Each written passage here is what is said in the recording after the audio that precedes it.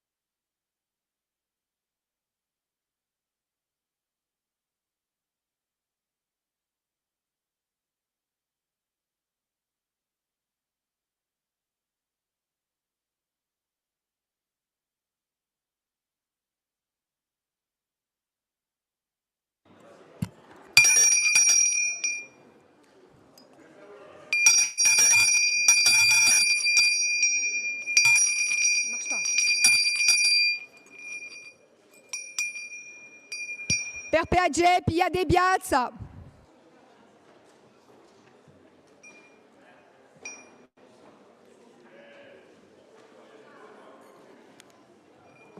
Pia de Ostre Piazze.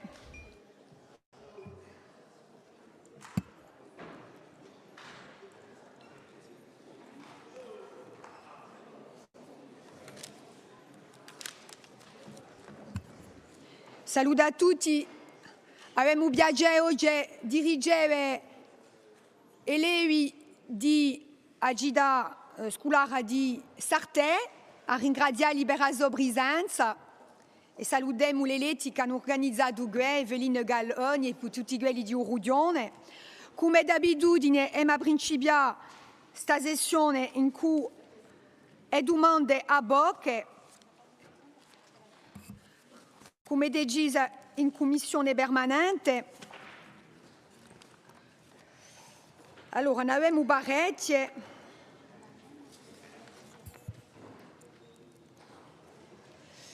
Allora, manca sempre un gruppo qui fa dei chiamate per piacere un gruppo che in fronte, che d'altronde hanno parecchie domande a bocche. Allora, e ma cominciamo in qua domanda a bocche di un Sofiuno e ad esse Marianne Pieri, qui adava a domanda. Avec la parole. Merci Madame la Présidente. Monsieur le Président, en juin 2022, notre Assemblée a adopté à titre expérimental un dispositif de régulation des flux de fréquentation sur 3 sites soumis justement à une forte pression andropique, alors Bavé, les îles Lavezzi et la Restonique. Pour ce qui est des îles Lavezzi, un quota annuel et journalier a été institué. Des parties de la zone terrestre sont interdites d'accès pour ne pas gêner les espèces. Et il y a également une régulation de la plaisance. Pour les sites de montagne, Bavé et la Restonique, c'est moins contraignant. On n'est plus sur de l'incitation parce qu'on voit en fait que vous essayez de réguler, mais il n'y a pas d'aménagement spécial. On interdit en fait le stationnement en bord de route. Il y a eu des aménagements sur les parkings. Et tout ça pour baisser la fréquentation, mais également à inciter, je dirais, des comportements citoyens et éco-responsables, notamment avec le tri. Si la régulation se justifie pour protéger ce cadre naturel emblématique, il serait quand même judicieux d'ouvrir certains sites emblématiques à notre jeunesse et ne pas ouvrir, je dirais, uniquement dans le cadre professionnel, sport, du tourisme, mais les ouvrir dans un cadre précis. Et la mairie de Prunay-les-Dufumaux, bon, sous l'égide de son maire, le docteur Rauque, a eu une idée très intéressante, la création, ou en faveur plutôt, d'un passeport éducatif territorial pour notre jeunesse. Ils ont délibéré le 22 juillet 2025. Alors, ce passeport donnerait à notre jeunesse l'accès à ces sites emblématiques. Mais préalablement, il y aurait une formation aux règles de sécurité, au milieu naturel, une connaissance de la biodiversité, une connaissance de la langue et de la toponymie des lieux. Donc ce passeport, en fait, serait délivré suite à cette formation. Alors, j'interpelle un peu l'Office de l'environnement qui pourrait, si vraiment ça vous intéresse, porter cette idée qui me paraît intéressante de passeport pour notre jeunesse, en appui bien évidemment avec le rectorat et les établissements scolaires. Donc ce passeport éducatif territorial, c'est véritablement pour reconnecter la jeunesse à son territoire, former des citoyens responsables, capables de protéger et de comprendre et d'habiter leur territoire, ainsi que de restaurer la transmission environnementale et culturelle. Une génération qui grandit avec conscience, engagement et sens du territoire. Quand on aime sa terre, on la respecte et pour la respecter, il faut la connaître. C'est le but de ce passeport pour notre jeunesse. Merci.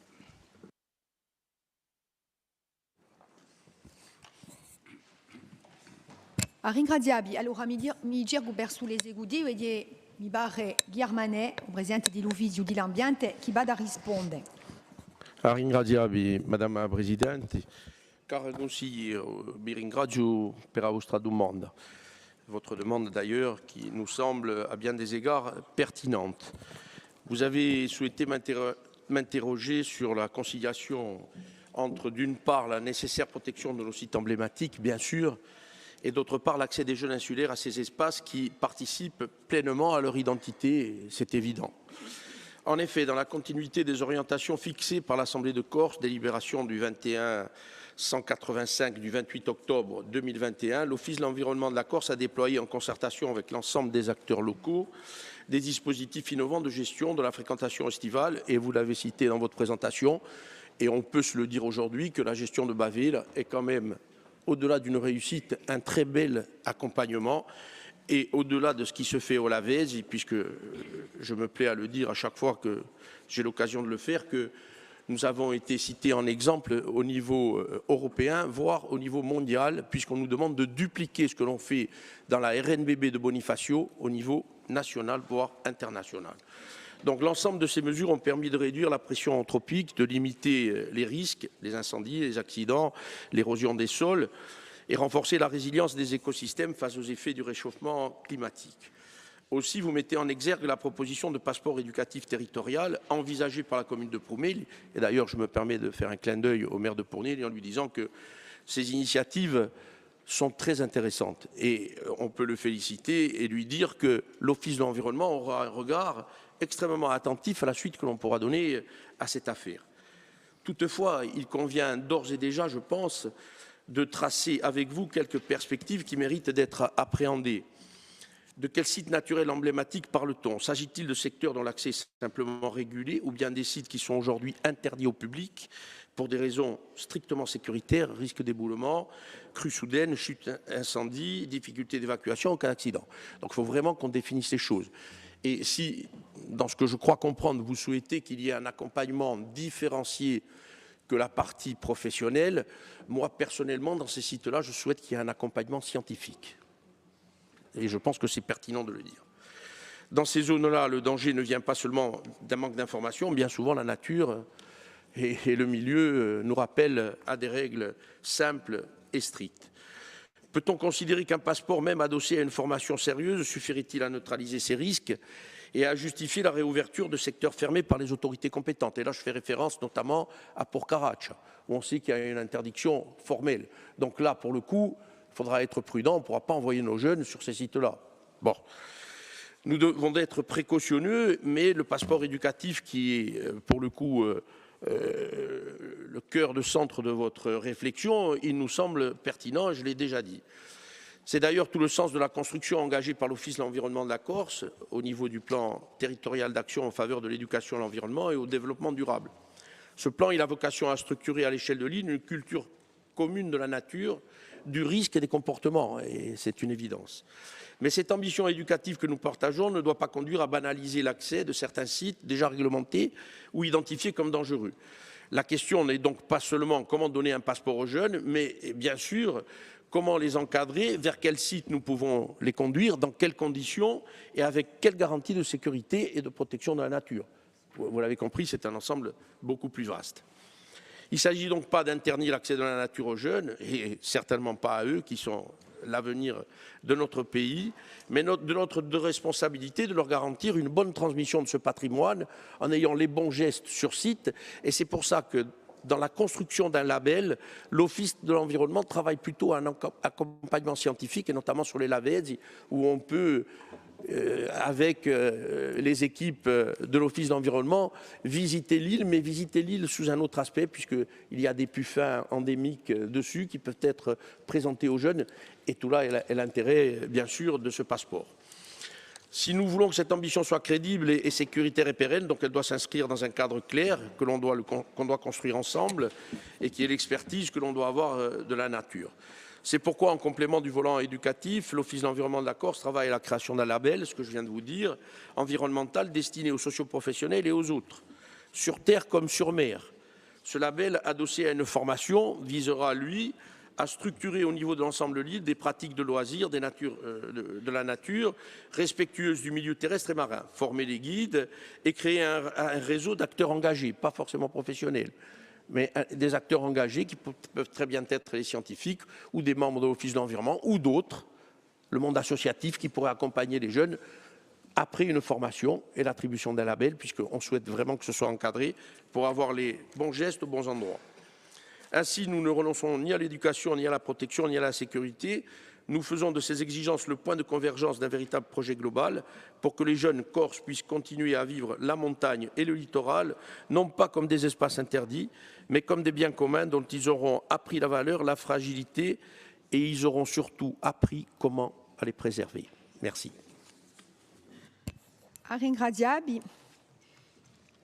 Allora, oggi adesso una domanda fatta da Jean-Noël Profizzi per Confronte. Avete la parola. Grazie, Madame Presidente. Allora, accrescimento di uccello corso mi muove morbo chi fait per l'agricoltore. Le cerelave de Corse, uccello corso, sous-espèce endémique de Corse et de Sardaigne, fait depuis quelques années objet de tensions croissantes entre l'impératif de protection, de conservation et une réalité de terrain devenue de plus en plus contraignante pour de nombreux agriculteurs. Depuis sa réintroduction à partir des années 1980, il connaît une expansion territoriale significative. Sa population est aujourd'hui estimée par le parc à environ 5000 individus, soit 4 fois plus qu'il y a 10 ans. Le cerelave demeure strictement protégé au titre de l'annexe 2 de la Convention de Berne ainsi que les annexes 2 et 4 de la directive européenne du 21 mai 1992, Habitat Faune Flore. Son statut limite fortement les possibilités de gestion, de régulation et d'indemnisation, alors même que les dégâts agricoles se multiplient, notamment dans la plaine du Fiumourbo. À cela s'ajoutent aussi par ailleurs des risques pour les automobilistes sur les routes. Le 6 novembre dernier, sur la commune de Serres, la Chambre d'agriculture a initié une réunion de travail consacrée à cette problématique. Y ont participé différents organismes, le parc, l'Office d'environnement, l'ODARC, l'État avec l'OFB, le DDT, la Fédération de chasse de Haute-Corse, des élus, ainsi que les agriculteurs particulièrement impactés. Au-delà des échanges et des pistes évoquées par chacun, la problématique demeure inchangée. Le statut de l'animal et l'absence de réponse claire de l'État, malgré des demandes répétées depuis plusieurs années. Sans remettre en cause le principe du vivre ensemble, l'apparent immobilisme des services étatiques interpelle quant à l'absence d'un vrai pilotage équilibré agro-sylvo-synergétique. En 2016, en réponse à une question écrite du député Camille de Roccazer concernant la reconnaissance du cerf de Corse, le secrétaire d'État indiquait qu'il convenait d'abord de rechercher in situ des solutions pour protéger les cultures et les vergers exposés aux déprédations et d'intégrer ces mesures dans la réflexion relative à une éventuelle régulation ciblée des effectifs. L'État renvoyait alors les acteurs concernés à leurs propres responsabilités, à défaut de prendre les siennes. Mais depuis cette date, quelles solutions concrètes ont été proposées? Quant à la question posée en avril 2024 par le député Jean-Félix Sakwaï sur ce même statut, elle n'a pas eu de suite du fait de sa dissolution. En 2023, l'ODARC, dans le cadre de l'appel à projet du PSN 7309, mise en valeur agricole, offrait aux agriculteurs la possibilité de clôturer leurs exploitations avec une prise en charge bonifiée à 80% sous réserve de fournir une attestation de dégâts causés par les cervidés. Cependant, très peu de candidatures ont été déposées. Le règlement étant jugé trop général, trop contraignant et insuffisamment adapté aux réalités des exploitations confrontées aux cerfs, notamment celles situées à proximité des cours d'eau. Les agriculteurs sont également soumis à la difficulté technique d'installer des clôtures de plus de 2 mètres. Pour confronter, il y a nécessité d'aider au mieux, plus fortement et de manière plus rapide les agriculteurs impactés. Il faut créer un vrai régime d'indemnisation des dégâts et ne pas laisser les agriculteurs démunis. Dès lors, Monsieur le Président, face à cette augmentation croissante des populations de cervidés et aux dégâts agricoles persistants, quelles mesures d'urgence comptez-vous mettre en œuvre pour répondre à une situation devenue critique pour de nombreux agriculteurs? Ringraziarvi.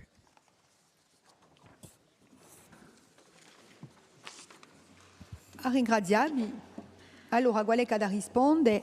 Torna Ghi Armanè, da parola. Ringraziarvi, caro Presidente. Cari consiglieri, vi ringrazio per la vostra domanda che mi pare assai importante. Je voudrais avant tout resituer un peu le cadre légal parce que c'est bien ce qui nous contraint beaucoup dans cette affaire. La situation du cerf de Corse dans le Fiumourbo s'inscrit dans une histoire longue que je souhaite rappeler pour éclairer les difficultés actuelles. Ujar Vugur, sous-espèce endémique, avait quasiment disparu, et vous l'avez rappelé, dans les années 60, et il a été réintroduit dans les années 80-90 à partir d'un noyau corso-sarde dans le cadre d'un programme LIFE de sauvegarde porté par le Parc naturel régional de Corse et ses partenaires. Ce travail patient a permis de reconstituer plusieurs noyaux de population, dont celui du Fiumourbo, et d'éviter la disparition d'une espèce emblématique de notre patrimoine naturel. Ce succès biologique s'accompagne toutefois d'obligations juridiques fortes. Au niveau européen, le cerf de Corse, et vous l'avez dit, est inscrit dans les textes de protection, directive Habitat, Convention de Berne, ce qui impose à la France un régime de conservation renforcé et un encadrement strict de toute action de régulation. Je rappelle aussi que dans ce cadre-là, la chasse en Corse, culturellement, n'est pas et ne sera pas probablement orientée vers le cerf. Et les chasseurs, aujourd'hui, sont plutôt réticents à le chasser. Et c'est tant mieux. Néanmoins, en droit français, la situation est particulièrement délicate. Le cerf de Corse figure encore formellement par les espèces de gibier, alors qu'il fait l'objet chaque année d'une interdiction de chasse en Corse. Voilà, c'est toute la complexité du dossier et de la manière dont on aura à l'appréhender. Parallèlement, il n'est inscrit sur la liste nationale des mammifères strictement protégés, et on se trouve donc dans une espèce de no man's land juridique qui se situe au niveau de 3 points. Le statut actuel ne permet pas d'organiser une régulation claire et sécurisée. Il ne donne pas non plus de base solide à un dispositif pérenne d'indemnisation des dégâts. Et il expose l'État, au même titre que la collectivité, à un risque de non-conformité avec le droit européen. Néanmoins, j'ai envie de vous dire, et vous l'avez précisé aussi, c'est que le cervidé se développant de manière assez conséquente, il devient effectivement accidentogène sur les routes. Et on a intérêt, dans ce contexte, à essayer d'anticiper les choses et de construire les choses. Donc notre responsabilité, elle est double. Ne pas fragiliser la conservation d'une espèce sauvée in extremis et de ne pas laisser les agriculteurs seuls face aux dégâts répétés sur les cultures, les vergers et les prairies. Et vous avez rappelé aussi que pour se prévaloir de ce qu'il arrive, il faut faire des clôtures de grillage qui, des fois, dépassent les 3 mètres. Et elles ne suffisent pas, parce que le cerf et l'AF passent au-dessus des clôtures. Donc, la problématique est là, mais l'état d'esprit qui doit être le nôtre aujourd'hui, bien sûr, au même titre que l'ODARC, le PNRC, l'OFB, la Chambre de l'agriculture et les représentants professionnels, qui travaillent d'ailleurs depuis plusieurs années sur les diagnostics des populations. Et moi, j'ai envie de dire que le travail que l'on a à faire aujourd'hui en commun, c'est d'essayer de trouver une sortie possible pour essayer d'avoir le moins de dégâts possible. Ou en tous les cas, de regarder comment on peut éviter tout ça. Et s'il faut aller à l'indemnisation, dans ces cas-là, on sera tous ensemble pour essayer de construire quelque chose qui puisse convenir. Concrètement, nous renforçons d'ores et déjà, mais je viens de le dire, la protection des exploitations les plus exposées. Néanmoins, on se heurte à la problématique du dépassement de ce qui semble être des clôtures suffisamment hautes. Et nous plaidons aussi pour une clarification du statut juridique du cerf de Corse, permettant à la fois de sécuriser sa protection et de prévoir, lorsque c'est nécessaire, des dérogations encadrées pour prévenir les dommages graves et importants aux cultures. Je ne rentrerai pas dans les détails du déclassement, mais vous l'avez fait. Aujourd'hui, on est assujetti à l'annexe 4, qui est l'espèce strictement protégée, qui pourrait figurer à l'annexe 5, qui recense les espèces animales et végétales dont la protection est moins contraignante pour les États membres. Enfin, toute une sorte d'évolution législative qui devra intervenir pour que l'on puisse aller plus loin sur cette affaire. Cette évolution du cadre national de la protection de la faune sauvage devra être pleinement articulée avec nos obligations européennes. Elle aura vocation certainement à clarifier les choses. Donc, preserva o gervogurso et maintenir une agriculture viva ne sont pas contradictoires aujourd'hui, bien au contraire. Nous devons essayer de les faire vivre ensemble. Et c'est dans cette perspective attentive à l'histoire du dossier et aux contraintes juridiques qui s'imposent à nous que le Conseil exécutif de Corse poursuivra l'action engagée aux côtés des agriculteurs du Fiumorbo et se tient à la disposition de la Chambre d'agriculture pour pouvoir aller plus loin dans la démarche, au même titre que l'ODAC et de tous les partenaires. Ringrazia. Ringrazia. Allora, a domanda a bocca ad essere fatta da Saverio Luciani, però avanziamo, non tai prezzi di licenza. E da parola. Ringrazio. Monsieur le Président du Conseil exécutif, cette question tend à évoquer dans son préambule un rappel datant de 1989, rappelez-vous du printemps social, où déjà le Conseil de la concurrence, c'était son nom à l'époque, pointait la structure même du marché corse des carburants, enclavée et dépendante, et qui rendait donc cette île vulnérable à toutes les dérives. 36 ans plus tard, nous voilà pratiquement face au même décor.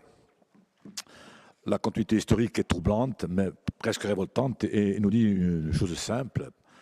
Pendant toutes ces années, la Corse a vécu sous un système de verrouillage de l'infrastructure pétrolière, devenu un outil de domination économique. Les pratiques ont changé d'habillage, mais pas d'esprit. En fait, les Corses ne paient pas le coût de l'insularité, mais plutôt le coût d'un marché captif verrouillé par ceux qui ont le pouvoir et l'intérêt de le verrouiller. Ce rappel pourrait affirmer que cette question de la cherté des carburants en Corse est un souci majeur du quotidien des Corses eux-mêmes, dans un territoire où la précarité atteint des sommets et où la mobilité est souvent impossible sans avoir recours à un véhicule personnel, payer le prix fort à la pompe met fortement à mal le budget de bon nombre de nos concitoyens. Les prix des carburants sont bien plus élevés en Corse que sur le continent français, c'est un fait. Une partie de l'explication de ce delta réside dans une entente entre plusieurs entreprises actives dans le secteur de l'approvisionnement, du stockage et de la distribution des carburants routiers en Corse, consistant à réserver à leur seul bénéfice un droit de passage au sein des dépôts pétroliers corses. Cette entente relève d'une pratique anticoncurrentielle qui a entraîné un renchérissement du prix des carburants à la pompe subi, je le répète, par les consommateurs. Ce sont les conclusions de l'autorité de la concurrence qui a décidé donc d'infliger une amende de 187,49 millions d'euros à ces entreprises. La situation décrite n'est pas nouvelle puisqu'elle perdure depuis de nombreuses années et les préjudices financiers subis par les Corses sont, encore une fois, conséquents. Le collectif Agissons contre la cherté des carburants en Corse en a fait un cheval de bataille, rappelons-nous, depuis 2018 et a fourni un travail considérable à ce sujet. Le député Colombani aussi a porté sa pierre à l'édifice en évoquant régulièrement devant l'Assemblée nationale française ce problème depuis 6 ans. Et en 2021, nous vous rappelons qu'ici même, vous présentiez un rapport sur le secteur de la distribution des carburants routiers. Nous y avons d'ailleurs, avec un autre groupe, introduit le principe de saisine de l'autorité de la concurrence, demande qui à l'époque n'avait pas été suivie des faits, puisque la demande récente, la décision récente de l'autorité de la concurrence s'appuie simplement sur le fruit d'une autosaisine en 2021 de l'organisme lui-même et d'une autosaisine et d'une saisine consécutive au groupe Ferrand en 2022.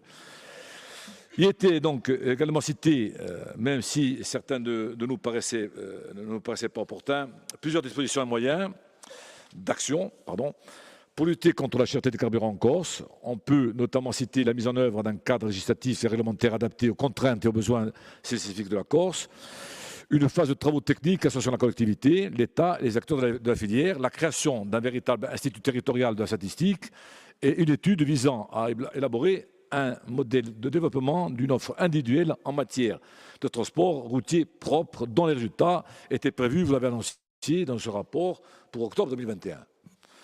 Bon, ma première question, c'est quelles sont les suites que vous avez données à ces propositions? Il y en a plusieurs.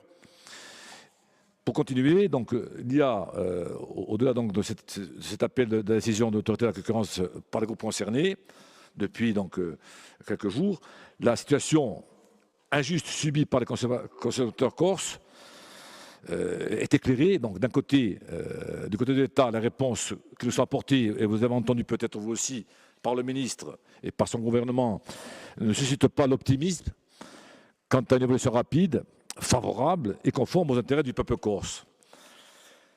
Deuxième question, et c'est sur la dernière, que comptez-vous faire pour que justice leur soit rendue et donc obtenir une régulation des prix des carburants, sachant que la question qui suit sera certainement de même teneur.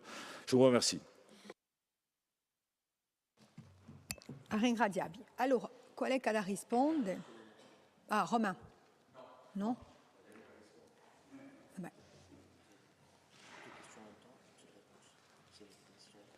No, ma a domanda a bocca. Fate a seconda domanda a bocca. Les egudi, a tu capito che les egudi, amico, cosa si passa? Les egudi ad a rispondere a due domande. Avete la parola. Ringrazio, signore Presidente. Una domanda che si assomiglia assai perché il soggetto è di primura. Oggi Presidente del Consiglio esecutivo di Corsica. La décision récemment rendue par l'autorité de la concurrence de sanctionner à hauteur de 187 millions d'euros les grands groupes pétroliers Total Energy, Rubis et EG Retail met en évidence des pratiques qui, durant de nombreuses années, ont affecté le fonctionnement du marché des carburants en Corse, avec des répercussions directes sur les prix supportés par les ménages et les acteurs économiques de l'île. La sanction prononcée par l'autorité de la concurrence rejoint les préoccupations exprimées de longue date par l'Assemblée de Corse, par de nombreux citoyens et des collectifs. En 2021, notre collectivité avait d'ailleurs adopté une délibération affirmant la nécessité de réformer en profondeur l'organisation de l'approvisionnement, du stockage et de la distribution des carburants en Corse, et appelé à doter l'île d'un cadre législatif et réglementaire adapté à ses spécificités. Le groupe Fabo-Boulouin-Sem avait pleinement soutenu cette orientation.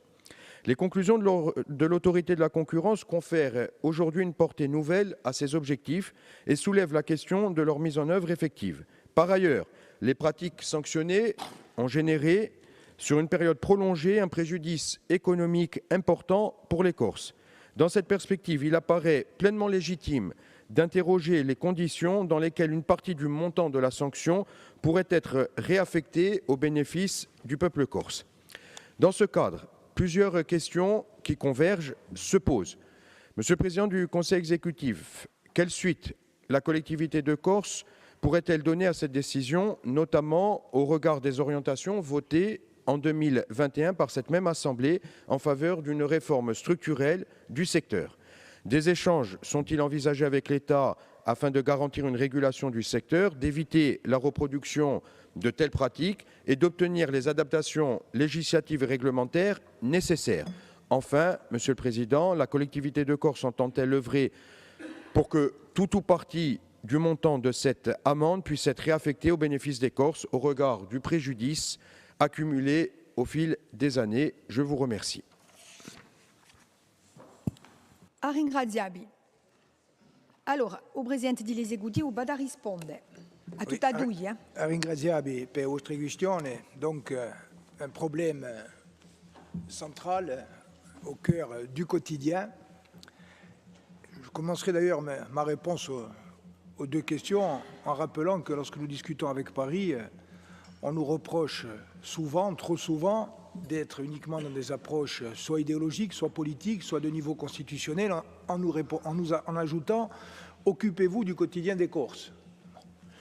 Et nous disons « mais nous nous occupons du quotidien des Corses, y compris par exemple dans le domaine du prix des carburants, où nous avons travaillé, proposé, suggéré, délibéré beaucoup plus que ne l'ont fait les différentes collectivités françaises. Et je voudrais le démontrer, le rappeler très précisément, sans rien enlever d'ailleurs au travail complémentaire, à mon sens, qui a été diligenté par des collectifs ou même les syndicats. L'élément nouveau aujourd'hui, c'est effectivement cette décision de l'autorité de la concurrence rendue publique le 17 novembre dernier, décision qui a infligé une sanction de 187,5 millions d'euros à 3 groupes pétroliers, Total Énergie, Rubis et EG Retail, pour des pratiques anticoncurrentielles. Je ne sais pas si c'est un clin d'œil qu'a voulu nous faire l'autorité de la concurrence, mais je remarque que le montant de cette condamnation est équivalent au montant de la dotation de continuité territoriale. Est-ce vraiment un hasard ? Vous disiez, monsieur le conseiller territorial, Caruso Rio, que c'est un problème qui préoccupe la Corse et les institutions de la Corse depuis 1987, et vous faisiez référence, 89, pardon, vous faisiez référence au premier avis de ce qui n'était pas encore l'autorité de la concurrence, mais le Conseil de la concurrence. Mais on pourrait remonter même plus loin parce que cette décision du Conseil de la concurrence faisait elle-même écho à une délibération du 14 avril 1987 de l'Assemblée de Corse, puisque dès l'ordonnance de 1986 qui a posé le principe de la dérégulation des prix, eh bien, cette décision nationale a eu ici des conséquences qui ont été des conséquences inflationnistes sur le coût à la pompe pour les carburants. Et en 1987, l'Assemblée de Corse, déjà, demandait au gouvernement d'actualiser la réduction sur la TIPP, qui datait de 1967, de prendre sans délai les mesures nécessaires pour que le consommateur insulaire bénéficie réellement du double avantage fiscal.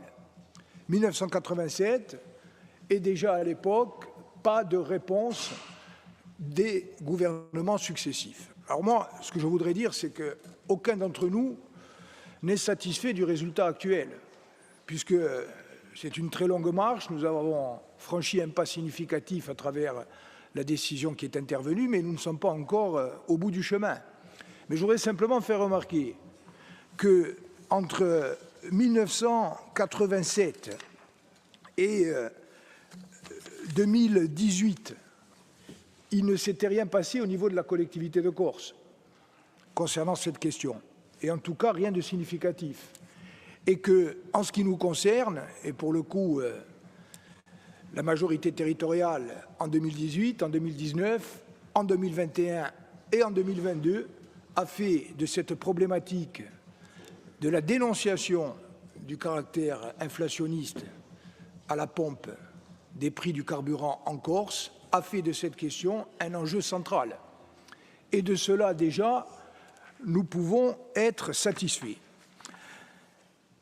même si rien n'est aujourd'hui acquis. Alors, pour répondre très précisément à vos questions, premièrement, quid de cette décision de l'autorité de la concurrence et de ses suites? Premièrement, vous avez noté, comme moi, que Total Énergie a d'ores et déjà fait savoir qu'elle entendait interjeter appel de cette décision devant la Cour d'appel de Paris. À n'en pas douter, les deux autres sociétés condamnées feront très probablement de même. Première remarque, la condamnation est exécutoire, c'est-à-dire que les trois compagnies condamnées devront payer. Que devient le produit de cette sanction financière? Il est affecté au Trésor public. Donc, en l'état actuel des textes, nous ne pouvons pas obtenir, en tout cas sur le fondement des règles applicables, la restitution ou la redistribution totale ou partielle au profit de notre institution ou au profit des Corses de cette somme. Il faut le dire clairement, sinon on fait de la démagogie. On peut très bien demander, domanda e legge, mais dire aujourd'hui que nous y aurions droit, ce serait malmener les textes applicables. Deuxièmement, y a-t-il la possibilité d'une action juridique? Et si oui, de la part de qui? La collectivité de Corse peut engager une action, même si elle serait très largement symbolique. Les parties individuelles ont la possibilité d'engager une action dite de follow-on, mais c'est une action livrée à leur appréciation individuelle. La class action du droit anglo-saxon n'est admise que de façon très restrictive en droit français. Et je rappelle également que, normalement, cette action, qui se prescrit par 5 ans à compter de la révélation de la pratique anticoncurrentielle, c'est-à-dire à compter du 17 novembre 2025, 5 ans pour engager l'action, mais normalement, elle ne peut être engagée que lorsque la condamnation est définitive. Donc, il faudrait attendre la fin des procédures en cours.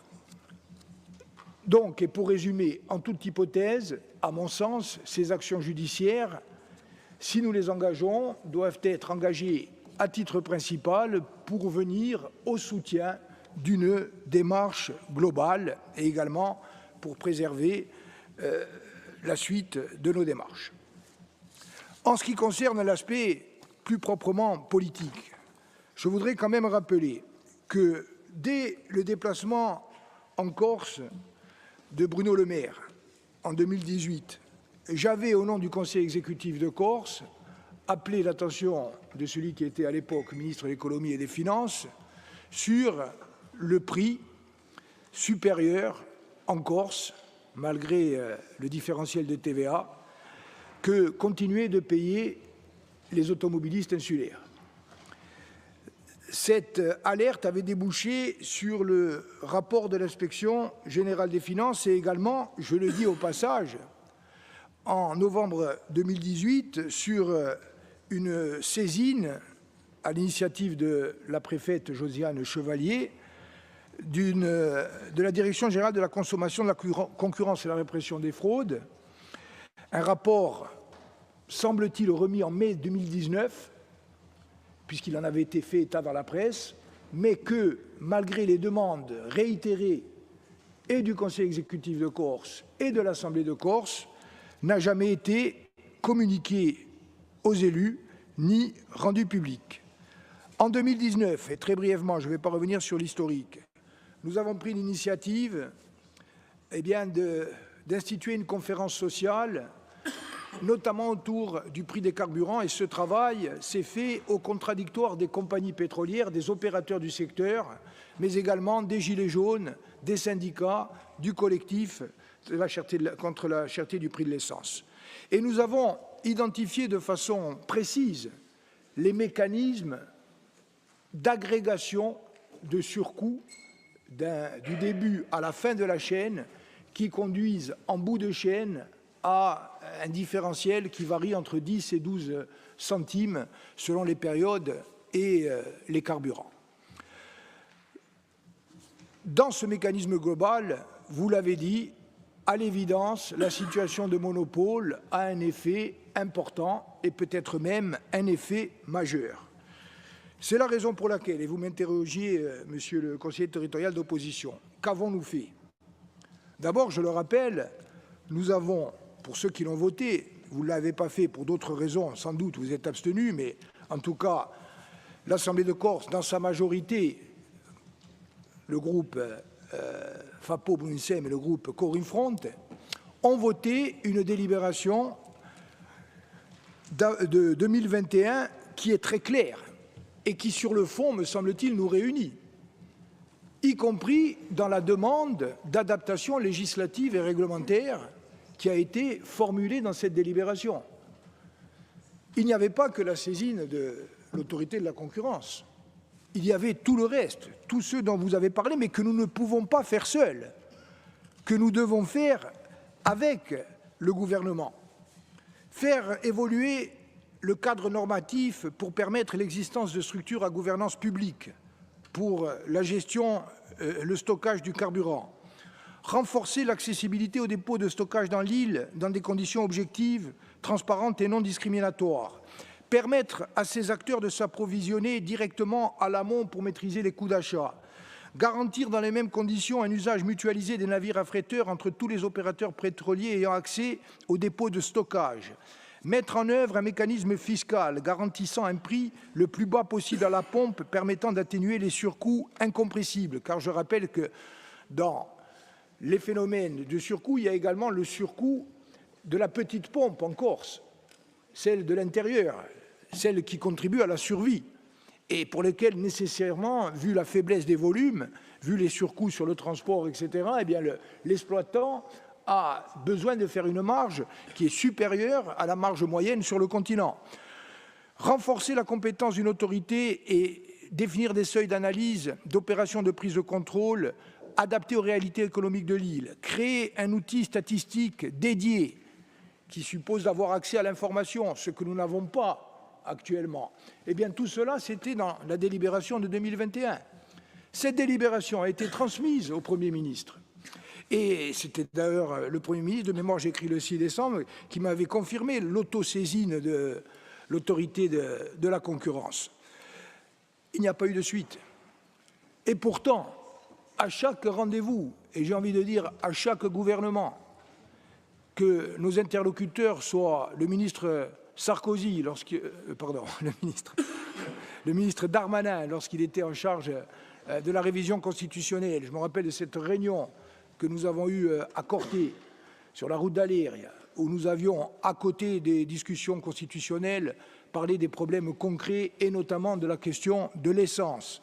Et pas plus tard encore qu'avec les premiers ministres successifs, y compris François Bayrou, y compris le mois dernier, avant la parution de l'avis, lorsque j'ai été reçu par Sébastien Lecornu, Premier ministre, je lui ai rappelé que la question de l'essence était une question essentielle dont la résolution devait permettre d'envoyer un signal extrêmement positif. Mais nous avons besoin, dans cette affaire comme dans les autres, nous avons besoin d'un dialogue avec l'État. Et ce d'autant mieux, je vous le rappelle, vous n'aviez pas voté la délibération de 2021, mais celle contre la cherté de la vie en 2022. Nous l'avons votée à l'unanimité. Et dans la délibération contre la cherté de la vie, il y avait la réitération de la demande d'un plafonnement des prix, d'une intervention possible du préfet, y compris pour éviter les inflations majeures à la pompe en fonction de l'évolution du coût du marché international des carburants. Et cette délibération votée à l'unanimité, je l'ai personnellement défendue à plusieurs reprises. Elle a été relayée, y compris par nos parlementaires, vous l'avez dit, et il n'y a pas eu de suite. Donc, je termine en disant, c'est un problème qui est complexe, c'est un problème dans lequel nous n'avons pas toutes les clés et nous n'avons pas le pouvoir de décision. Le gouvernement et l'État sont saisis. Le gouvernement et l'État ne peuvent plus faire semblant de ne pas savoir. Nous en avons fait plus en 5 ans qu'il n'en avait été fait en 30 ans. Il faut maintenant concrétiser, s'appuyer notamment sur l'argumentation qui sera développée dans l'avis de l'autorité de la concurrence à paraître pour obtenir du gouvernement et de l'État qu'ils s'engagent dans un véritable dialogue et, une fois encore, là comme ailleurs, dans le respect des délibérations de l'Assemblée de Corse, notamment lorsqu'elle demande l'ouverture de discussions pour des adaptations législatives et réglementaires.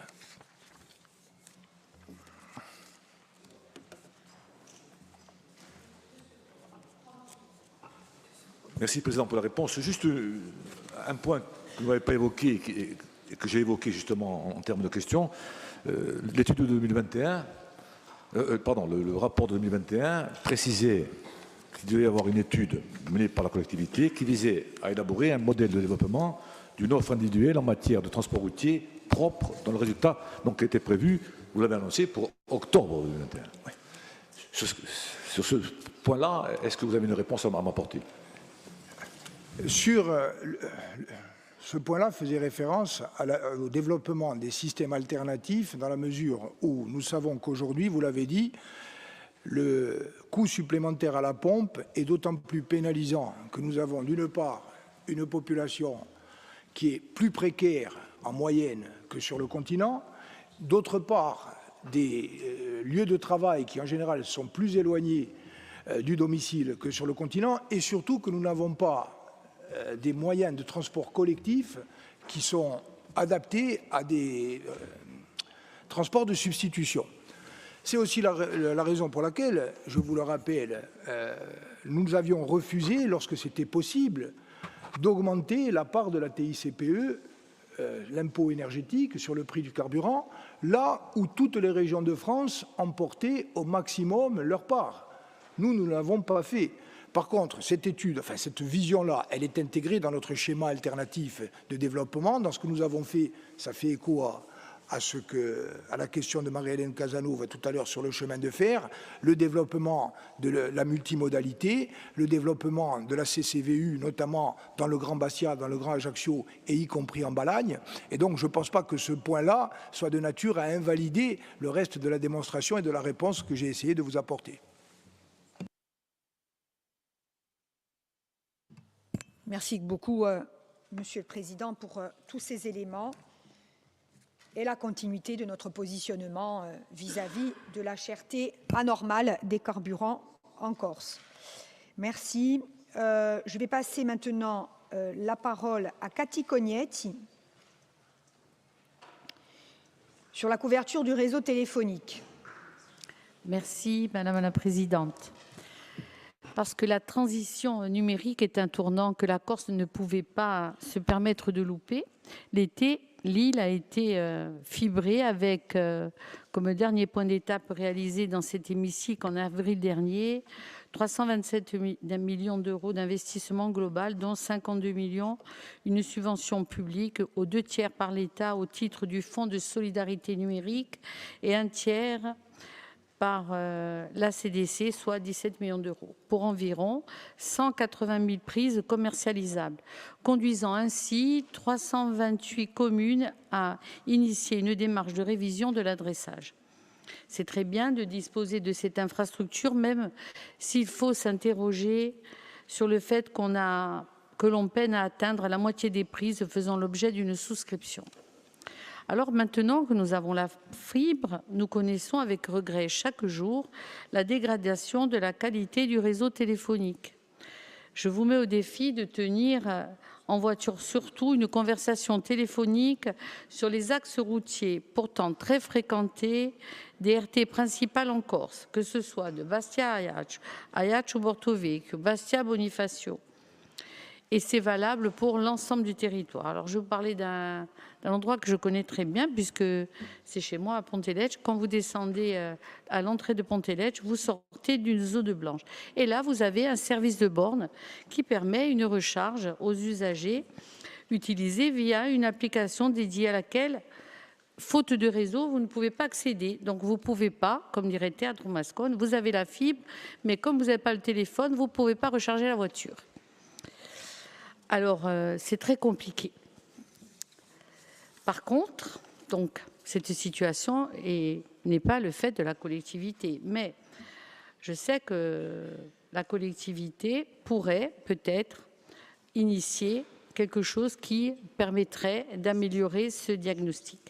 Il y a des structures, outre les opérateurs qui peuvent être mobilisés, je pense à la RCEP, Autorité de régulation des communications téléphoniques, des postes de la distribution de la presse, auprès de laquelle on peut déclarer en ligne un souci de couverture ou de zone blanche, à condition de ne pas compter sur le réseau Internet du téléphone qui ne passe pas pour faire la réclamation. Ou l'ANACT qui, via le New Deal mobile, finance l'implantation de sites multi-opérateurs. Alors là, ça va peut-être être difficile de trouver des sites volontaires pour installer des antennes, car là aussi, comme pour les déchets, on veut que ça roule, mais sans les infrastructures à côté. Je pense donc qu'il serait opportun que la collectivité de Corse initie cette démarche, réunisse les principaux opérateurs téléphoniques, Orange, SFR, Bouygues, la RCEP et les responsables du New Deal mobile pour se pencher sur cette question des zones blanches, des raisons de cette mauvaise couverture globale et des pistes pour résorber cette situation. Atala, ma collègue, me faisait remarquer qu'ils sont restés 2 jours sans téléphone, ce qui pose d'énormes problèmes pour la sécurité des personnes. Je vous remercie et je souhaiterais savoir si le président, vous pouvez engager une démarche en ce sens. Merci de votre réponse.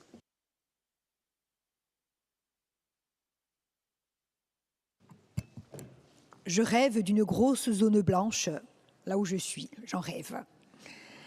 Ok. À peine à Disilancio. Président, vous avez la parole. Oui, merci. D'abord, je voudrais saluer les collégiens et lycéens du lycée de Sartène, ainsi que leurs enseignants, la communauté éducative. C'est toujours plaisir, bien sûr, que d'accueillir nos jeunes. Voglio rispondere. Riombo a guiscione innanzi, ci ho uviato e ne manchiamo mica, sappiamo, ma ci ho uviato e ci ho la passione, perché so chi va a rispondere, l'abbiamo scritto e l'abbiamo detto un so quante volte. Très brièvement, la fracture numérique, elle est un risque qui pèse plus fortement encore sur la Corse, territoire insulaire, montagneux, souvent enclavé, que sur un territoire rural, lambda, continental. On le sait. C'est la raison pour laquelle nous avons mis en place une politique volontariste, que ce soit dans le domaine de la fibre, très haut débit, ou dans le domaine de la téléphonie mobile. La fibre, vous l'avez rappelé, 327 millions d'euros d'investissement, 52 millions de subventions publiques, environ 10 millions de la part de la collectivité, avec 10 millions d'euros de subventions grâce à un financement optimal, une mobilisation croisée. Nous avons réussi à obtenir 327 millions d'euros d'investissement consacrés pour l'essentiel à des entreprises locales, avec un travail de formation, de montée en gamme, notamment avec l'AFPA, qui a permis aujourd'hui de déboucher sur 200 CDI supplémentaires. Au-delà de cet effet induit sur notre économie, je rappelle que si nous n'avions pas mis en place cette délégation de service public, qui avait été abandonnée lors de la mandature précédente, eh bien, ça serait aujourd'hui environ 344 communes sur les 360 communes de Corse qui n'auraient pas la fibre, tout simplement parce que les opérateurs n'y auraient pas investi de façon spontanée. Donc nous avons fait un pari que nous avons tenu, relevé, y compris dans les délais. Je rappelle qu'à la fin de l'année, c'est la totalité du programme de déploiement qui sera achevé et que nous aurons donc fibré en dehors des zones amies, Ajaccio et Bastia. Zone amie appelle à manifestation d'intérêt, hein, je précise, en matière de téléphonie. Nous aurons fibré près de 192 500 foyers dans toute la Corse, y compris dans les tout petits villages ou dans les exploitations, par exemple des exploitations agricoles qui sont assez éloignées des cœurs de village. Alors la pénétration commerciale du réseau, il y a des progrès à faire, mais la moyenne est quand même supérieure à la moyenne nationale et je pense française, et je pense que la commercialisation du réseau se fera de façon normale. Donc de ce côté-là, insatisfait, et Jean-Michel Savé, notamment au nom de l'opposition, avait demandé et obtenu un suivi régulier de la qualité de la fibre, etc. etc. Et je pense qu'on est bon, et tant mieux. Concernant la couverture mobile, alors je remarque que chaque fois que Louis Pozzoli-Borg ou Cathy ou quelqu'un prend la voiture et essaye de téléphoner entre Bastia et Ajaccio et n'y arrive pas, derrière, comme nous tous et nous toutes, hein, je veux dire, on connaît le problème dans un sens ou dans l'autre, on connaît le problème quand on va entre Ajaccio et Porto-Vecchio. Il y a des zones entières qui ne sont pas couvertes et c'est la même chose dans toute la Corse. Alors je rappelle, en janvier 2018, il y avait eu ce qu'on appelle l'accord New Deal, qui avait mobilisé l'ARCEP, l'État et les opérateurs pour améliorer la couverture mobile des territoires. En Corse, on avait mis en place une instance spécifique qui associait l'ensemble des partenaires, la collectivité de Corse, les 2 représentants d'associations des maires et les maires concernés qui étaient systématiquement invités. Il y avait environ une réunion tous les 6 mois. Et c'est le secrétariat de la préfecture de mémoire qui s'occupe, enfin c'est la préfecture qui s'occupe du secrétariat. Donc, on avait identifié 126 sites pour résorber les zones blanches. 79 sont déjà opérationnels, 47 sont en cours de déploiement. Les résultats sont encourageants, avec une amélioration de la couverture, mais il subsiste des zones qui sont, à l'évidence, déficientes.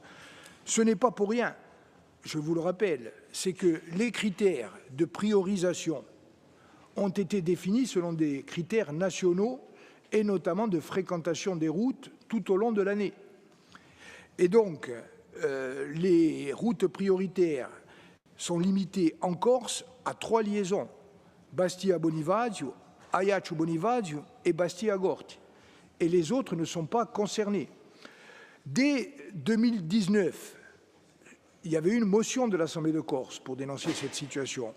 Nous avons écrit, en ce qui concerne le Conseil exécutif, à l'ARCEP, nous avons adressé des recours à l'Agence nationale de la cohésion des territoires, j'ai saisi le gouvernement, malgré tous ces efforts, malgré la demande de dérogation, là aussi sur le fondement du texte qui le permet, on n'a jamais entendu.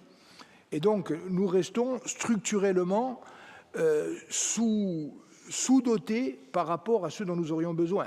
Et donc là, c'est pour ça que je disais, c'est un combat qu'il faut mener de façon inlassable. Alors, parmi les points noirs significatifs, sur la RT10, Canale à Listre, RT20, Fontanone, Barchetta, Soué, Bonta Aleccia, Tavir, sur la RT40, Rocapine et Diunchedo, vous le savez. Qu'est-ce que nous faisons? Et je termine. Alors, actuellement, via notre délégataire Corsica Fibre, nous facilitons la desserte en fibre optique des points hauts des opérateurs.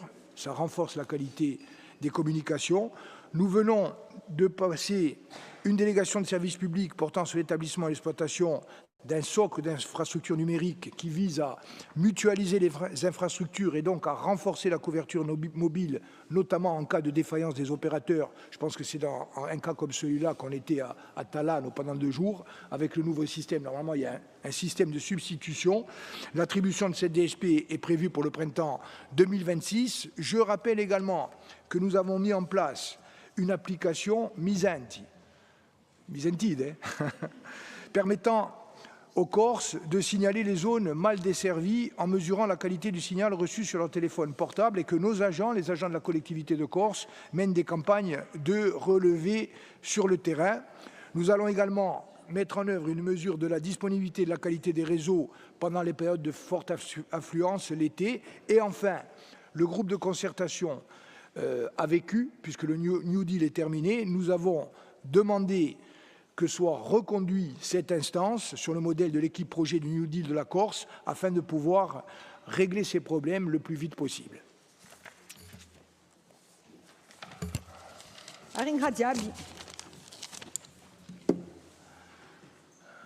Après, on dit qu'on ne s'occupe pas du quotidien. Baba. L'essenza o telefono. Allora, Marie-Claude Branca, per correre in fronte, il nostro patrimonio storico.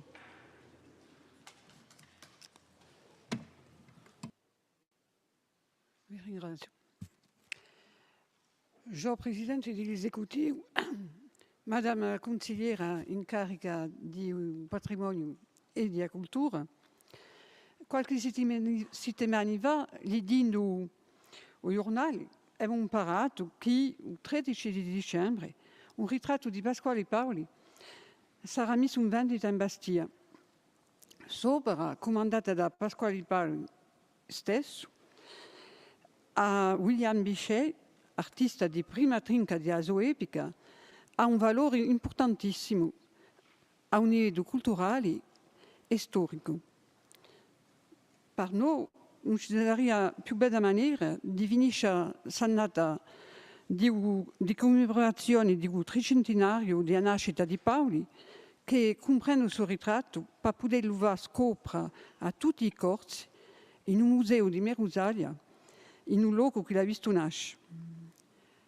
Capiamo bene che in questi momenti di difficoltà finanziarie per la nostra collettività e al di là per tutta la società corsa, una spesa tamanta può parere incomprensibile, ma il nostro patrimonio è una ricchezza che noi dobbiamo tenere conto. In un dopo che c'è da presentare domani, rammentate il traguardo di messa in valore di un nostro patrimonio per farlo scoprire alla nostra gioventù e a vostra volontà di continuare il traguardo in 2026. Difatti, la conoscenza di uso patrimonio culturale e naturale è indispensabile perché la gioventù si possa impadronire di uso passato e proiettarsi nella vena. Paoli, essendo un personaggio centrale della nostra storia, ci pare coerente di acquistare quest'opera e anche di cercare se ci sono altre opere o oggetti che potrebbero arricchire il nostro patrimonio. D'altronde, se la nostra collettività fa conoscere ufficialmente la sua volontà di comprare questo ritratto, avrà la possibilità di essere aiutata finanziariamente da organismi come il servizio micinato della Fondazione del Patrimonio. E sappiamo che ci sono anche persone private che hanno la volontà e capacità finanziarie di aiutare in maniera importante la nostra collettività. Allora, fermano 15 giorni e ad avanti non abbiamo inteso letto nessuna reazione dell'esecutivo. Allora, signor Presidente, Madame la consigliera esecutiva, ha été riflettuta la possibilità di comprare il suo ritratto di maniera più favorevole per la nostra collettività, per far che questo ritratto non partisse in una collezione privata o in un paese più consapevole dell'importanza del suo quadro. Vi ringraziamo. Avete la parola.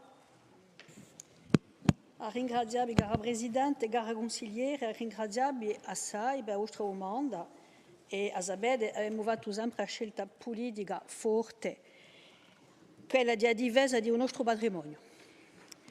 Ce n'est pas un geste neutre, ni une simple opération technique.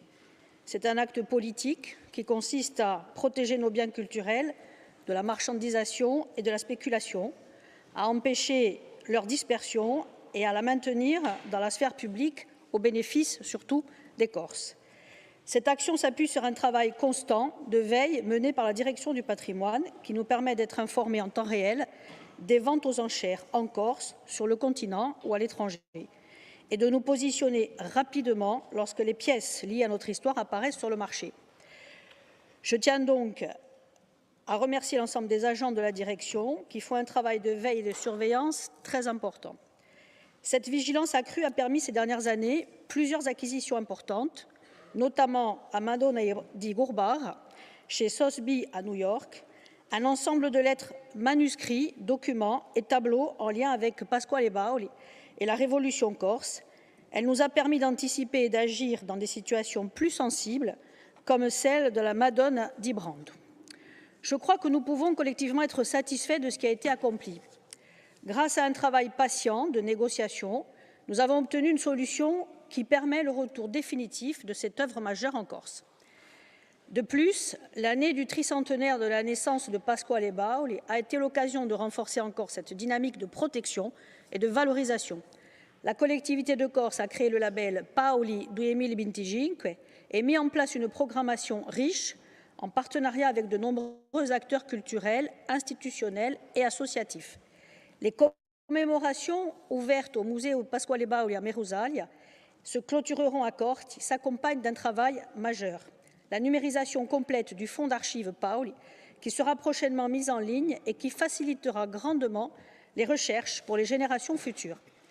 Cette année exceptionnelle du tricentenaire a également vu arriver sur le marché deux portraits remarquables de Pasquale Bauli, le Banbridge et le Bice, œuvres d'une valeur patrimoniale incontestable, représentant le général à deux moments essentiels de sa vie.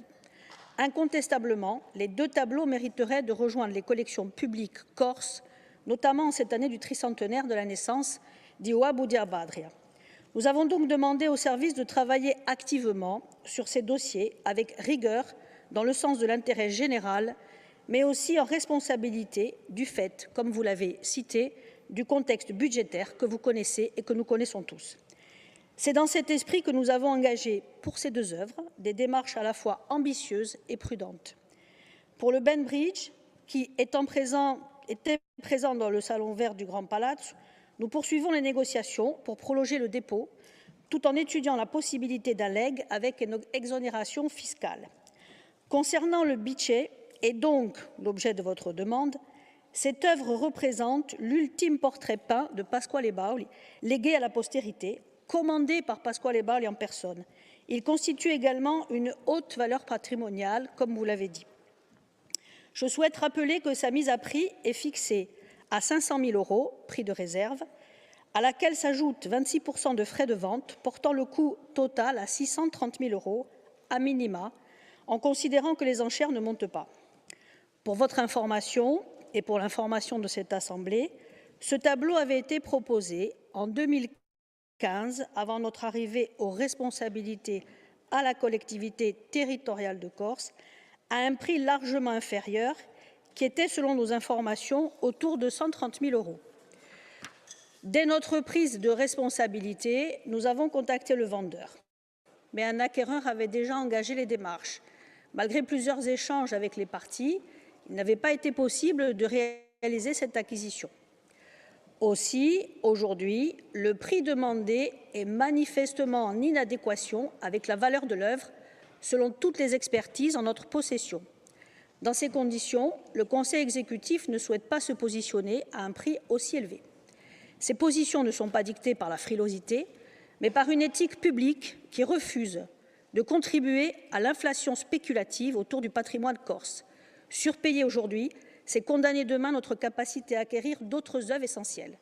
Néanmoins, une transaction de gré à gré, afin de permettre à cette Assemblée, si elle le souhaite, et si elle le décide, d'acquérir ce bien dans des conditions qui soient conformes à l'intérêt des deux parties. Vous l'avez compris, Madame la conseillère, notre politique est de protéger le patrimoine corse, d'agir chaque fois que nécessaire, de permettre le retour ou l'acquisition d'œuvres majeures, tout en refusant catégoriquement d'entrer dans une logique inflationniste. Au vu de ces éléments, nous restons néanmoins, Madame la conseillère, à l'écoute de la position de l'Assemblée de Corse à cet égard. Je vous remercie.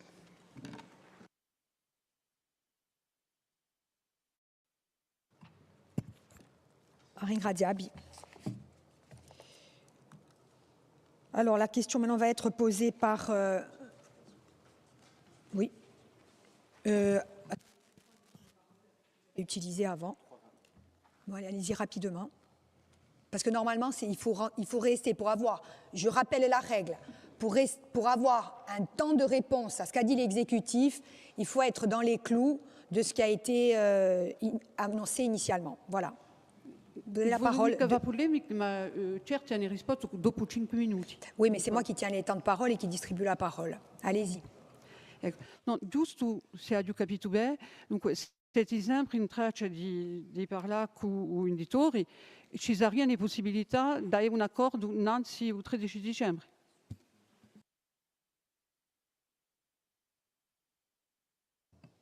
Voilà, speriamo. Allora, Emma continua a domandare chi bene è quella di Vapobulu e normalmente era Maria Elena Abassemo dopo, d'accordo. Abassemo dopo, allora guardi, Jean-Noël Profiti normalmente di no, cadava un'altra domanda a bocca, avete la parola. Grazie, Madame la Présidente. Monsieur le Président du Conseil exécutif, au Palazzo di Stopiele, situé sur la commune de Centour, il a été acquis par l'Office foncier de la Corse en octobre 2021, dans le cadre d'un portage effectué pour le compte de la collectivité de Corse. La mission confiée à l'Office foncier consistait à assurer la sauvegarde et la valorisation de ce magnifique édifice emblématique des Palazzi degli Americani du Cap Corse. Cette acquisition fut un geste à la fois patrimonial, politique et militant, affirmant la volonté de la collectivité de Corse de lutter contre la spéculation foncière, de préserver les lieux symboliques de notre mémoire commune et d'empêcher la privatisation du site. Rappelons que la bâtisse devait être achetée par une société immobilière parisienne. Le coût de l'investissement initial a été évalué à 1 100 000 €. La CDC a demandé à l'Office foncier une mise à disposition à titre gratuit de la bâtisse jusqu'à la fin du portage prévu en 2026, afin de permettre la réalisation d'interventions d'urgence et de travaux provisoires. En 2022 et 2023, des travaux de mise en sécurité ont déjà été réalisés. Le diagnostic réalisé a révélé un état sanitaire préoccupant et une programmation chiffrée des travaux de restauration a été établie avec le soutien technique de la direction du patrimoine de la CDC, pour un montant total d'environ 5 800 000 € divisé en 3 phases. Au regard de ces éléments, et même si le Palazzo de Stopiele est mentionné dans le document d'orientation budgétaire 2026, nous souhaiterions obtenir les précisions suivantes. Quels sont les financements identifiés à ce jour pour assurer l'achat, les interventions d'urgence et la rénovation du Palazzo de Stopiele? Quelle est la destination envisagée à l'issue de sa restauration? Et est-ce qu'un projet culturel, patrimonial ou institutionnel est-il à l'étude en cours de définition ou déjà formalisé par les services de la collectivité de Corse? Ringraziarvi. Allora, quale che da risponde Anne Lorsantu, Cidino. Ringraziarvi, Presidente. Caro consigliere, je vous remercie pour votre question qui me donne l'occasion d'évoquer un sujet qui nous tient profondément à cœur. S'agissant d'abord de l'achat, je souhaite rappeler que l'acquisition du Palazzo Stopiele en 2021 par l'Office foncier de la Corse pour un montant plus d'1 million d'euros constitue, au-delà de l'opération technique, un véritable acte politique fort et assumé. En effet, cette acquisition n'était ni évidente ni acquise. Sans l'intervention déterminée de l'Office foncier et donc de la collectivité de Corse, le Palazzo Marcantoni, situé au hameau de Canele, aurait très probablement basculé dans le marché spéculatif au détriment de son accès et de sa valeur patrimoniale. Cet acte a donc été important et nécessaire car nous avons empêché collectivement la privatisation d'un bien patrimonial unique et nous avons garanti sa vocation publique. Un bien patrimonial unique car cette demeure est une vitrine du savoir-faire nostrale et semble être scientifiquement la plus intéressante de toutes les maisons d'Américains de Corse. En effet, contrairement à d'autres édifices, l'architecte Simon-Joseph Simon-Pietri est corse. Il était originaire de Cagnane, ainsi que le peintre décorateur Paul-Baptiste Profidi, originaire de Talasagne. C'est la seule maison d'Américains à posséder 3 décors peints évoquant les Amériques. D'autres décors peints présentent de l'intérêt, comme le décor mural du vestibule qui représente la première ligne de chemin de fer de la Corse. À ce stade, la collectivité de Corse n'a pas supporté l'achat de ce bien. La rétrocession de l'Office foncier de la Corse à la collectivité de Corse, estimée à 1 335 000 €, interviendra bien sur le budget d'investissement de la Direction des moyens généraux et fera l'objet d'un rapport soumis à votre Assemblée. Concernant les interventions urgentes dont vous parlez, nous prévoyons dès 2026 des travaux conservatoires sur les toitures, rendus indispensables par les désordres particulièrement préoccupants. Ces travaux d'entretien renforcés répondent à l'urgence: protéger la structure, prévenir les infiltrations, sécuriser les décors qui font la valeur historique et artistique du lieu, comme je vous l'ai dit précédemment. C'est un geste de sauvegarde essentiel. Chaque mois qui passe sans intervention fragilise davantage l'édifice. Pour ce qui relève de la restauration complète, l'étude de diagnostic menée par l'architecte en chef des monuments historiques identifie une première tranche de travaux sur les charpentes, couvertures, terrasses et évacuation. Le projet global de restauration est évalué à 6 millions d'euros. Il a été proposé au PTIC pour un cofinancement de l'État à hauteur de 70%. Le premier arbitrage, je peux vous l'annoncer, le premier arbitrage technique a été favorable. Je veux préciser que nous sommes actuellement en discussion avec l'État sur le cadre général du PTIC et que, compte tenu de l'importance patrimoniale et historique du Palazzo Stoppiele, il a toute légitimité à figurer parmi les priorités de ce programme. Enfin, sur la destination envisagée à l'issue de la restauration, la ligne politique est claire. Faire du Palazzo Stoppiele un lieu emblématique, un espace de référence pour la mise en valeur des palazzi d'Amerigagne, pour l'histoire de l'émigration et des retours de famille, et plus largement, pour une vitrine du patrimoine du Cap-Corse. Ce projet et ce choix ne sont pas anodins. Ils participent à une stratégie patrimoniale plus large visant à renforcer la cohérence, la visibilité et l'attractivité du patrimoine corse. Enfin, concernant le projet culturel, patrimonial ou institutionnel, nous ne sommes pas encore au stade d'un établissement formalisé, mais plusieurs scénarios sont étudiés. Un centre d'interprétation de type SIAP, tourné vers l'histoire du Cap-Corse et notamment des palazzi ou ces Corses qui ont réussi en Amérique, une articulation avec les réseaux patrimoniaux et touristiques du Cap-Corse. Je veux insister, pour conclure, sur un point essentiel. Il ne s'agit pas d'imposer une vision descendante, mais bien de construire un véritable projet de territoire, élaboré avec l'ensemble des acteurs, les Cianturesi, les Cabigoursini, les associations, les professionnels du patrimoine, les professionnels du tourisme, les élus locaux et toutes celles ou tous ceux qui feront vivre ce lieu. Nous voulons créer une vision partagée, fidèle à l'entité du lieu, à son histoire et à la manière dont les habitants se le représentent, ce lieu témoin de notre histoire. Dans l'immédiat, notre priorité, monsieur le conseiller, est de mettre le bâtiment hors d'eau et de sécuriser ses éléments les plus fragiles. Une fois les hypothèses d'usage consolidées et chiffrées, nous reviendrons vers vous avec un projet culturel structuré et un schéma de financement pluriannuel. Ringraziabi. Ringraziabi. Allora, awa a domanda da essevata da Veronique Pietri. Non ta Ugrus, o finanziamento di Ugrus.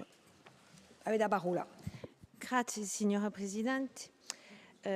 Jo Presidente, di settembre avevamo fatto una domanda scritta nella precarietà studiantina e avevamo preso conoscenza di una risposta precisa del consigliere esecutivo, in particolare nei lavori dell'osservatorio dell'alloggio studentino. Questi elementi mostrano che il bisogno è maggiore. È in Suvilo che noi vogliamo portare l'attenzione della nostra Assemblea non a un soggetto che tocca direttamente alla vena della nostra gioventù, all'attrattività della nostra università e più largamente allo sviluppo della Corsica. Voglio parlare della situazione estremamente attesa dell'alloggio studentino, in particolare sociale in Corti, e la necessità di sostenere un'operazione immobiliare strutturante portata dal CRUS. Chaque année, le CRUS enregistre près de 2000 vœux de logements émanant d'étudiants. Pourtant, en raison d'un parc limité à 830 logements et d'un faible taux de rotation, ce sont seulement 400 logements qui peuvent être attribués. Autrement dit, 5 demandes pour une place. Cette tension est structurelle et elle pèse tout particulièrement sur les 2100 étudiants boursiers, soit près de 40% des effectifs universitaires qui constituent le public prioritaire du CRUS. Pour beaucoup d'entre eux, l'accès au logement social étudiant n'est pas seulement un besoin, c'est une condition d'égalité des chances, un facteur essentiel de poursuite d'études, de réussite, de maintien en formation. Face à cette réalité, le Crous mène depuis plusieurs années une politique volontariste. Une résidence de 100 studios que la CDC finance en partie ouvrira ses portes en septembre 2026. Mais aussi essentielle soit-elle, cette réalisation comblera à peine une partie du déficit alors que la pression sur le logement étudiant continue de croître. C'est dans ce contexte qu'émerge une opportunité rare, stratégique et à haute valeur ajoutée pour notre territoire. L'acquisition immédiate par le Crous d'une résidence université privée de 80 logements située à moins de 50 mètres du campus Marianne et à proximité immédiate de la nouvelle résidence en construction. La disponibilité d'un tel bâtiment représente une chance qui serait très difficile, voire impossible, de retrouver. Cette acquisition présente des avantages multiples. Une mise à disposition immédiate de logements à tarif social, là où une construction nécessiterait entre 5 et 7 ans. Elle viendrait diversifier l'offre du Crous avec des typologies T1 et T2 adaptées aux couples, aux doctorants, aux chercheurs et aux colocations. Elle offrirait une cohérence urbanistique et une mutualisation des services avec la résidence en chantier. Elle constituerait une réponse concrète et rapide au déficit structurel du logement étudiant sur Corté. L'opération bénéficie déjà d'un soutien de principe du CNUS, de l'expertise de France Domaine, d'un prévisionnel d'exploitation maîtrisé et de premières démarches auprès de la Banque des territoires. Il manque aujourd'hui un financement d'environ 3 millions d'euros, montant qui pourrait être mobilisé dans le PTIC. Monsieur le Président, au regard de l'intérêt général, de la justice sociale, de la lutte contre la précarité étudiante, de l'attractivité de notre université et de la cohérence des politiques publiques conduites par notre collectivité, nous souhaitons vous demander si vous entendez soutenir financièrement cette acquisition en proposant son inscription au PTIC pour un montant de 3 millions d'euros. Ce soutien serait un signal clair et ambitieux en faveur de notre jeunesse, de l'égalité d'accès aux études supérieures et au rayonnement de la Corse comme territoire universitaire d'excellence. Ringraziem. Grazie. Madame a consigliere esecutiva, Bistema Sante. A ringraziare, signora Presidente, cara consigliere, a ringraziare per la vostra questione che parla di un soggetto maggiore per l'università, ma soprattutto per la nostra gioventù, la loge studentina. Chacun connaît la réalité, vous l'avez rappelé dans votre intervention.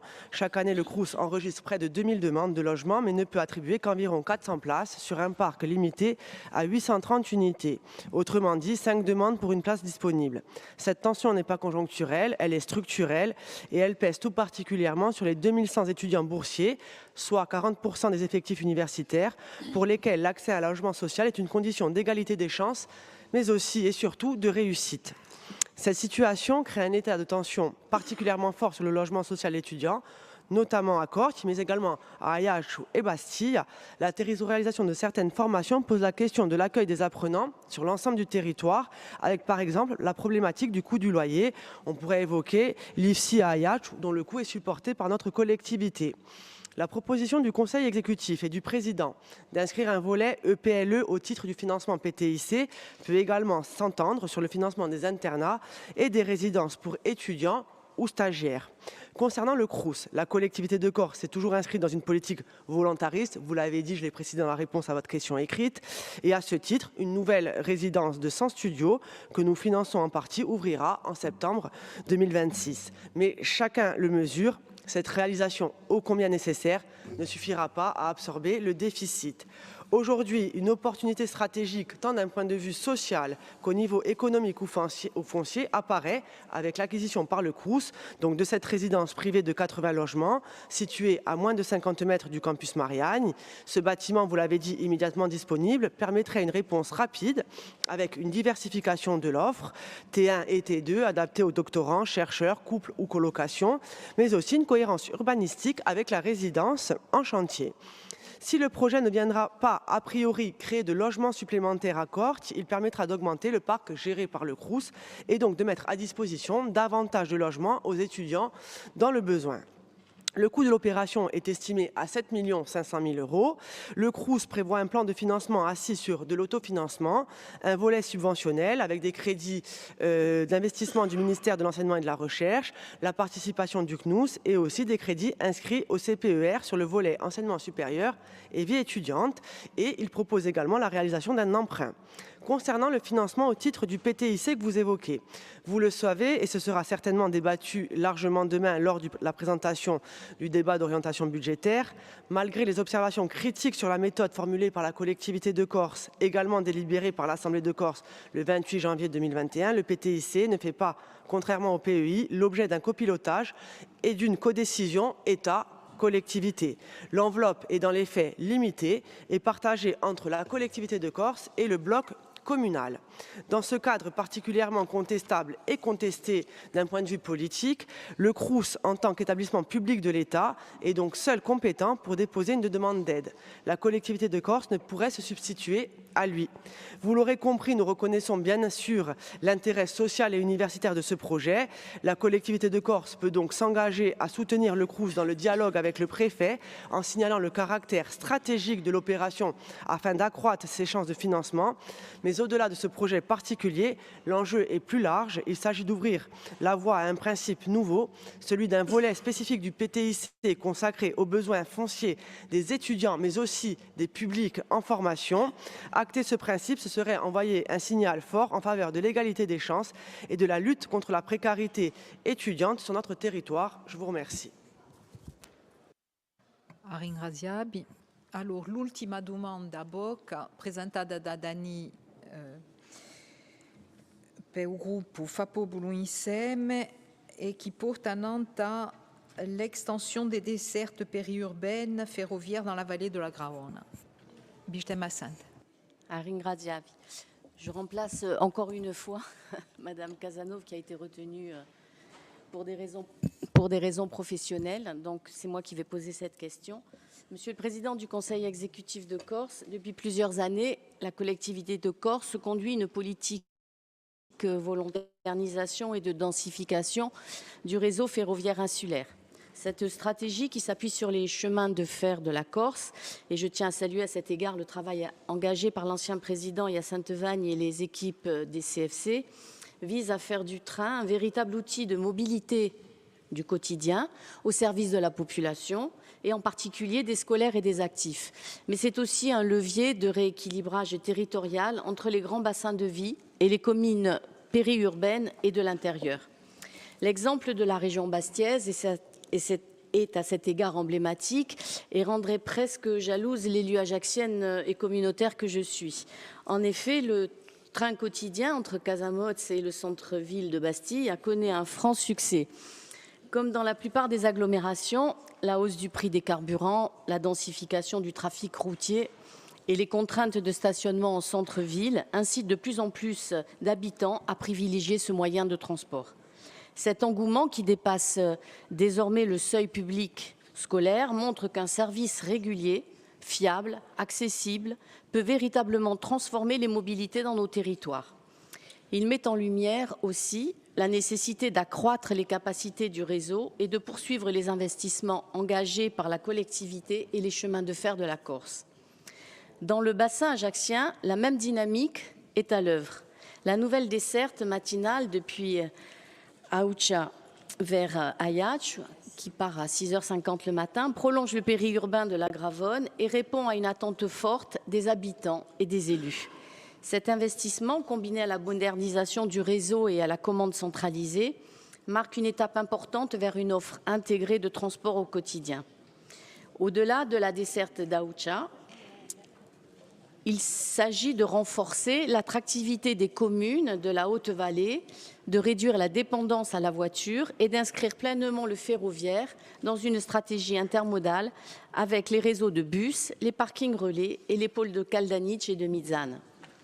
Aussi, Monsieur le Président du Conseil exécutif de Corse, pouvez-vous nous préciser le calendrier et les perspectives d'extension de la desserte périurbaine dans la vallée de la Gravone, ainsi que la manière dont cette montée en puissance du ferroviaire s'articule avec la politique de mobilité intégrée conduite par la collectivité de Corse? Par ailleurs, pourriez-vous nous indiquer le calendrier prévisionnel et les modalités d'acquisition des futurs tram-trains inscrits au plan pluriannuel d'investissement afin de répondre à la demande croissante d'usagers sur les 2 grands bassins de vie de l'île? Vi ringrazio. Allora, ringraziavi d'aver rimpiazzato a Marie-Hélène. Qual è che da rispondere? Au Presidente.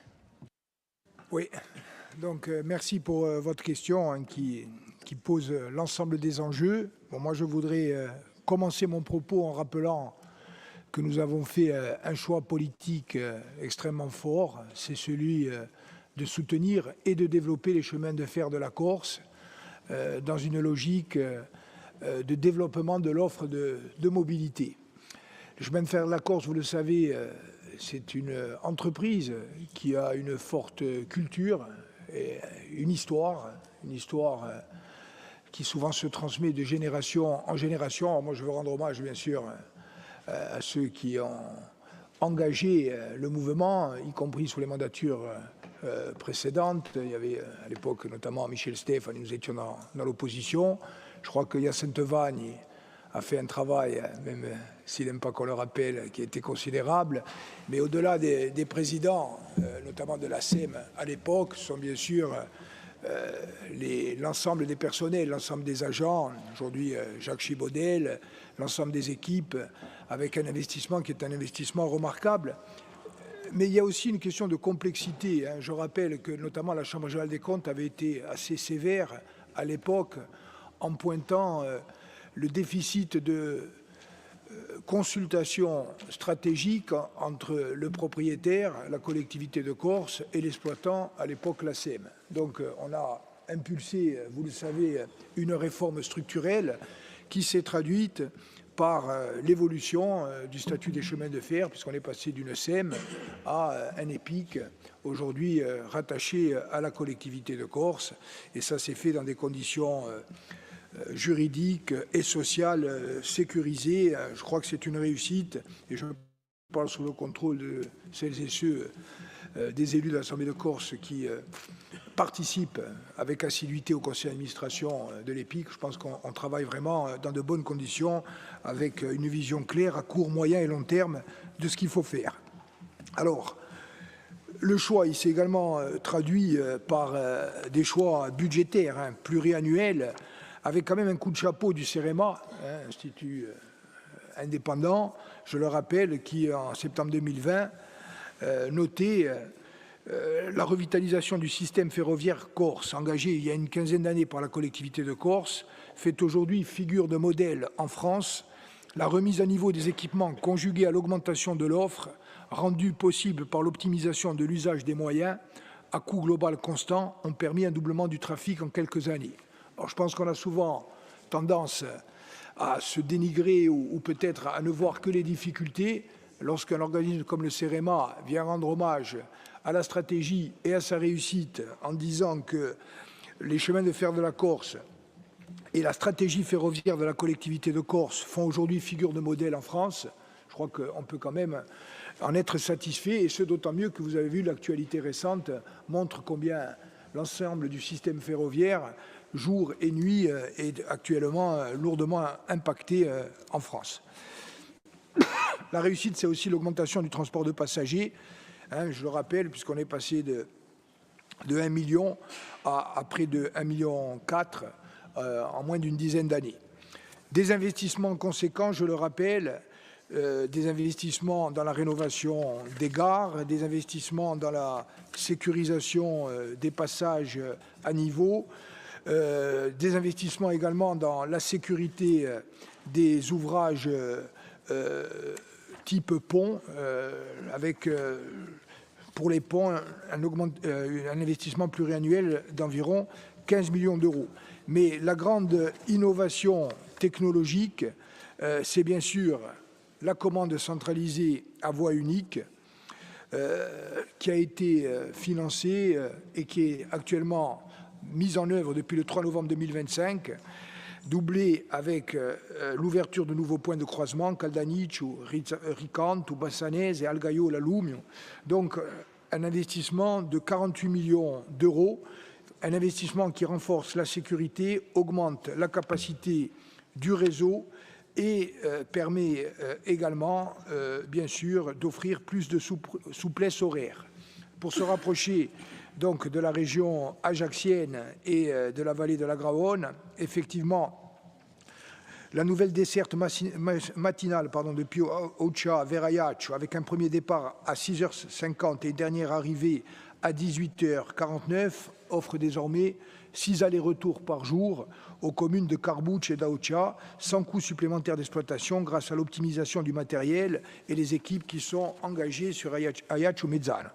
Alors, on a eu une discussion, y compris avec Achille Martinetti, le maire de Boccognano, qui demande une extension jusqu'à Boccognano, environ 10 km.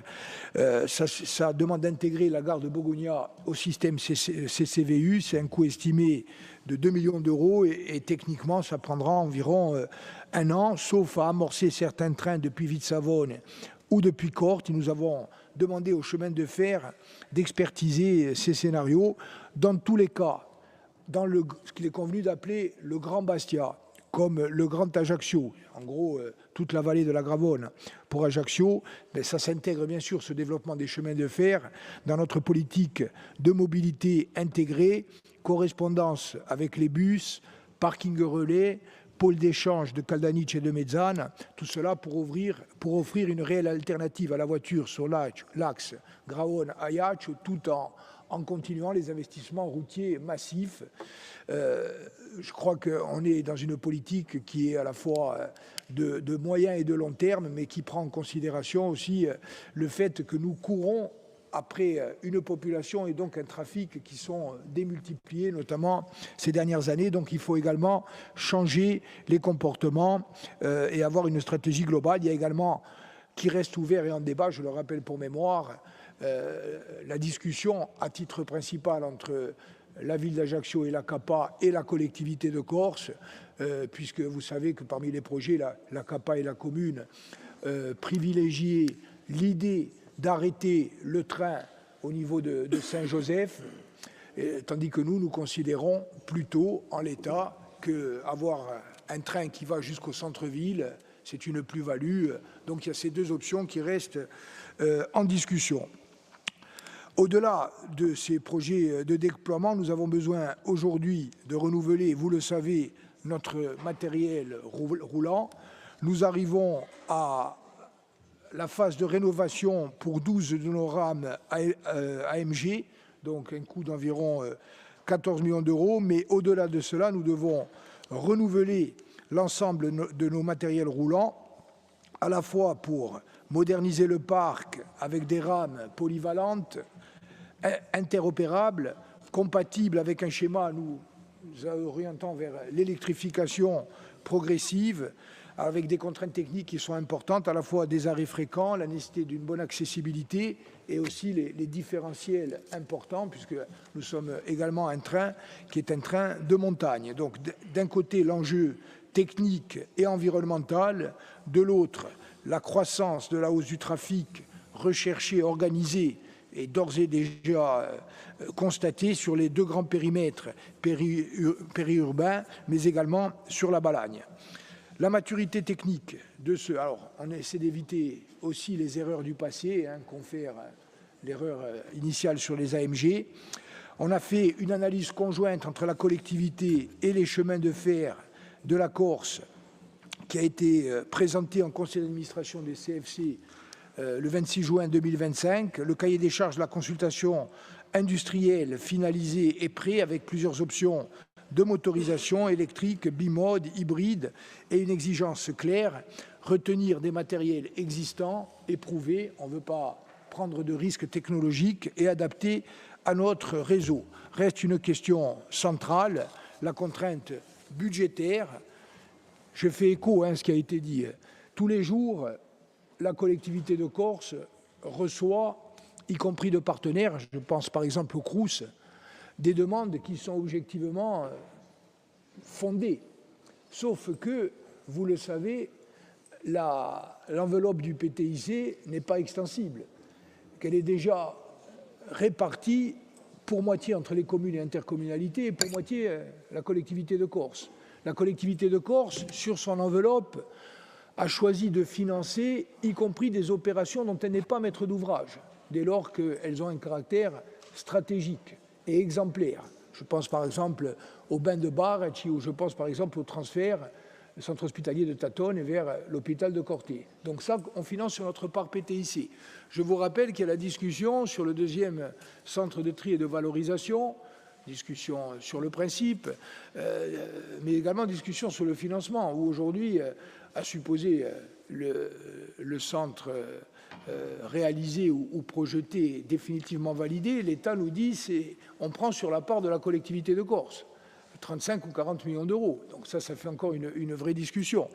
Et je vous rappelle également que le président de la République s'était engagé à un nouveau plan de financement des infrastructures, sauf que le contexte budgétaire actuel rend bien sûr ces engagements, en tout cas leur respect, plus qu'incertain. Et c'est bien la raison pour laquelle j'ai souhaité, lors de notre dernier entretien et entrevue avec le Premier ministre, que soit mis en place un groupe de travail qui nous permette de préfigurer ce que sera la loi organique du projet de révision constitutionnelle s'il est validé pour le Parlement, et notamment pour que nous ayons une analyse partagée sur ce que doit être le nouveau pacte budgétaire, économique, fiscal et financier à conclure entre les communes, intercommunalités, la collectivité de Corse et l'État.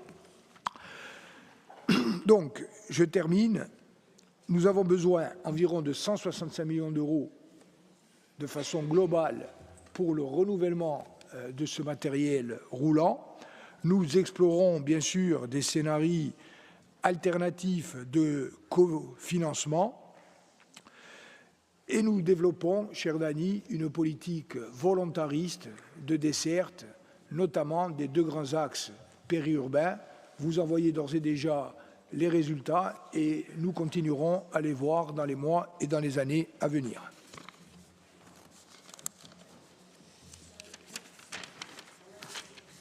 Oui, merci, Monsieur le Président. Oui. Je voudrais juste dire que je tenais à remercier Jean-Baptiste Bartoli pour le travail qu'il a effectué. Vous avez omis de le souligner, de citer son nom, mais comme c'est mon cousin, j'étais obligée de le dire. Merci. Hier, au Parlement européen, des députés très intéressés par ce que nous faisions en Corse et sur la tenue des débats me disaient « Alors, comment ça se passe ?» Eh bien, comme ça. Voilà. Alors, il y a beaucoup de cousins et d'amis que j'ai oublié de citer. Je m'excuse, mais je cite bien volontiers M. Bartoli et M. Chibaudel, en précisant que celles et ceux qui ne sont pas cités ne doivent pas être vexés. On pense à eux aussi.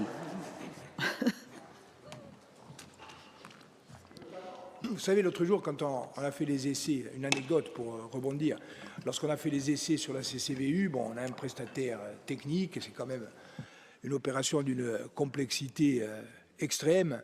Donc, c'était le week-end, y compris celles et ceux qui ne travaillaient pas sont venus parce que j'avais annoncé ma présence sur les lieux. C'était les opérations de préparation de l'entrée en vigueur du service. Tout le monde était là, et de voir ces hommes et ces femmes, beaucoup d'entre eux sont des jeunes qui sont sortis de l'université de Corse et qui sont tous attachés à leur outil de travail, investis, avec la volonté de réussir, de voir cette signalétique sur les quais, désormais moderne, en corse, en français, en anglais, savoir que maintenant on va aller vers le numérique, recevoir une vidéo qui a été envoyée par Jacques Chibaudel, je le remercie, où on voit notamment les lycéens qui sortent pas par dizaines, par centaines du train lorsqu'ils vont au collège ou au lycée, ou voir par exemple, et je termine, bon, le Sporting c'est difficile en ce moment, ça a été difficile également pour la CA et pour le gaz, mais on a fait les travaux, y compris d'accessibilité, la gare à Foriani, et de voir qu'il y a plusieurs centaines de personnes, jeunes, moins jeunes et âgés aussi, qui retrouvent le chemin du stade ou qui font le choix de laisser la voiture à Casamozzo quand ils viennent du sud par exemple, ou au centre-ville de Bastia, on est déjà dans le match quand on prend le train. On est assis, c'est intergénérationnel, les gens sont détendus, on sécurise les abords du stade, on fluidifie. Donc ce travail-là, franchement, on en parle souvent au niveau du conseil d'administration avec les élus qui sont représentés. Je crois que c'est un travail remarquable et je tenais à rendre hommage donc à celles et ceux qui l'accomplissent. Merci. Bien, merci. Merci beaucoup. Donc, nous avons terminé la séquence des questions orales.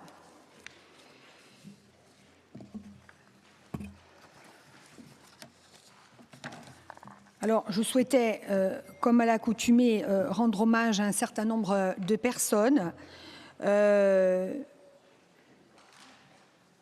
In particolare vorrei bestamane fa un omaggio e fa la comboi per Dume Bianchi, qui s'est né à l'età di 77 anni. Dume Bianchi était originaire de Villanova, vous le savez, il en a été le maire. Il a marqué plusieurs années de l'engagement nationaliste sur notre île, depuis la création de l'UPC. Je ne referai pas tout l'historique de la création des différents mouvements. Son parcours en particulier avait été marqué par l'affaire Bastelica-Fesch, qui l'avait conduit d'ailleurs en prison. Donc je vous rappelle, c'était 1980, et ensuite il a été amnistié. Il a été élu conseiller territorial en 1988, donc il a siégé à l'Assemblée de Corse, donc maire aussi de Villanova, je le disais il y a un instant, en 2001, élu en 2001, et il a été vice-président de la CAPA. Era un patriota, era un militante di prima ora e per sempre di noi a lunga andata. È stato di noi insegnante, ha consacrato la sua vita politica a riconoscenza di diritti di Corsica a un livello istituzionale et culturel. Alors ces prises de position étaient très claires. Il était pour une Corse maîtresse de son destin, ancrée dans son héritage, dans sa terre, dans ses racines, mais aussi consciente de ses droits collectifs. Et donc son engagement et sa fidélité à ses convictions ont été reconnus dans tous les hommages qui ont été faits ces derniers jours. Et parce qu'il était membre de cette assemblée, je souhaiterais qu'on observe une minute de silence et ensuite je passerai la parole au président de l'exécutif.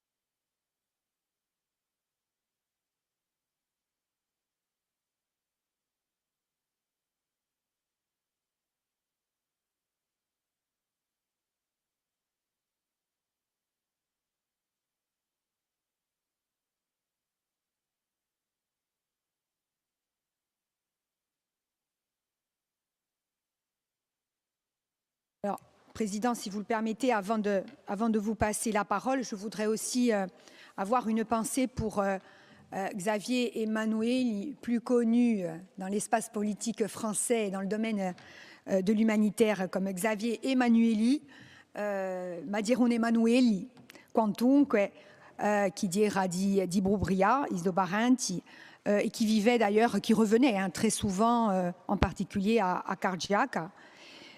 C'était un pionnier de l'action humanitaire, vous le savez. Il avait fondé en 1970 avec Bernard Kouchner et 10 autres médecins, Médecins sans frontières. Ce n'est pas rien. Médecins sans frontières qui a eu le prix Nobel de la paix en 1999. Toute sa vie durant, il a été au service des plus démunis, des désaffiliés, des sans-papiers, des SDF. On retiendra de lui, évidemment, la création du SAMU social de Paris. Il est venu à plusieurs reprises d'ailleurs, dans le cadre des travaux réalisés par le docteur Pernin pour travailler avec les associations de lutte contre la précarité.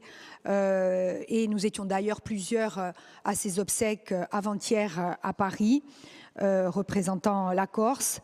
cet engagement humaniste et humanitaire a non seulement été de mettre en évidence factuellement, mais tout simplement les difficultés des plus vulnérables, mais aussi de penser les mots et de porter un regard éthique sur les plus défavorisés. Je tiens à rappeler aussi qu'il a vraiment inventé un modèle qui a été ensuite repris à l'international, un modèle d'organisation dans le domaine de l'urgence humanitaire. Et je souhaitais qu'on ait aussi une pensée pour lui. Et on le remercie bien évidemment pour tout ce qu'il a pu faire. Voilà, merci. Président, je vous passe la parole. Oui, c'est forcément avec beaucoup d'émotion que nous évoquons aujourd'hui la mémoire de Doumé Bianchi.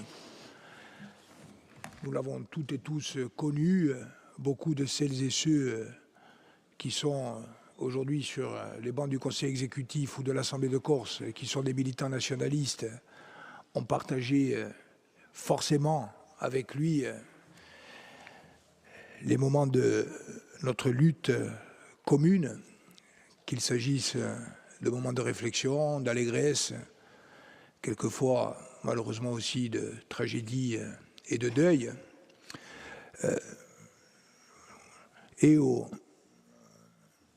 voglio pensare di sicuro alla sua famiglia, alla sua compagna, i suoi figlioli, Paolo, Pascal, Gian Domenico, digli una volta di più che siamo a fianco a elli. Je crois qu'on ne peut pas non plus évoquer Dominique Bianchi sans dire qu'il a été toute sa vie, en tout cas pour l'essentiel de sa vie, un militant de la cause nationale corse, un militant public, un militant clandestin aussi.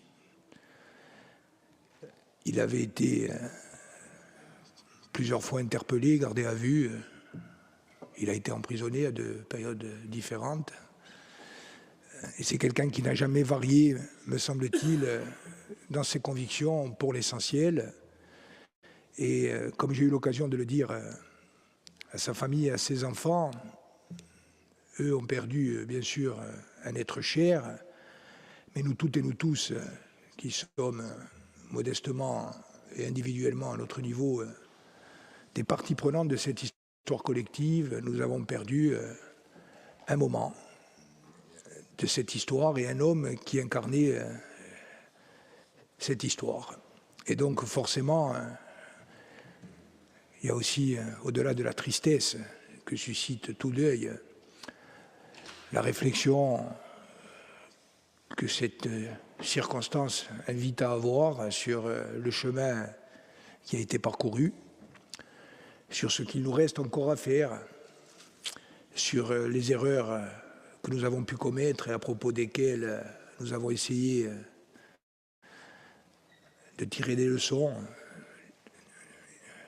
d'autres leçons qui restent sans doute également à tirer, se dire que malgré tout ce combat, nous restons encore dans l'attente de la concrétisation de ce pourquoi beaucoup d'entre nous nous sommes engagés depuis des décennies et que donc le meilleur moyen d'être fidèle à ce combat, tout en tenant compte de ce qu'est la réalité d'aujourd'hui, c'est de se donner les moyens collectivement de réussir à atteindre les objectifs essentiels qu'il y a près de 60 ou 70 ans pour la période contemporaine. Nous nous sommes collectivement fixés, et en tout cas c'est en cela aussi que, même si à Villanova c'était un jour de tristesse, c'était aussi un jour de sérénité, de fierté pour ce qui a été accompli et de détermination pour ce qui reste à faire. Ringraziabi. L'appello. Angelini Jean-Christophe, Antonini Daniel, Arrighi Véronique, Battestini Serena,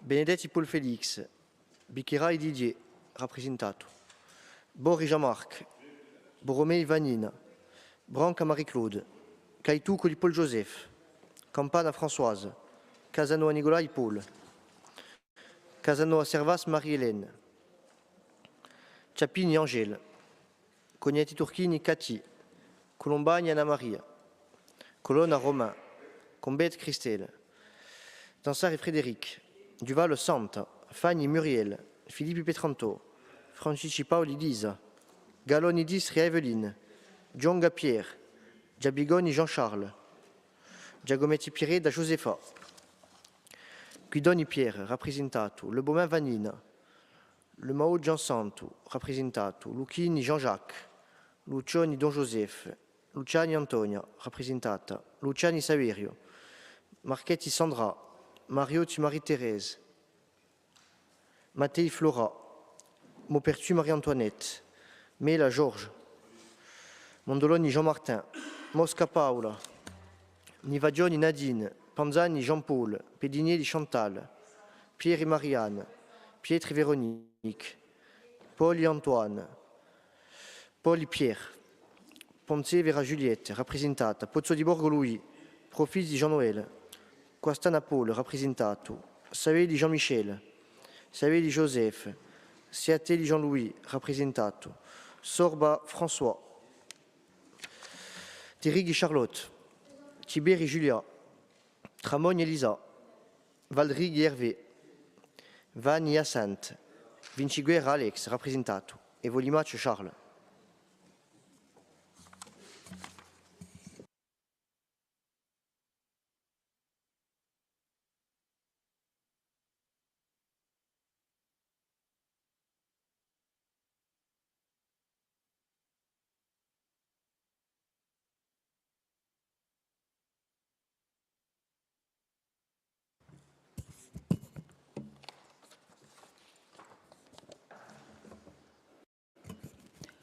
Oggi Presidente di l'esecutiu, cari consiglieri esecutivi e cari consiglieri all'Assemblea di Corsica, cari e cari tutti.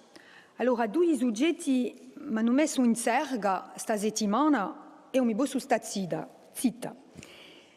Cette session, d'abord, intervient 48 heures après la journée internationale pour l'élimination contre la violence à l'égard des femmes et je souhaiterais dès le début de cette séance, apporter mon soutien total et entier à celles qui ont souffert et qui souffrent de violences, de pression, qu'elles soient physiques, psychiques ou ne fût-ce que verbales. La Corse n'est pas épargnée, la mobilisation de tous les acteurs de la protection des victimes, de leurs enfants, on doit penser aux enfants, la mobilisation citoyenne, comme la réflexion portée par de nombreux scolaires, on l'a vu cette semaine. Si tout cela rassure, cela ne doit pas nous faire perdre de vue l'intensité de la problématique et la souffrance de celles qui en sont les victimes. Une femme frappée, humiliée, terrorisée est une femme fracassée, je reprends les mots de Gisèle Halimi, meurtrie à vie quand elle n'en meurt pas. Aucune tolérance, aucune complaisance ne doit passer. Ne rien laisser passer, plaidait Gisèle Halimi, pas même les insultes. Une exposition sera présentée tout à l'heure à l'initiative du Centre d'information sur les droits des femmes et je remercie la conseillère exécutive, Lauda Guidicelli, pour son implication sur le sujet. Autre sujet de révolte cette semaine, les messages immondes qui ont déferlé sur les réseaux sociaux à la suite de la publication d'un article du principal quotidien de l'île relatif à l'expérience d'adoption d'enfants par des parents corses. Una vergogna. Je dis expérience, mais je devrais dire, et je devrais parler d'histoire d'amour, d'engagement, car c'est de cela dont il s'agit lorsqu'on adopte. D'abord, je veux assurer de mon soutien total les familles visées et au-delà, toutes celles et tous ceux qui ont fait ce choix magnifique, courageux, d'adopter un ou des enfants, choix qui impose le respect. Là encore, zéro tolérance pour les dérives abjectes sur les réseaux sociaux. On si bon mica lascia fa e lascia di parolacce simule. Cari consiglieri, a nostra società male e noi abbiamo una responsabilità di standardura. Dei mesi che hanno davanti, il dibattito politico ad essere impuzzichito dalle reti sociali. Dico a tanti, e noi adottiamo una maniera di va, pulita, rispettosa di persone, di liée, una maniera di parlare e di scrivere per dare l'esempio. In tutti i casi, per conto mio, a Uigo, Franco e Chiara, non lascerà mica passare. Allora, passiamo un altro soggetto, appena meno estroso, e così sarà appena meno azzezza, forse, il soggetto du Méditerranée. Le processus de Barcelone a été institué il y a 30 ans. C'était en 1995.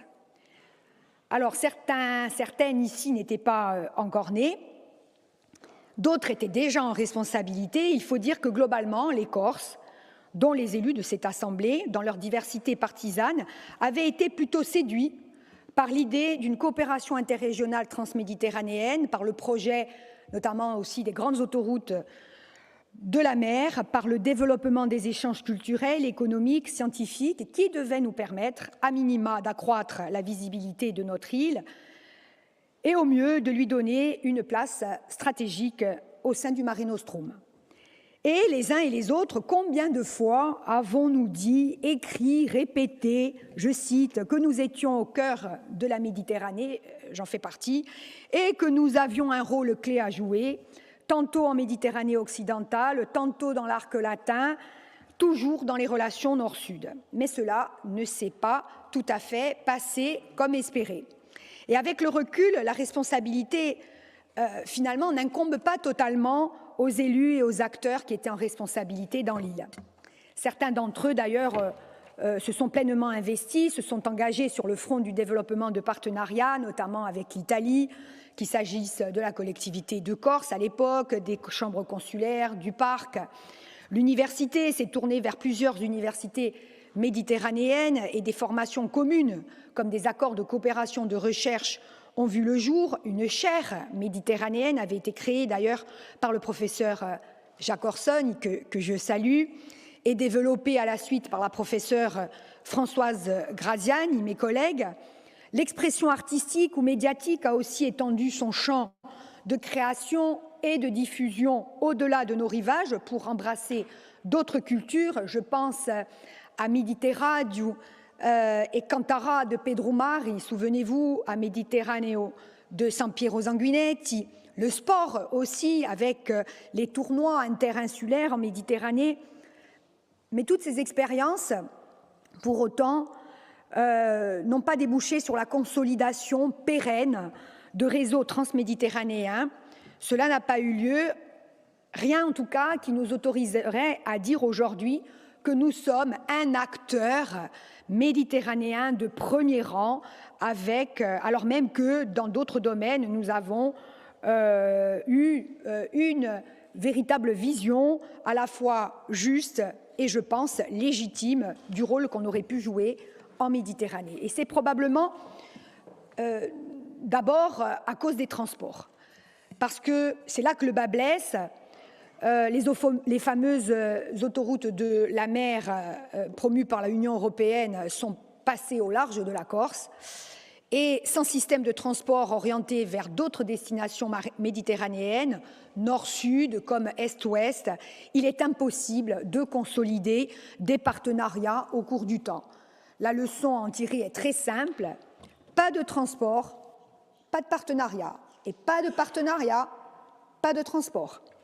J'ai compris avec le temps qu'en fait, notre volonté de nous ouvrir, de coopérer, de construire au-dessus de la mer et malgré la mer, butait d'abord sur la nature même aussi, au-delà des transports, du processus de Barcelone, dans un contexte où les yeux européens étaient plutôt rivés vers l'élargissement au nord ou à l'est de l'Europe. Alors le processus de Barcelone a été dès l'origine une construction essentiellement diplomatique. Une architecture pensée entre États, pour les États, négociée entre ministres, structurée autour de grands équilibres géopolitiques. Il a porté une ambition réelle pour la Méditerranée, mais il est resté, pour l'essentiel, un projet d'État. Les citoyens, les sociétés civiles, les femmes, les hommes de la Méditerranée y ont rarement été associés. Comme si l'on pouvait construire un espace commun, un destin commun, sans partir de celles et de ceux qui le vivent au quotidien, une union donc diplomatique, mais pas une union des peuples. En particulier, les autorités, ce qu'on appelle en diplomatie les autorités régionales et locales ou territoriales méditerranéennes, ont toujours été tenues à l'écart des grandes et des petites décisions concernant le devenir de l'espace méditerranéen. Alors, aujourd'hui, au moment où je vous parle, Barcelone fête les 30 ans du processus qui en porte le nom. L'idée méditerranéenne revient sur le devant de la scène avec une proposition de la Commission européenne de pacte pour la Méditerranée, présentée au mois d'octobre aussi par la commissaire à la Méditerranée, Madame Suiza. Nous pourrions y voir, encore une fois, un réflexe intellectuel, déjà identifié par Odysio, Camus ou Paul Valéry dans les années 30. Lorsque l'Europe se renforce, on détourne le regard de la Méditerranée. Lorsque l'Europe s'affaiblit, alors là, on recommence à regarder du côté méditerranéen et notre mer, notre espace commun devient l'objet de toutes les attentions. Je veux croire que le projet de pacte pour la Méditerranée ira au-delà de cet effet de balancier géopolitique. Car il y a une urgence, des urgences, tout autant que des intérêts à focaliser l'attention sur la région méditerranéenne. Comme l'ont rappelé les conférenciers du Plan Bleu, donc qui dépendent de l'ONU, je le rappelle, des Nations Unies, le 12 novembre dernier à Bastia, lorsqu'ils sont venus dans le cadre de Corsica Prospettiva 2050, les défis auxquels sera confrontée la zone méditerranéenne sont immenses et les processus qu'ils avaient déjà envisagés en 1989, en 2005, sont en pleine accélération. Le réchauffement climatique attendu va réduire la biodiversité exceptionnelle de cette mer que nous avons en commun. Les ressources halieutiques, comme la végétation, seront affectées par l'élévation des températures. Imaginez par ailleurs, et ça rejoint la question des transports, que cette mer, qui ne représente que 1% des océans et des mers à l'échelle mondiale, concentre à elle seule 25% du commerce maritime international. Les pollutions marines y sont déjà donc intenses et les risques majeurs, sans compter les microplastiques contre lesquels luttent déjà plusieurs territoires côtiers et la Corse en particulier, qui est impliquée dans un programme dans ce domaine. La pression foncière en Méditerranée va aussi s'accroître avec un taux d'urbanisation de 70% et une concentration littorale de plus de 50%. La demande en eau potable, nous parlerons d'eau demain, va s'accroître alors même que la ressource va se tarir et le stress hydrique concernera 280 millions de personnes.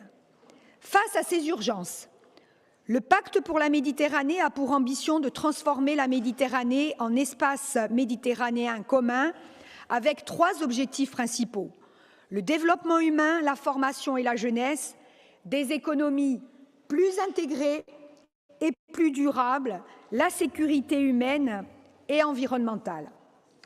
Conformément aux principes de gouvernance multiniveau et de subsidiarité, l'Assemblée régionale et locale euro-méditerranéenne, l'ARLEM, composée d'élus territoriaux de l'Union européenne, mais aussi des pays du Sud, a été saisie sur le sujet et m'a désignée comme rapporteur, avec un E, comme rapporteur sur le pacte méditerranéen avec un autre élu qui est le maire d'une commune jordanienne, M. Abou Obed. Et donc j'aurai le loisir, dans les mois qui viennent, à produire sur le pacte pour la Méditerranée. Il était temps car nous, élus des territoires méditerranéens, avons la connaissance du terrain, partageons les problématiques communes, l'eau, les incendies, le tourisme de masse, la formation des jeunes, la pression foncière immobilière, et nous sommes en première ligne face aux catastrophes, aux aléas et évidemment aux conflits d'usage. Il y a donc une opportunité à saisir de dialogue, d'action conjointe dans un contexte géopolitique, vous le savez, fait à la fois de tensions et de recomposition. Cette dynamique à l'œuvre a été confirmée lors du sommet de la Méditerranée la semaine dernière, organisé par la Generalitat de Catalogne. Nous y avons contribué avec le président de l'exécutif, avons amendé la déclaration finale et nous l'avons adoptée. J'espère et je souhaite que nous puissions, ici à l'Assemblée de Corse, avec le Conseil exécutif et notamment la Commission des affaires européennes, travailler ensemble sur ce sujet. Pour conclure, je rappellerai que durant des siècles, et même millénaires d'ailleurs, la configuration géographique de mer fermée a permis que des peuples fort dissemblables, il n'y a pas une Méditerranée, il y a des Méditerranées, puissent en quelques heures de navigation être en contact, échanger sur les plans commerciaux, économiques, culturels, linguistiques, échanger aussi des connaissances, des techniques, des méthodes, des traditions.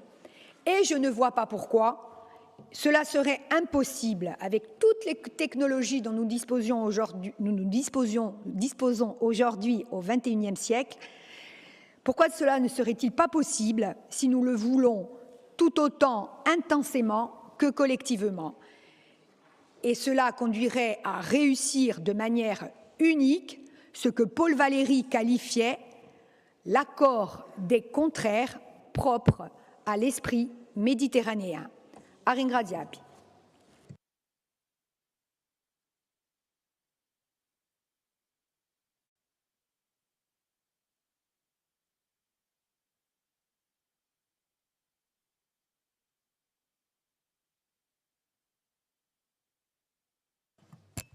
Monsieur le Président, est-ce que vous souhaitez intervenir? Non. Alors, nous prenons l'ordre du jour, puisque nous avons le quorum. Oui. Rapport aux nominations qu'on a fait hier pour la commission antimafia, je voudrais changer un représentant pour le groupe Corinne Front. Comme ça, il faudrait le faire en séance parce qu'on l'a fait hier. Nous le ferons en séance et après l'adoption du procès-verbal. Entendu. Merci. Bien, alors je soumets au vote le procès-verbal de la session précédente. Qui est contre? Qui s'abstient? Qui ne participe pas au vote? Qui est pour? Tout le monde est pour. Merci. Donc, je soumets à votre approbation le fait d'examiner le point qui a été soumis par Monsieur Benedetti. Est-ce que vous en êtes d'accord? Enfin, quelqu'un s'y oppose-t-il? Non. Donc, je n'ai pas les éléments, puisque ça ne devait pas être traité aujourd'hui, par définition. Donc, je vais demander à Monsieur Benedetti de nous faire part de la personne qui a été désignée hier en commission permanente et de nous dire qui va la remplacer. Merci. Voilà, donc, de remplacer Monsieur Profis par Madame Branca. Bien. Donc, je soumets au vote cette proposition de changement. Qui est contre? Qui s'abstient? Qui ne participe pas au vote? Qui est pour? Tout le monde est pour. Merci. Alors, concernant maintenant le rapport 336, il s'agit d'une modification de la composition du Collège des questeurs à la suite de la création d'un nouveau groupe au sein de notre Assemblée. Le groupe Un'altra Strada. Donc, il convient qu'il soit représenté au Collège des questeurs.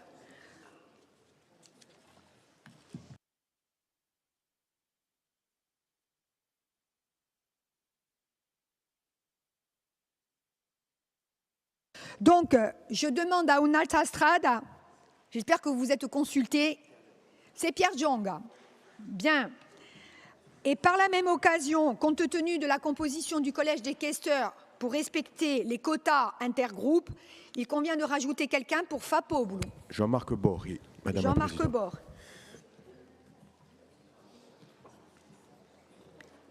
Bien. Je soumets donc à l'approbation de vous tous ces modifications, Pierre Djonga et Jean-Marc Borri, qui deviendraient questeurs. Qui est contre? Qui s'abstient? Qui ne participe pas au vote? Qui est pour? La proposition est adoptée à l'unanimité. Il vous est remis, je crois, si ce n'est pas encore le cas, le rapport d'activité. Alors, il s'agit de l'Assemblée de Corse. Il s'agit du rapport d'activité 2024. Nous sommes très en retard. Nous avons connu des changements au sein de mon cabinet, du secrétariat général, et donc on est assez en retard. Je vous prie de m'en excuser, de nous en excuser, mais je suis responsable aussi.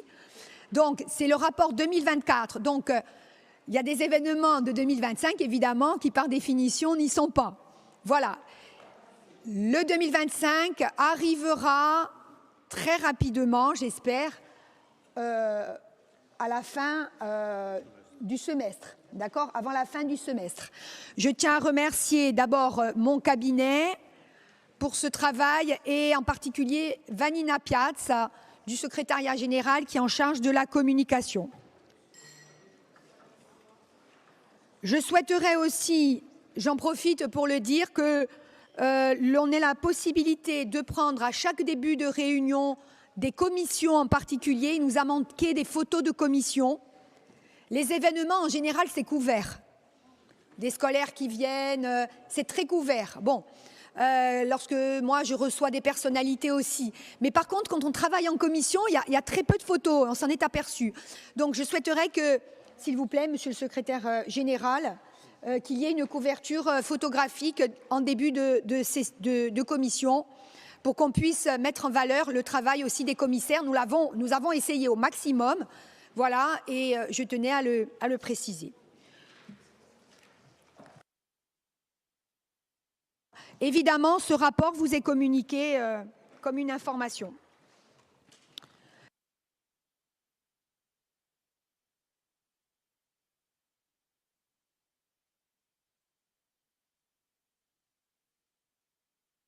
Bien, alors, pour ce qui me concerne, je vais m'arrêter là.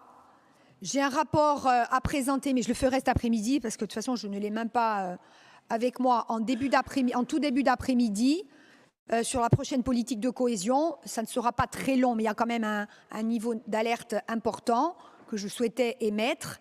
Voilà, Monsieur le Président, est-ce que vous avez quelque chose à rajouter? Autrement, on se verra, à moins que vous vouliez passer un rapport. Hein. Non. Par contre, je suggère, il est 12h35, comme je l'ai indiqué dans le groupe WhatsApp des présidents, je souhaiterais que les présidents de groupe se réunissent quelques instants pour l'organisation des débats de cet après-midi dans la petite salle dévolue à cet effet, juste à côté. Voilà. Donc, conférence des présidents. Monsieur le Président. On reprend à 14h ou à 14h15 ? Non, à 14h, on ne peut pas parce que nous avons le vernissage de l'exposition sur les violences faites aux femmes. Donc, je me tourne vers la conseillère. Ça prend combien? Une demi-heure? Une grosse demi-heure. Vous êtes tous invités, bien évidemment, à venir dans le salon vert pour le vernissage de l'exposition et témoigner votre solidarité. Donc voilà, la séance est levée. Réunion des présidents de groupe, s'il vous plaît. Conférence des présidents, 5 minutes. Merci. Bon appétit.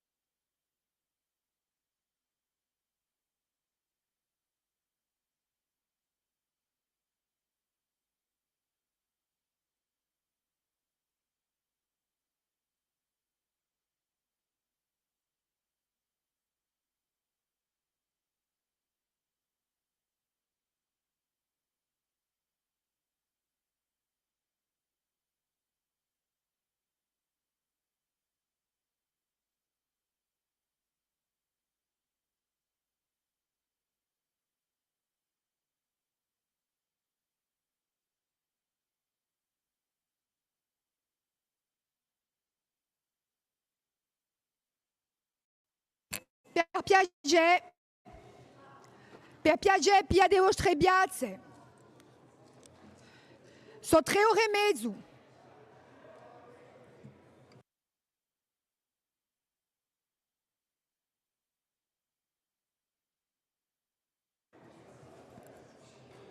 Per piacere.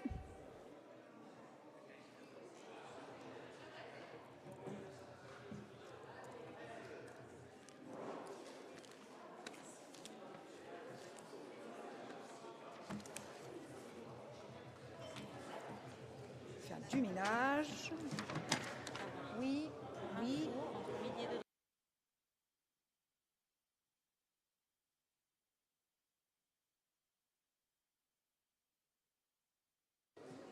Alors,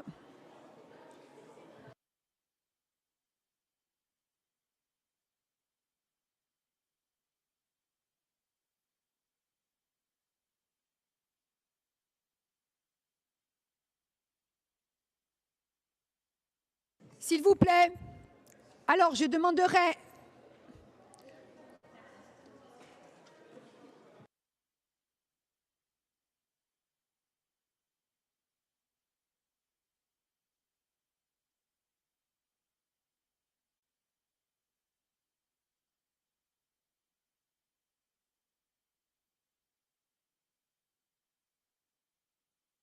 bien, je souhaiterais que chacun rejoigne sa place, les huissiers présents, le secrétaire général, s'il vous plaît, de l'Assemblée.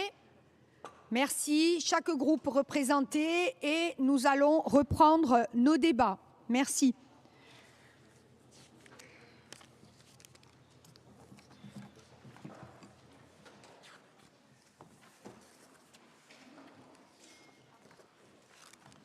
Alors, le rapport que je vais vous présenter a déjà été présenté en commission des affaires européennes en début de semaine.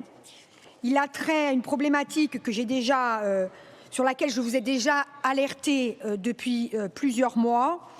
Comme je l'avais déjà évoqué, l'Europe est en train de préparer son budget post-2027. En fait, elle est en train de préparer non seulement ses orientations budgétaires, mais carrément son budget. Ce budget, il est particulier parce qu'il a une durée de 7 ans. Donc, je ne vais pas vous inonder de procédures budgétaires européennes. D'abord, c'est très compliqué pour moi. Et ce n'est pas le sujet. Le sujet, c'est de bien comprendre les défis auxquels on va être confrontés et les alertes qu'il s'agit de lancer à l'échelle des territoires. Donc, ce budget, c'est un budget qui dure 7 ans. L'actuel couvre une période 2021-2027. Donc en 2028, il y a un autre budget qui débute. Dans ce budget sont concernés, le budget couvre l'ensemble de la programmation européenne, dont, pour ce qui nous concerne très directement, la politique de cohésion, c'est-à-dire le FEDER, le FSE, etc., le FEAMPA pour la pêche, la politique agricole commune. Je vous donne les choses principales, mais pour l'université, par exemple, Horizon Europe, Erasmus, tous les programmes européens. Bien.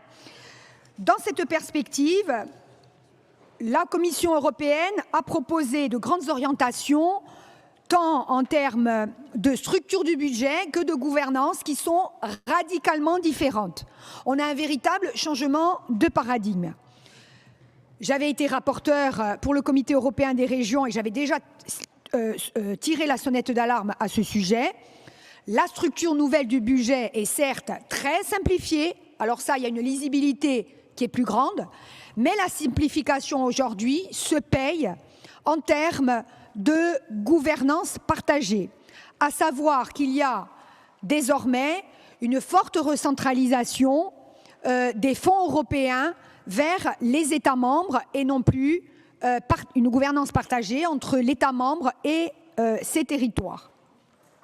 La raison principale en est que d'abord il y avait une demande de simplification forte, c'est vrai, mais qu'il existe effectivement un contexte, nous sommes confrontés à un contexte politique, géopolitique et économique, vous le savez, sous tension, et que la guerre en Ukraine, les crises géopolitiques, les tensions commerciales avec notamment les États-Unis et la Chine, la dépendance énergétique de l'Europe et d'autres défis font que l'Union européenne est bien évidemment obligée de compter l'ensemble de ses ressources financières.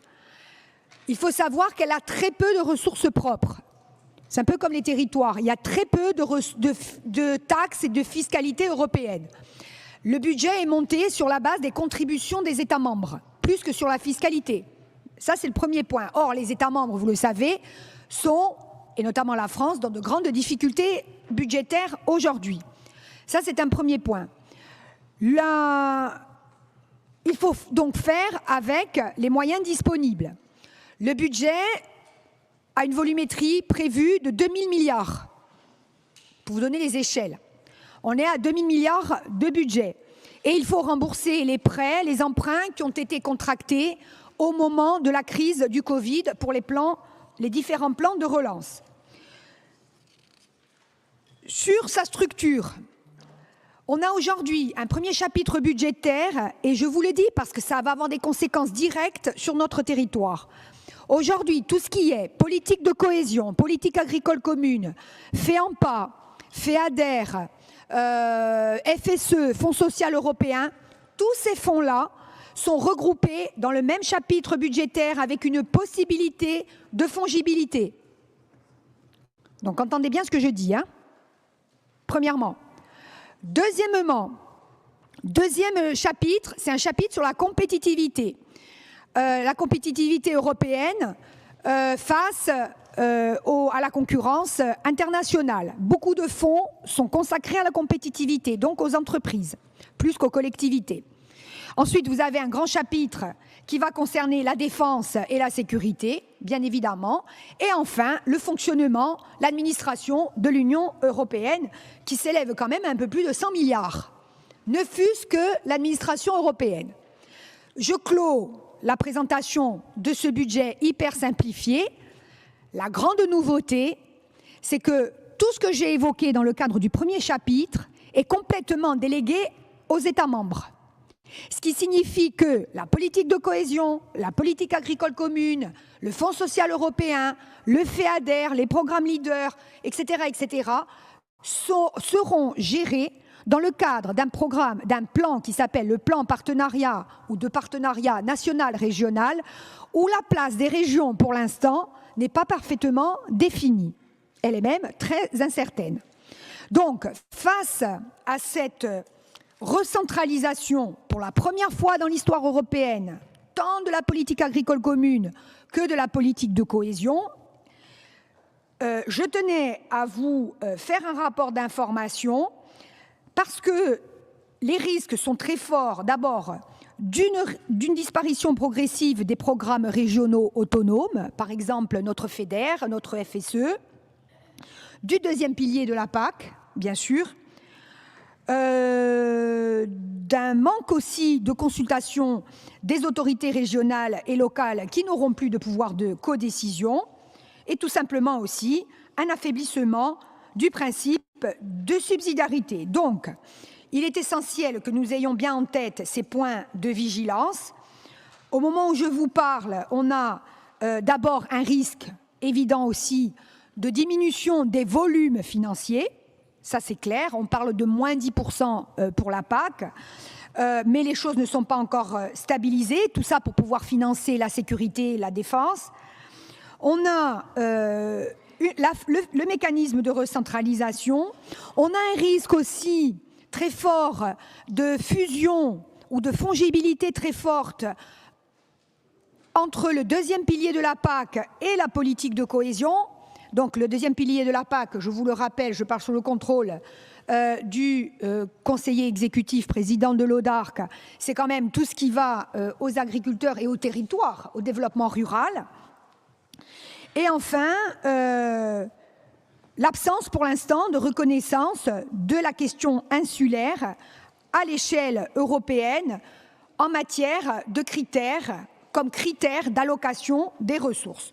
Donc, de ce point de vue-là, aujourd'hui, De mon côté, mais je sais que l'exécutif aussi est mobilisé, nous avons non seulement saisi les autorités nationales, mais également les autorités européennes à travers le rapport que j'ai pu faire, mais aussi dans différents groupes politiques ou réseaux, pour faire en sorte qu'on maintienne une gouvernance à plusieurs niveaux, que l'on intègre le principe de ne pas nuire à la cohésion, et que l'on reconnaisse explicitement le rôle des collectivités régionales et locales comme des autorités de mise en œuvre et de gestion des programmes décentralisés.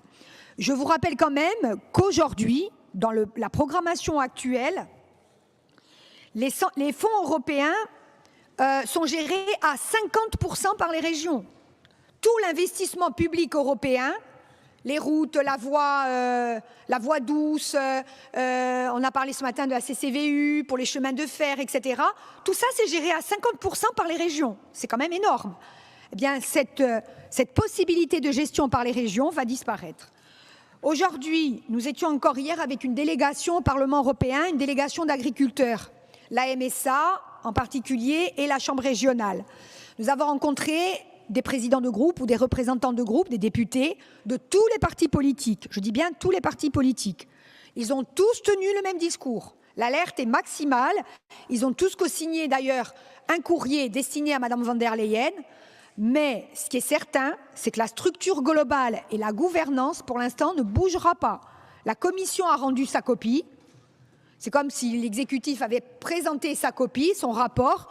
Maintenant, c'est au Parlement, à l'Assemblée délibérante, de modifier la copie et d'agir aussi auprès du Conseil, c'est-à-dire le Conseil de tous les ministres des Affaires étrangères et des chefs d'État.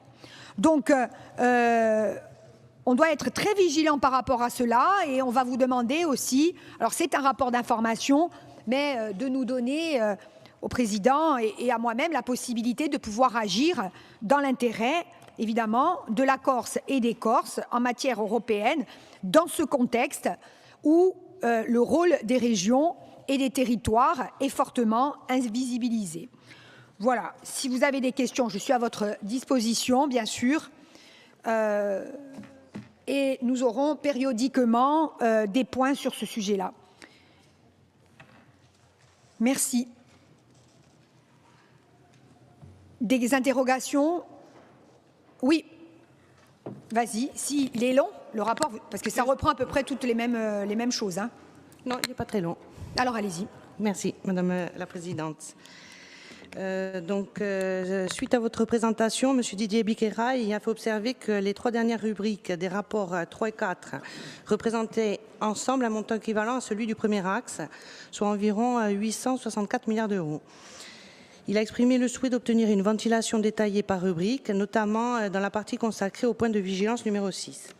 Par ailleurs, il a relevé que les derniers risques identifiés concernent l'éventuelle fongibilité entre le 2e pilier de la PAC et la politique de cohésion et a souligné que le rapport n'entrait pas dans le détail de cette évolution possible. Sur ce point, M. Biqueray a sollicité des précisions sur les orientations actuelles envisagées au niveau européen, ainsi que sur les différences que cela impliquerait par rapport au fonctionnement actuel des politiques agricoles et de cohésion. Madame la Présidente de l'Assemblée a répondu que pour l'heure, aucune information consolidée n'était encore disponible. Les discussions européennes restent très préliminaires, tant en ce qui concerne la volumétrie globale que la ventilation financière. Elle a néanmoins confirmé que la question d'une fusion potentielle du 2e pilier de la PAC avec la politique de cohésion avait effectivement été évoquée lors de plusieurs réunions consacrées au budget européen. Elle a insisté sur le fait que, même si cette fusion pouvait présenter une certaine cohérence dans des régions entièrement rurales, où les politiques agricoles et la cohésion pouvaient se compléter, elle serait loin d'être adaptée à tous les territoires et en particulier à la Corse. Elle a par ailleurs attiré l'attention sur le risque réel et non négligeable que représente une telle évolution. Elle a rappelé la nécessité absolue que les régions conservent leur capacité de décision, tant dans la conception que dans la gouvernance des dispositifs à venir. Elle a souligné que les territoires devront se mobiliser fortement, notamment en raison de l'absence des parlementaires européens, en l'absence de parlementaires européens corses, ce qui imposait de s'appuyer davantage sur les réseaux institutionnels et politiques existants. Monsieur Paul-Joseph Kaïtou-Koli, président de la Commission, a complété les propos de Madame la Présidente en insistant sur les conséquences concrètes que pourrait avoir une telle réorganisation des financements européens. Il a évoqué notamment le risque d'accentuation de la fracture territoriale, particulièrement dans les îles, où les dispositifs actuels de soutien jouent un rôle majeur. Il a rappelé également que certains programmes, tels que LEADER ou Interreg, semblaient déjà fragilisés et pourraient être menacés à terme. Dans cette perspective, il a insisté sur la nécessité d'associer pleinement les corps intermédiaires. Il a proposé par ailleurs que cette réflexion soit présentée devant la Chambre des territoires afin de sensibiliser l'ensemble des intercommunalités rurales, mais également urbaines et périurbaines. Monsieur Paul-Joseph Kaïtou-Koli a souligné également l'importance de renforcer l'armature territoriale, notamment en favorisant la mise en place de projets de territoire structurants et d'instances de type groupe d'action locale, GAL, indispensables pour répondre durablement aux défis posés par la réorientation possible de la politique européenne. Enfin, il a rappelé qu'une motion sera proposée durant la session de novembre visant à donner un mandat au président du Conseil exécutif et à la présidente de l'Assemblée de Corse pour poursuivre un travail de lobbying actif et tenter d'infléchir les orientations européennes. Il a appelé à une position la plus consensuelle possible sur ce sujet, soulignant qu'une centralisation excessive des fonds européens pourrait conduire à une logique se rapprochant d'un contrat de plan imposé au détriment de la subsidiarité. La présidente de l'Assemblée de Corse s'est dite d'accord concernant la comparaison avec la notion de contrat de plan et a réaffirmé sa volonté de tenir l'Assemblée informée de toute évolution, même provisoire, concernant la ventilation financière. Elle a souligné la nécessité d'anticiper et de ne pas attendre que le budget européen soit voté pour réagir, plaidant pour une stratégie d'influence structurée auprès des institutions européennes. Enfin, elle a rappelé que le travail technique nécessaire ne pourra être mené efficacement qu'en étroite collaboration avec les organisations professionnelles, notamment du monde agricole et de la pêche. La Commission a pris acte de la présentation du rapport d'information. Merci. Merci. Donc, est-ce qu'il y a des questions? Oui. Juste une petite remarque et un compliment. Je pense que le travail que vous faites au niveau européen a déjà porté ses fruits, puisque ce matin, on parlait, à la suite d'une question orale, de la CCVU. Je tiens quand même à préciser que la CCVU, l'extension sur la Balagne, n'était pas prévue au PEI, et c'est vous, Madame la Présidente, à l'époque, qui avez trouvé les financements pour compléter cette installation aujourd'hui qui est en fonction actuellement sur la Balagne. Donc je voulais quand même préciser ce petit élément. Oui, vous faites un travail considérable, vous faites du lobbying, oui, vous réussissez. Et pour la boutade, personne n'aurait parié qu'il y aurait cette fameuse comment centraliser voie unique sur la Balagne. Elle y est. Et c'est de votre fait, puisque les financements, c'est vous qui les avez trouvés à l'époque à l'Europe. Donc tout ce travail a déjà payé et je suis sûr qu'il va continuer, puisque dans des projets européens qu'on a en commun avec le CIS et sur un certain nombre de projets, les drones bombardiers d'eau, vous êtes aussi un partenaire, vous faites aussi du lobbying et ça nous permet aussi d'avoir ces financements-là. Donc encore une fois, je voulais vous féliciter. Merci. Y a-t-il d'autres interventions? Oui, je vous en prie. Merci Madame la Présidente. Bon, comme vous l'avez, d'abord vous nous avez bien expliqué en commission les tenants, les aboutissants. C'est pas forcément de bonnes nouvelles, mais à un moment donné, il faut porter la voix de ce que vous avez vécu au sein de vos déplacements. Bon, le cadre financier pluriannuel qui régit le budget européen, donc vous l'avez dit, les conditions d'accompagnement pour 7 ans arrivent à son terme en 2027. Il est important de s'y pencher, surtout que le premier axe, celui relatif à la prospérité, durabilité, sécurité, regroupe la politique de cohésion, FEDER, FSE, la PAC, la FEAMPA, le Fonds social pour le climat et représente 865 milliards d'euros, sur la moitié du CFP, sur la période. Et l'engagement de l'Europe en Corse relève presque intégralement de cet axe. Vous relevez à juste titre un problème de forme, et c'est l'objet de la motion déposée par votre groupe. 14 fonds européens territoriaux seraient intégrés dans des plans de partenariat nationaux et régionaux pour avoir un cadre unique et un instrument de planification des investissements. Cette nouvelle organisation en PPNR constitue, c'est vrai, un risque de centralisation nationale des programmes et fonds européens. La CDC étant autorité de gestion pour le FEDER et le FSE ou organisme intermédiaire pour le FEAMPA, a l'habitude d'être dans une relation directe et il faut espérer que la Commission européenne, sensibilisée à cet effet, revienne sur ce point. C'est tout l'objet de la motion visant à appuyer la levée de bouclier et la demande de rétropédalage sur ces plans de partenariat. Et il faut rappeler quand même que nous sommes engagés dans un processus d'autonomie pour avoir plus de moyens et agir directement. J'ajoute quand même un point de vigilance, les éventuels dégagements d'office. Nous en avons déjà parlé il y a quelques mois en arrière.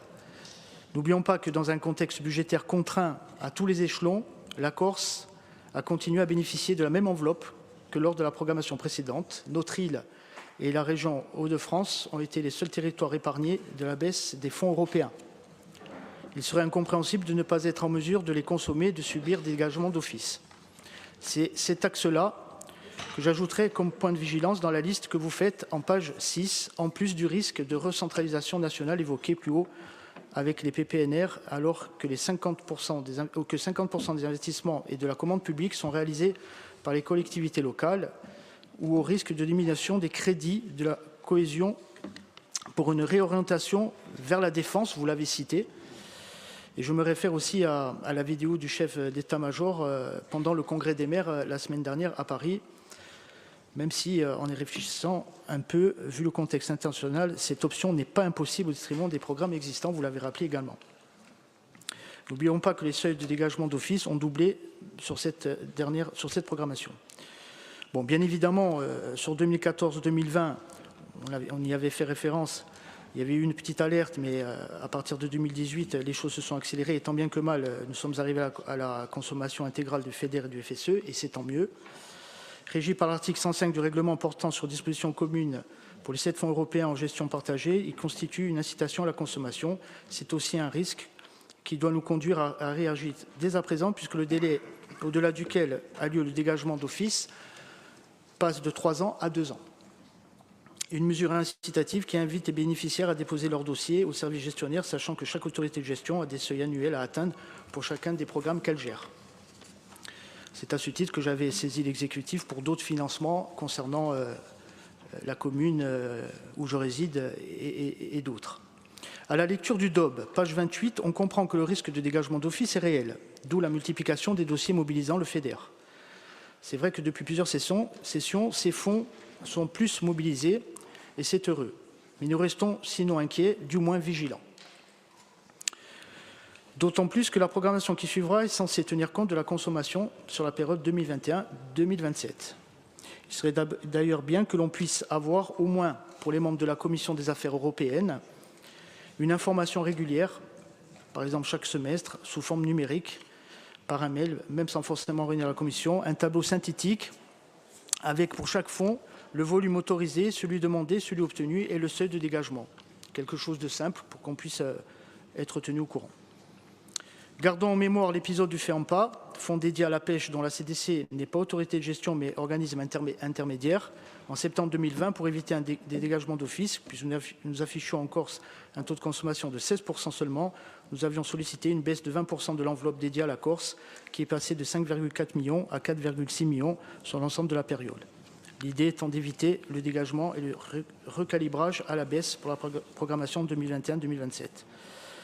Voilà, écoutez, c'est un rapport intéressant, mais qui demeure quand même inquiétant. Il va falloir ferrailler au niveau de l'Europe, donc j'espère que nous serons entendus. Merci. Merci. D'autres interventions? Oui, Paul Jo. Oui, Madame la Présidente, merci. Je ne vais pas revenir sur tous les points qui ont été évoqués au niveau technique et au niveau des mécanismes. Je crois que c'est vraiment, on s'attaque là au fondement du traité sur le fonctionnement de l'Union européenne et au principe de subsidiarité. Et quand on voit au niveau politique, c'est très grave, quand on voit la montée des extrêmes dans tous les pays européens, ce repli sur soi, et ces éléments ne peuvent que porter encore plus de défiance vis-à-vis de la construction européenne et vis-à-vis des démarches qui ont été menées. Je dois rappeler que les programmes Interreg et les programmes Leader créés dans les années 90 ont été créés justement pour que l'ensemble des peuples ou des communautés d'Europe puissent échanger, construire, que ce soit au niveau des institutions locales, mais aussi au niveau des entrepreneurs et au niveau de cette communauté européenne pour pouvoir consolider cette construction par le bas.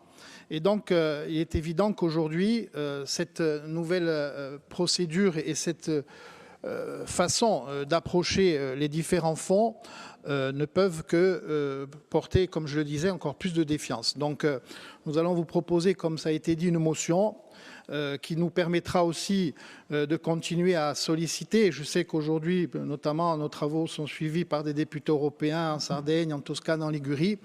Donc, faire ce lobbying important pour que l'on puisse sortir par le haut et ne pas matérialiser ce point. Le dernier point que je voulais aborder, on évoque la guerre en Ukraine, on évoque certains éléments pour justifier de cette réorganisation.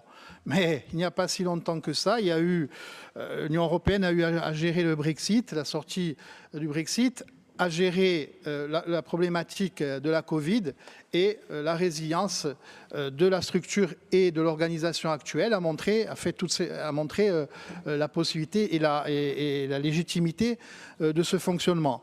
Et pour terminer, ce qui a été dit dans le rapport aussi, c'est que pour créer ces anticorps-là, il faut à tout prix que l'on réussisse la programmation Leader qui permet à travers un de ces volets la coopération avec les autres territoires européens et avoir, et j'insiste là-dessus, des projets de territoire sur notre île de façon à ce que l'on puisse montrer, à travers notamment ce que l'on fera au niveau de la Chambre des territoires, montrer l'impact qu'ont ces politiques publiques européennes, ce que souvent nos concitoyens ont peut-être du mal à appréhender, et continuer à travailler avec l'Europe en Corse, qui est aussi un projet de sensibilisation auprès des jeunes publics, ce que nous ne manquerons pas de faire. Voilà, je vous remercie.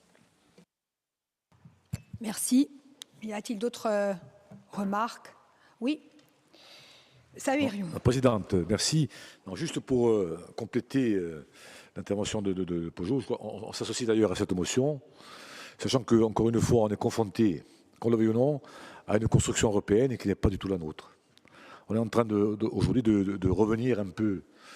J'ai des souvenirs de Max Simeone de l'année 1989, avec la genèse, vous vous rappelez, hein, pour arriver jusqu'à l'ALE, donc à cette alliance libre européenne, où il y avait donc cette vision, et là je prends un témoin la présidente qui connaît bien cette aventure-là, hein, cette aventure d'il y a quelques années, je ne dis pas décennies, hein, je dis quelques années, mais simplement, donc, on s'associe à cette motion et finalement, je crois qu'on est encore confronté à un problème qui finalement nous renvoie à nos fondamentaux et à notre combat de toujours. Merci. Oui. Romain Colonne. Merci Madame la Présidente. Simplement pour dire... m'inscrire un petit peu dans les pas de Hyacinthe et de ce qu'ont dit les autres orateurs. Vous féliciter pour votre activisme en la matière, mais je voudrais aussi l'inscrire dans un cadre plus général, alors qui peut, a priori, ne pas avoir grand-chose à voir avec le contrat financier pluriannuel, mais quand même, c'est qu'aujourd'hui, notre famille politique, mais je dirais pour toute autre famille politique, fait un certain nombre de... pourcentage en Corse à différentes élections, et notamment celles territoriales. Et pourtant, le mode de scrutin actuel ne permet guère à la Corse d'être représentée par des députés européens, parce que c'est un scrutin de liste et les intérêts continentaux, d'un point de vue électoral, ne regardent que très peu la Corse. Et donc, si nous arrivons à nouer des alliances politiques très fortes, mais qui supposent des compromis extrêmement importants, on peut espérer, ça a déjà été le cas, et ça a été évoqué avec Maximione et d'autres, je pensais bien évidemment à François Alphonse ici, ça peut déboucher sur un représentant corse au Parlement européen, mais c'est quelque chose qui reste très aléatoire. Et la preuve en est, c'est qu'aujourd'hui, quelle que soit la famille politique de cet hémicycle, quelle que soit la couleur politique de cet hémicycle, il n'y a pas de représentant au Parlement européen. Et je le dis très franchement, c'est fort dommageable. Pourquoi je vous félicite, Madame la Présidente, c'est que je dis c'est fort dommageable, mais c'est anormal, c'est une anormalité. Et à un moment donné, je ne sais pas comment, je ne sais pas dans quel cadre, mais on ne peut pas rester en la matière, d'autant que ceux qui seraient favorisés, et vraiment, chers collègues, je le dis dans ma bouche, il n'y a strictement aucune animosité, ça serait les représentants qui seraient adossés aux partis nationaux qui pourraient nouer des alliances, et certains ne sont pas représentés dans cet hémicycle. Mais nous, aujourd'hui, la famille nationale, c'est 70% de l'électorat de cet hémicycle, et on n'a pas de représentants au Parlement européen, donc ce qui crée un déséquilibre démocratique et en termes de représentativité qui est anormal. Pourquoi je vous dis ça, Madame la Présidente? J'ai commencé pour vous dire que je m'inscrivais dans les pas de mon collègue Hyacinthe Vagne, qui vous félicitait, parce que vous compensez avec l'exécutif, et c'est très régulièrement le cas, et vous, dans le cadre du comité des régions et à la tête du comité des îles, par un activisme européen qui porte ses fruits, Hyacinthe le disait, mais qui, pour X raisons, pourrait être demain affaibli, amoindri, en tout cas ne pas s'inscrire dans vos pas. Donc moi, je pense que ce caractère aléatoire pour défendre les intérêts de la Corse, il peut pas être suspendu au bon vouloir de Paris demain en termes, ou d'un scrutin de liste en termes d'élection au niveau européen. Donc ça, il faut vraiment qu'on l'ait collectivement en tête pour qu'on puisse modifier ça. Vous dire, c'est bien heureux que vous meniez tous ces combats. On vous a vu encore hier à Strasbourg aux côtés d'une délégation d'agriculteurs. Vous dire que bien évidemment on accueille favorablement ce rapport, même si c'est un rapport d'information, et mon collègue Paul-Joseph Caïtou, comme il l'a dit, demain il y aura donc cette motion déposée et Paul-Joseph la défendra. Terminer en vous disant, Madame la Présidente, vous l'évoquez dans le rapport d'information, moi il y a un point qui me semble central, c'est notamment, et on en parle dans notre motion, c'est la nécessité d'intégrer explicitement l'insularité à l'article 174 concernant du traité de fonctionnement de l'Union européenne concernant la Corse. L'insularité, ça a été une des portes d'entrée dans le processus d'autonomie avec le gouvernement français, ce qui justifie en grande partie, pas que, mais en grande partie qu'on demande tout un certain nombre d'avancées pour la Corse. Il ne faudrait pas que ce que l'on s'apprête peut-être à faire avec le gouvernement français reste bloqué au niveau européen. Moi, je pense qu'il faut qu'il y ait une cohérence globale, et notamment parce que ça a des incidences financières énormes, on le voit bien. Donc voilà, je m'arrête là-dessus. C'était les deux points, à la fois l'article 174 et notre représentativité au niveau corse qui concerne tout cet hémicycle, sur lesquels je voulais non pas vous interroger, Madame la Présidente, mais en tout cas vous interpeller au regard de ce rapport. Merci. Merci beaucoup. D'autres interventions? Non. Donc, je vais rapidement, je commencerai par la fin, suite aux remarques de Romain Colonne. C'était le sens de la démarche hier des agriculteurs, mais on devrait renouveler l'expérience, je dirais, la stratégie avec d'autres corps constitués. Nous n'avons pas de députés européens. Il n'y a personne à Bruxelles pour nous défendre. Et il y a tellement aujourd'hui de tensions sur tous les sujets qu'il n'y a personne qui pensera à nous. Donc, nous avons évidemment les uns et les autres des relais. Et hier, d'ailleurs, nous sommes allés présenter la situation de la Corse et de l'agriculture corse en particulier à tous les groupes politiques. Je dis bien à tous les groupes politiques. Et d'ailleurs, nous avons été reçus très correctement par tout le monde. Et on voit bien qu'il y a un effort d'explication à faire. Il faut bien leur expliquer que la Corse est une île et qu'il y a discontinuité géographique et rien ne se passe comme ailleurs. En termes de concurrence, d'aide d'État, on le sait, nous on a la DSP, voilà. Donc la délégation de services publics, que l'agriculture corse elle est soumise à des surcoûts aussi, démographique, il y a un vieillissement de la population, qu'il y a une précarité importante, etc., etc. Donc, il faut absolument faire ces démarches-là.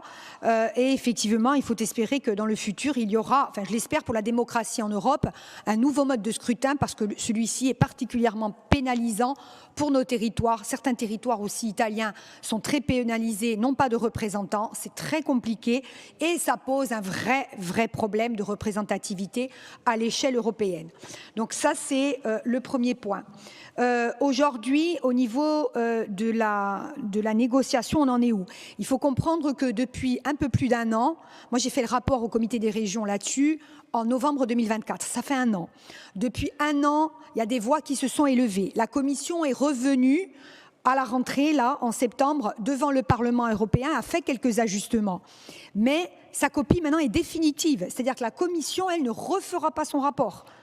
Maintenant, tout le travail est au Parlement.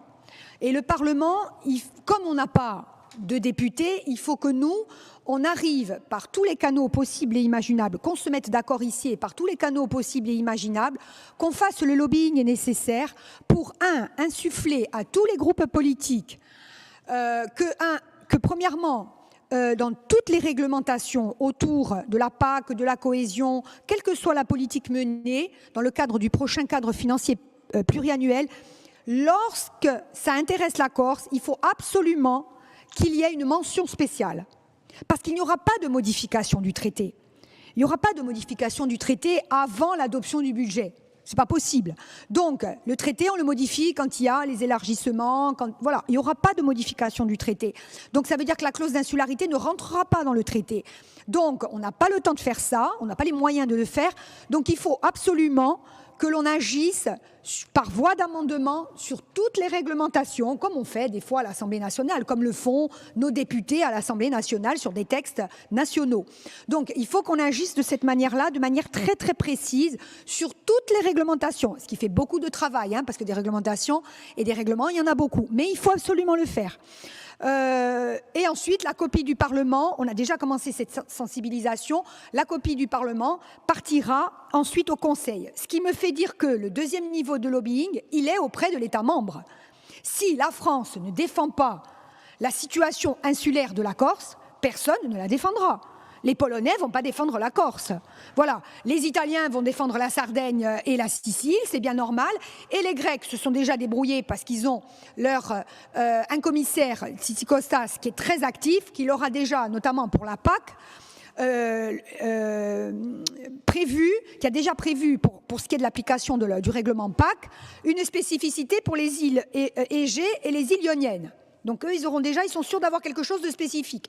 Donc nous, il faut qu'on passe par l'État membre pour qu'ils nous défendent. Je pense que les arguments, on les a. Nous le ferons, et je pense que l'exécutif s'engagera là-dessus, de manière très forte, au regard de notre singularité. Ça passe également par, évidemment, la réflexion sur l'autonomie, à un moment donné.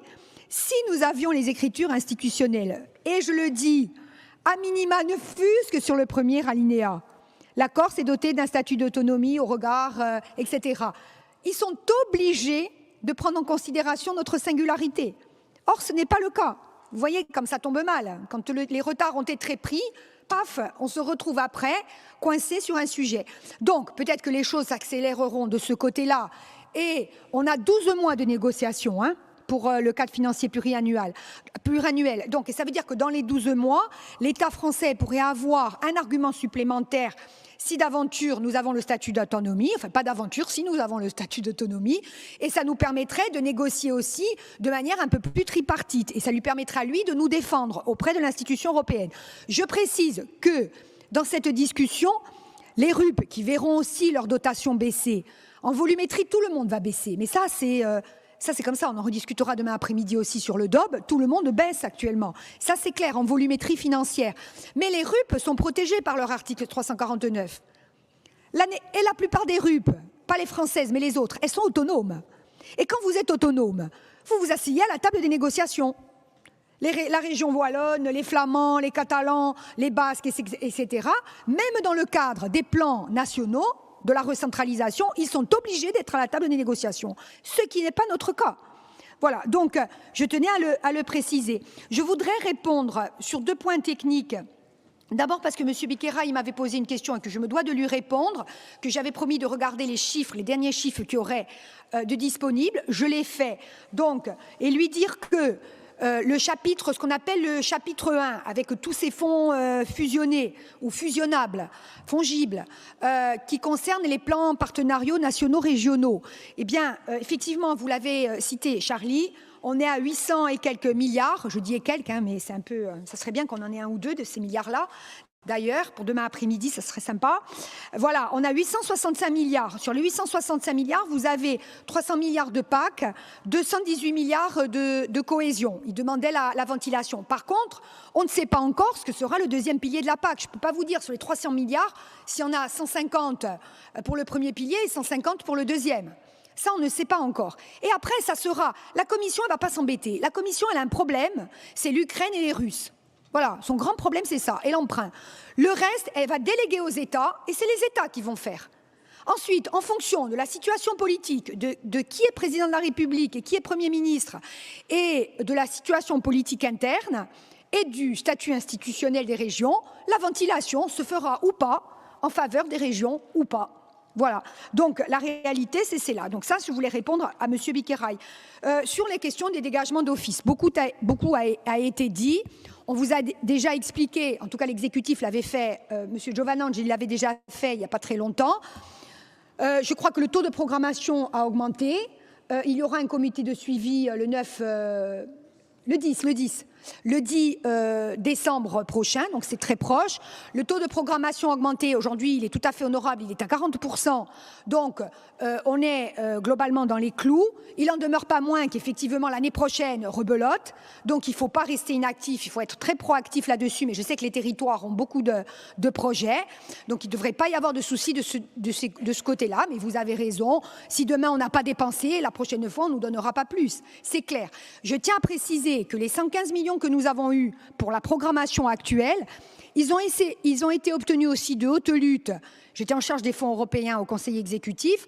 Dans une négociation avec les autres régions de France, Xavier Bertrand pour les Hauts-de-France et nous nous étions battus pour une dotation par tête beaucoup plus élevée au regard de la précarité de la population. C'est la précarité qui a joué, et même on a eu un peu plus que Région de France, je crois que c'était 50 € par tête. Je suis désolée, c'est du marchand de tapis, mais ça se passe comme ça après. Hein. Après, c'est 25 € par tête, 15 € par tête, 50 € par tête. Plus vous avez de contraintes et plus l'enveloppe, elle augmente. C'est pas évident que ça se passe comme ça la prochaine fois. Je le répète. Hein. Voilà. Je termine sur ce qu'a dit Paul Jo. Oui, aujourd'hui, c'est un retour en arrière. Indiscutablement. Là, on a un coup de retour en arrière qui est absolument terrible. Ça va être dur pour nous, ça va être dur dans des régions, dans les pays très centralisés, pour les territoires, parce que les États ont besoin d'argent et que donc, ils veulent récupérer par le biais du cadre financier pluriannuel les dotations qu'eux ont données déjà en tant que contributeurs. Et le plus gros contributeur, c'est la France et la Pologne, en l'occurrence, parce que vous donnez au budget européen en fonction de votre niveau de population, l'importance de votre population. Voilà, en tout cas, on vous informera régulièrement des évolutions. Mais je pense qu'il faut rester vraiment mobilisé avec l'ensemble aussi des acteurs du territoire, parce que, par exemple, les agriculteurs ont des réseaux, les gens de la culture, tous les partis politiques. Je pense qu'il faut vraiment qu'on se coordonne, et sous l'égide évidemment de l'exécutif, pour faire entendre nos voix auprès de ceux qui vont voter le budget européen et qui vont décider des clés de répartition. Merci beaucoup. Président, est-ce que vous souhaitez intervenir, ou Gilles Giovanangi, je ne sais pas. Bon, je vais dire deux mots. Peut-être Gilles Giovanangi, en charge du budget, complétera notamment sur les taux de consommation des crédits européens, puisque c'était un point d'inquiétude et de vigilance. Vous avez rappelé que de ce côté-là, on a beaucoup progressé. Je remercie bien sûr le Conseil exécutif et l'ensemble des services. Mais avant de venir là-dessus, je dirais que votre rapport d'information vient à son heure, Madame la Présidente, parce qu'il doit nous rappeler que nous devons nous mobiliser collectivement. J'ai entendu Xavier Lugiani qui, par avance, annonçait que son groupe, sur le principe, voterait la motion qui fait écho à ce rapport d'information. je crois vraiment que nous devons prendre conscience des risques qui pèsent aujourd'hui sur les politiques européennes, à titre principal la politique européenne de cohésion et la politique agricole commune, notamment en ce qui concerne la Corse. Parce que ce qui est en train de se jouer largement en dehors de nous et quelquefois sans nous risque de nous impacter de façon très directe. Moi, je voudrais à mon tour rendre hommage à l'action que vous menez en tant que présidente membre du comité des régions, présidente de la commission des îles au sein de la CRPM. Vous avez également été élue concernant les questions méditerranéennes très récemment.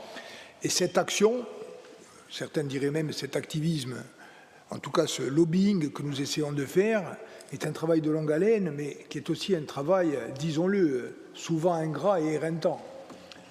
Ce matin, je répondais notamment à Cathy Cognetti, à Romain Colonne et Xavier Lugiani en rappelant que pour les carburants, nous avons commencé en 2018 à sensibiliser les gouvernements successifs, y compris à travers 2 délibérations, dont une votée à l'unanimité, demandant des modifications législatives et réglementaires. Il n'y a jamais eu de suite. Sur la question des critères en matière de zone blanche concernant la téléphonie mobile, on continue de nous appliquer des critères nationaux qui ne peuvent pas correspondre à la réalité de la Corse. Les seuils qui sont arrêtés pour définir le caractère prioritaire des interventions, c'est des seuils en volumétrie que nous ne pouvons pas atteindre. Et là aussi, nous avons multiplié les diligences pour faire évoluer une réglementation qui, à l'évidence, ne correspond pas à notre réalité. Nous n'avons pas réussi. Troisième exemple, et celui-là en relation avec notre dossier, l'intervention de Romain Colonne sur l'absence de la Corse au Parlement européen. Il y a eu des députés européens, je pense notamment bien sûr François Mousse et d'autres, Jean Bagione qui a été député européen, Max, Simeone, François Alphonse. Mais la Corse en tant que telle n'est pas représentée. Et donc nous sommes en permanence dépendants d'une place sur une liste nationale que nous ne sommes pas sûrs d'avoir. Et je me suis rappelé alors d'une motion à l'époque, nous étions dans l'opposition, Romain, j'y étais en tout cas, je l'avais portée en janvier 2014, sur la modification du mode de scrutin pour que la Corse ait une place garantie au sein du Parlement européen. Alors à l'époque, la droite était absente, la gauche, les communistes s'étaient abstenus, et donc nous avions triomphé par défaut, je dirais. Et la motion était passée et on l'avait présentée à Maryse Lebranchu, qui était au gouvernement à l'époque. Bon, et vous voyez, c'était il y a 12 ans. Bon. Le travail, pour faire reconnaître le travail, l'insularité, on a parlé tout à l'heure, Jean Bagione a été le premier président de la conférence des îles, l'initiative IMEDOC à l'époque, le regretté Claude Olivesi, le travail universitaire. Bon. On est même aujourd'hui adossé à un rapport qui a été présenté par le député européen, président de la commission régionale, Younous Omarjee, qui a été voté quasiment à l'unanimité, et pour l'instant, alors même que l'article 175 du traité de l'Union européenne prévoit des politiques spécifiques, notamment pour les régions insulaires, nous ne réussissons pas à faire transcrire cela. Donc, il faut véritablement continuer de se battre avec la foi du charbonnier, mais dans un contexte qui devient de plus en plus difficile. Et c'est important, au-delà de la discussion technique, quelquefois technocratique, qui est souvent la règle à Bruxelles. Très concrètement, vous l'avez en tête, sur la période de 2021-2027, les crédits européens, ça a été environ 117 millions d'euros, 5,4 millions d'euros pour le FEAMP. Ce qui est en train de se passer aujourd'hui à Bruxelles, c'est à la fois un risque, si la réforme passe en l'état, premièrement, en termes de volumétrie, de diminution globale de l'ensemble des enveloppes consacrées à la Corse, ça c'est la première chose. Deuxièmement, de fongibilité et d'adoption de critères d'attribution d'une enveloppe qui elle-même est déjà réduite sur des critères qui ne sont absolument pas adaptés à notre réalité, y compris en ce qui concerne par exemple la politique agricole commune. Et Dominique Livry, bien sûr, en tant que président de l'ODARC, travaille beaucoup, y compris avec la Chambre d'agriculture. là-dessus. Troisièmement, et ça a été soulevé par Paul Jo, une dénaturation du sens de la construction européenne qui normalement doit reposer sur le principe de subsidiarité et qui aujourd'hui est en train d'aller vers un tête-à-tête entre les institutions communautaires et les États membres, en squeezant complètement l'échelon régional qui avant était privilégié dans le cadre de la mise en œuvre de la politique de cohésion. Et nous sommes d'autant plus victimes de ce mouvement global qu'effectivement, comme ça a été dit, nous sommes un territoire insulaire, donc il y a un besoin renforcé de règles particulières, mais en plus un territoire insulaire qui est le seul pratiquement à ne pas être autonome. Et que tous les autres, qu'ils soient insulaires ou pas, lorsqu'ils sont autonomes, ils sont à la table des discussions. Et nous n'y sommes pas. Donc là, il y a véritablement une menace importante. Alors, est-ce que nous sommes seuls? Non.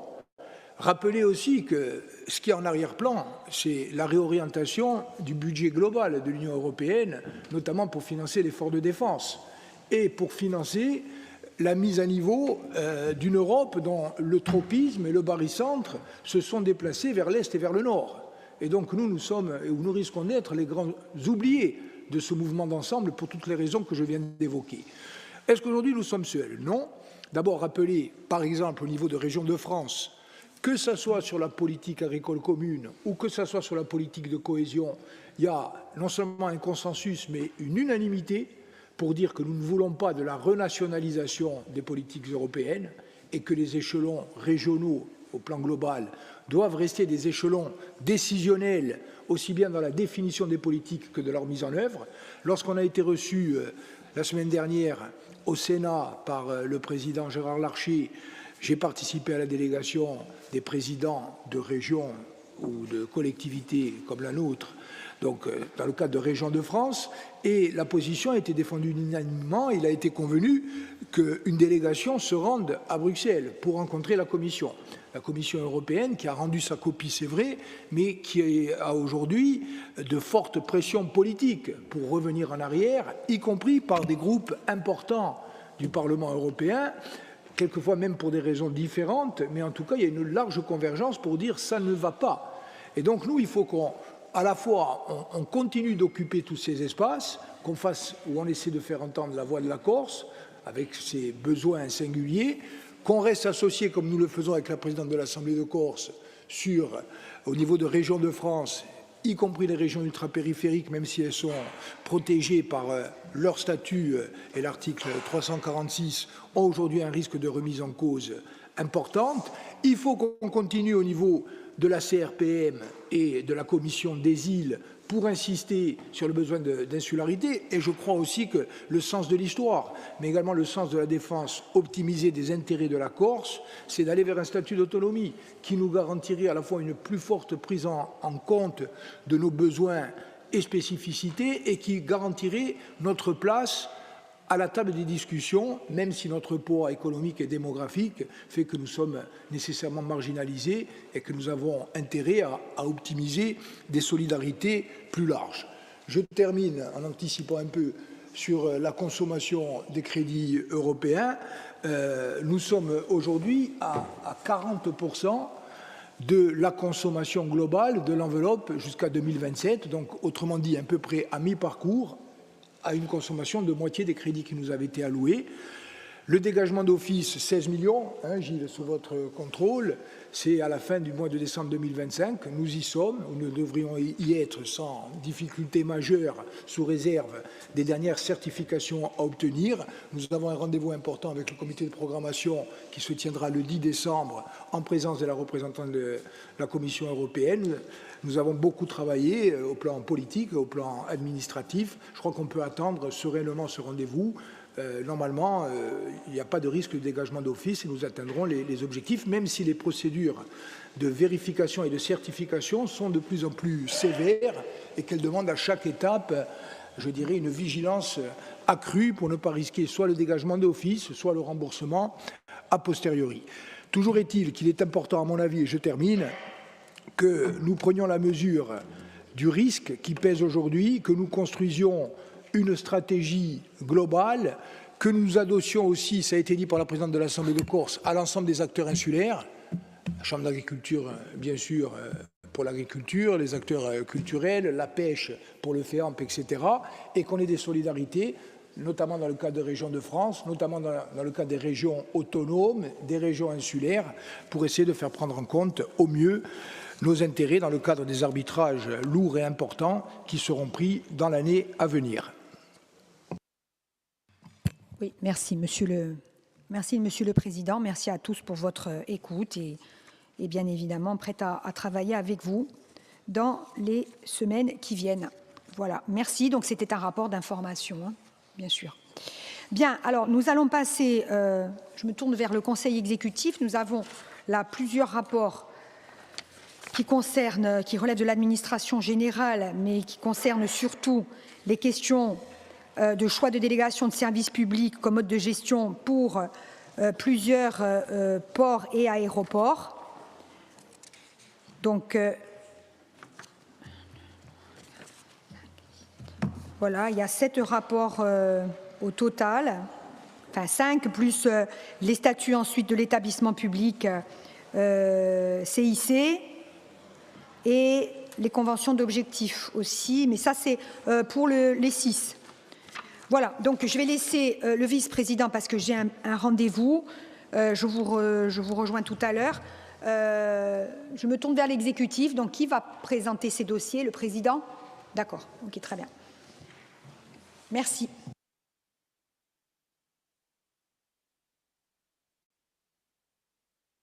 On va commencer, si vous voulez, si vous en êtes d'accord, Monsieur le vice-président, par la présentation des rapports. Peut-être que si vous m'autorisez, je présenterai de façon générique le premier sur le choix de principe de la délégation de services publics comme mode de gestion des aéroports et ports concernés par la fin des concessions au 31 décembre 2025.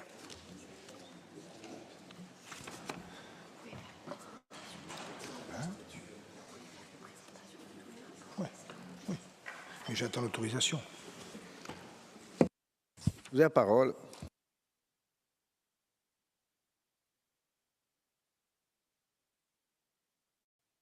Délégation de services publics comme mode de gestion de l'aéroport de Calvi-Sainte-Catherine, étant entendu que les observations et explications que je fournirai dans le cadre de ce rapport valent pour les 4 autres, puisque c'est le même principe qu'il est proposé à l'Assemblée de Corse de retenir et d'appliquer. Je rappelle très brièvement que depuis la loi du 22 janvier 2002, la collectivité territoriale de Corse, à l'époque, s'est vue transférer la propriété et la compétence d'aménagement et d'entretien et de gestion de périmètre des aéroports d'Ajaccio, Bastia, Calvi et Figari, que la collectivité de Corse est venue au droit de l'ancienne collectivité territoriale de Corse et des départements de Haute-Corse et de Corse du Sud, que l'exploitation des aéroports a été confiée dans le cadre d'un contrat de concession de délégation de services publics à la Chambre de commerce et d'industrie de Haute-Corse pour les aéroports du nord de l'île et de Corse du Sud, puis à la CCI au moment de sa régionalisation, que ces contrats sont prévus en ce qui concerne les infrastructures portuaires et aéroportuaires concernées par les 5 rapports qui vous sont soumis pour arriver à expiration au 31 décembre 2025 et que donc nous devons statuer aujourd'hui sur le mode de gestion que nous souhaitons mettre en œuvre au titre de l'exploitation de ces aéroports et ports. Le mode de gestion, c'est celui pour lequel nous nous sommes engagés, battus, notamment depuis l'année dernière, et nous avons acté ensemble le caractère indispensable de maintenir un principe de gestion publique des infrastructures portuaires et aéroportuaires de Corse, la Corse, territoire insulaire, qui a bien sûr le besoin impérieux de garder la main à travers des décisions de la puissance publique sur la gestion de ces portes d'entrée, qu'il s'agisse des ports ou des aéroports. Pour permettre cette gestion publique des ports et aéroports, bien, nous avons milité ensemble pour le rattachement de la CCI de Corse, actuellement établissement public de l'État, à la collectivité de Corse à compter du 1er janvier 2026. L'actuelle CCI de Corse a vocation à devenir un établissement public industriel et commercial rattaché à la collectivité de Corse, et cette évolution statutaire, actée par la loi du 15 juillet 2025, va nous permettre d'attribuer un contrat de concession in-house entre la collectivité de Corse, propriétaire, et l'établissement public à intervenir au 1er janvier, qui sera donc le concessionnaire exploitant.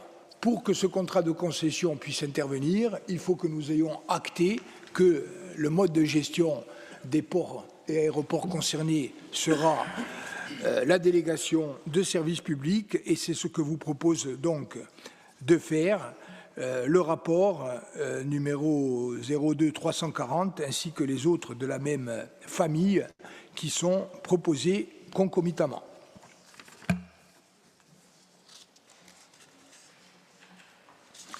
Étant précisé que ce contrat de concession sera donc défini et mis en œuvre dans le cadre de la fameuse quasi-régie à propos de laquelle nous avons si longuement débattu. Très bien, merci. Donc, il faut d'abord voter sur l'urgence. Donc, je vais vous le proposer. Donc, qui est pour l'urgence?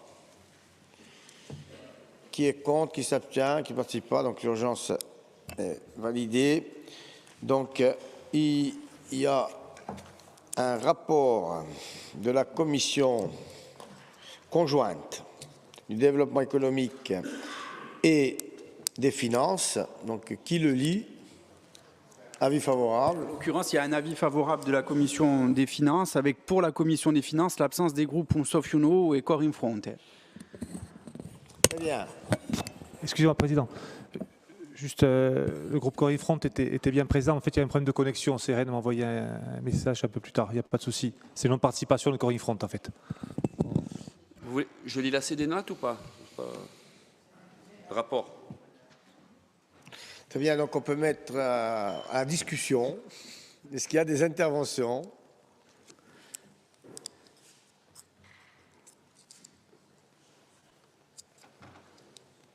Donc s'il n'y a pas d'intervention. Ah, pardon, pour Philippe Benedetti.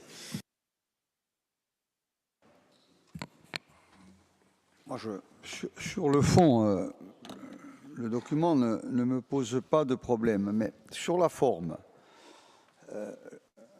le principe de la quasi-régie, c'est de ne pas avoir de DSP.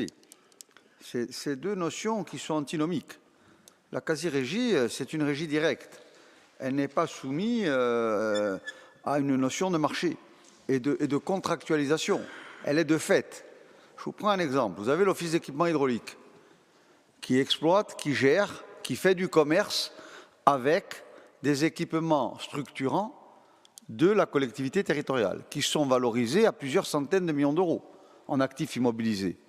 Est-ce qu'il y a eu un jour une délégation de service public pour confier à l'Office d'équipement hydraulique le droit d'exploiter, de gérer et de faire fructifier ou faire profit avec les ouvrages de la collectivité territoriale? Non. Ça a été contesté par un opérateur économique privé de renom, une multinationale qui s'appelle Veolia, et ça a été tranché en Cour européenne, que c'était un contrat in-house qui était dispensé de procédures d'adjudication publique. Donc moi, je ne vous suis pas là. Je demande à ce qu'il y ait une vraie expertise. Parce que qui sous-entend qu'on va faire des SP, on met le pied là où il ne faut pas. On est de droit sur une régie directe et elle n'a pas besoin d'être, à mon sens, en tout cas, de ce que je porte en ayant l'actif de ce dont je vous porte à connaissance. On est sur des contrats de fait qui sont unilatéraux et qui sont simples.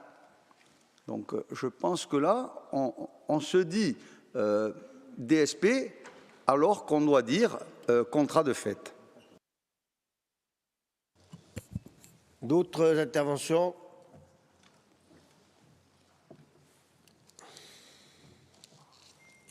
Non.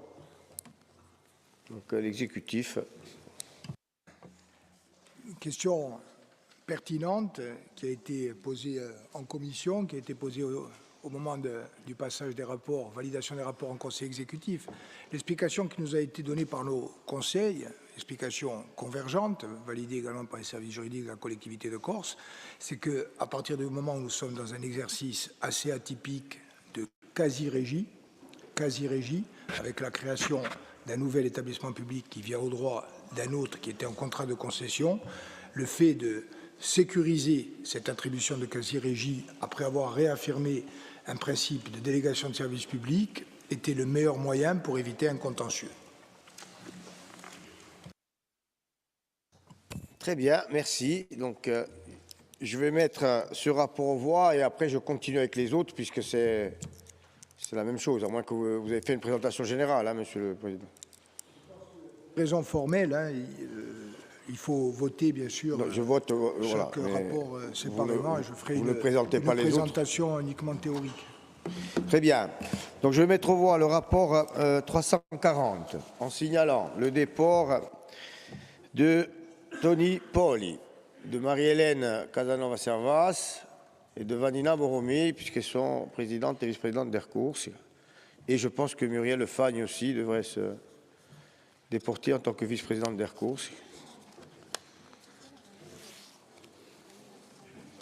Donc même nous, on est prudents des fois sans l'avis du déontologue. Donc, qui est contre? Qui s'abstient? Qui est pour? Donc, on passe au rapport 341, qui est la délégation de service public pour la gestion du port de commerce de Bastia. Qui est contre? Chaque fois, si vous voulez l'urgence, il ne faut pas signaler les déports. Il vote de la commission, pas de dépôt et vote. D'accord. Donc, il faut voter l'urgence sur 341. Qui est pour? Qui s'abstient? Qui ne participe pas? Qui est contre? Donc, l'urgence est adoptée. Les déports sont les mêmes que pour le rapport 340. Donc, je mets aux voix le rapport 341. Qui est contre? Qui s'abstient? Qui ne participe pas? Qui est pour? Ingratiable. On passe au rapport 342. Donc, c'est Figari. On vote urgence. Qui est pour? Qui est contre? Qui s'abstient? Qui ne participe pas? L'urgence est retenue. Je mets le rapport aux voix. Qui est contre? Qui s'abstient? Qui ne participe pas? Qui est pour? Le rapport 342 est adopté. On passe au rapport 343 sur Bastia-Porrette. Donc, je mets aux voix l'urgence. Qui est pour? Qui est contre? Qui s'abstient? Qui ne participe pas? Donc, l'urgence est validée. Je vais mettre aux voix le rapport 343 avec les déports toujours les mêmes. Donc, qui est contre? Qui s'abstient? Qui ne participe pas? Qui est pour? Le rapport 343 est validé. Donc, on passe au rapport 344. Ajaccio, Napoléon Bonaparte. Donc, je mets l'urgence de ce rapport aux voix. Qui est pour l'urgence? Qui est contre? Qui ne participe pas? Qui s'abstient? Donc, le rapport est adopté. Donc, je mets le rapport 344 aux voix. Qui est contre? Qui s'abstient? Qui ne participe pas? Qui est pour? Donc, le rapport est adopté.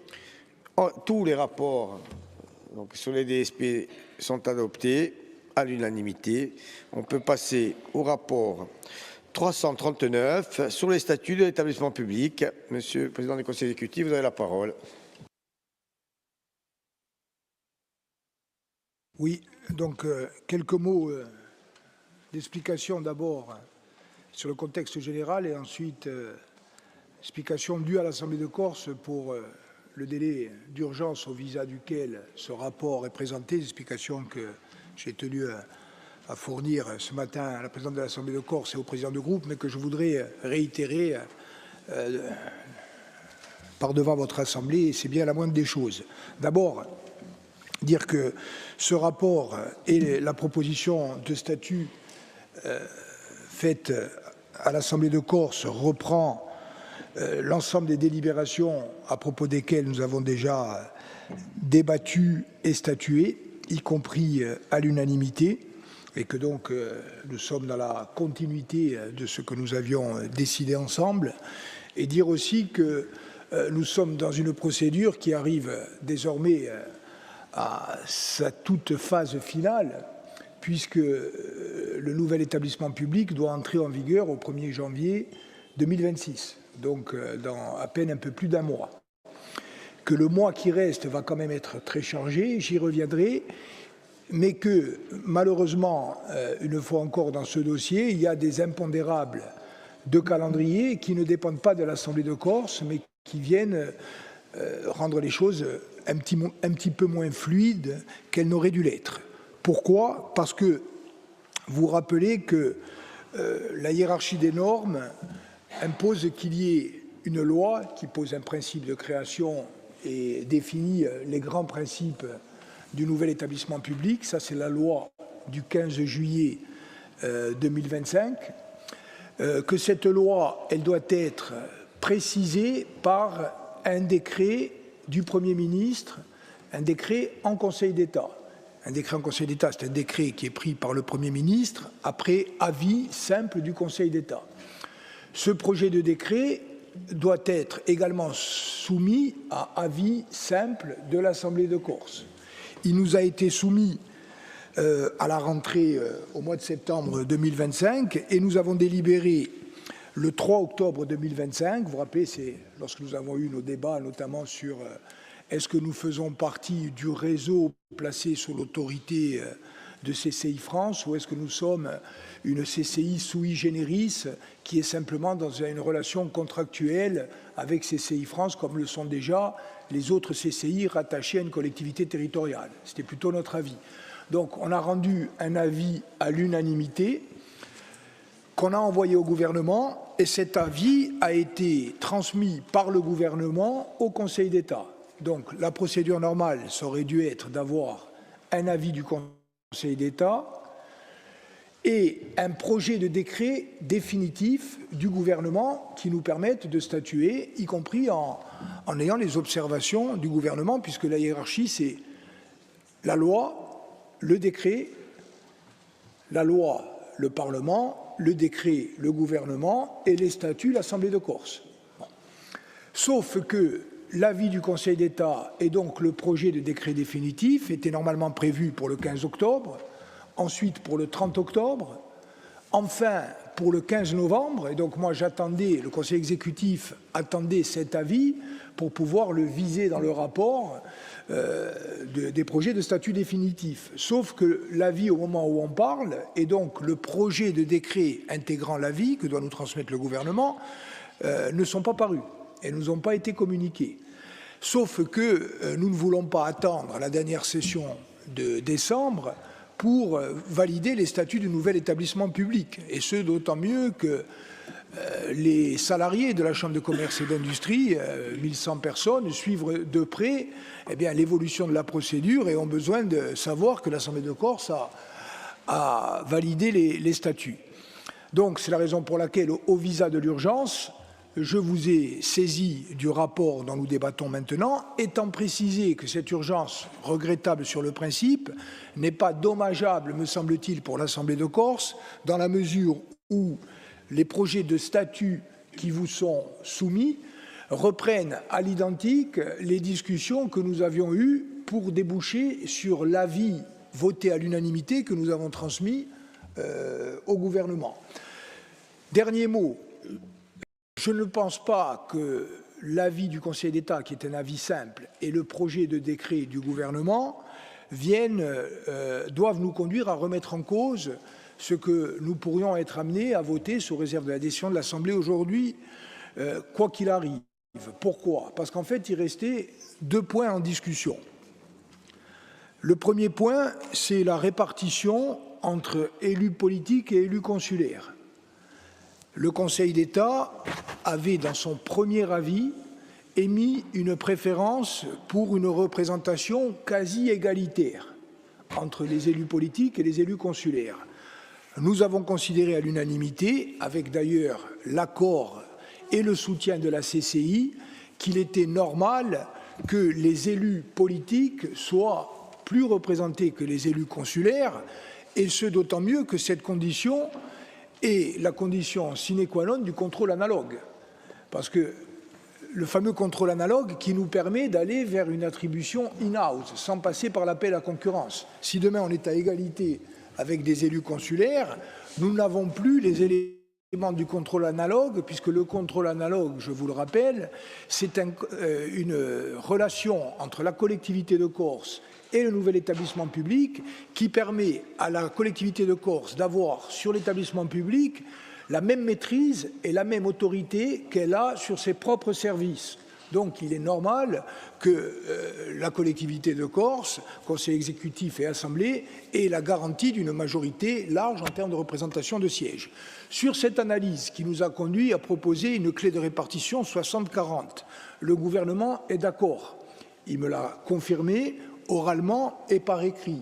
Et donc, même si le Conseil d'État devait réitérer sa préférence pour une approche plus égalitaire, le gouvernement s'est engagé à maintenir la clé de répartition à 60-40. Ça, c'était le premier point qui restait en discussion. Le deuxième point, c'est la question de l'appartenance ou pas au réseau CCI qui conditionne, je vous le rappelle, la répartition de la taxe pour frais de chambre.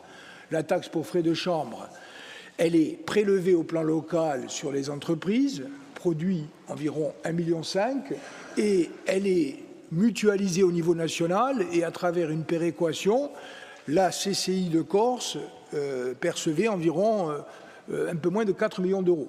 Donc il y a un différentiel entre ce que nous percevons sur place qui nous est redistribué de 2,5 millions.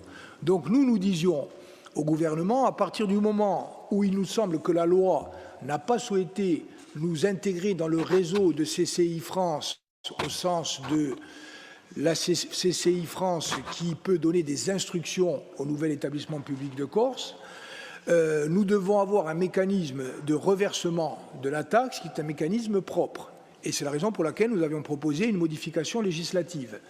Ce qu'a dit le gouvernement, c'est que soit le Conseil d'État est d'accord avec notre analyse, et à ce moment-là, il proposera un amendement dans la loi de finances, soit le Conseil d'État reprend à son compte l'analyse du gouvernement, et le gouvernement nous a dit « nous sommes d'accord pour faire évoluer la situation, et ce que nous vous garantissons, c'est que dans la loi de finances de 2026, qui va être débattue et arrêtée normalement, vous aurez le même montant que les 4 millions qu'il y avait auparavant, le temps que nous rediscutions.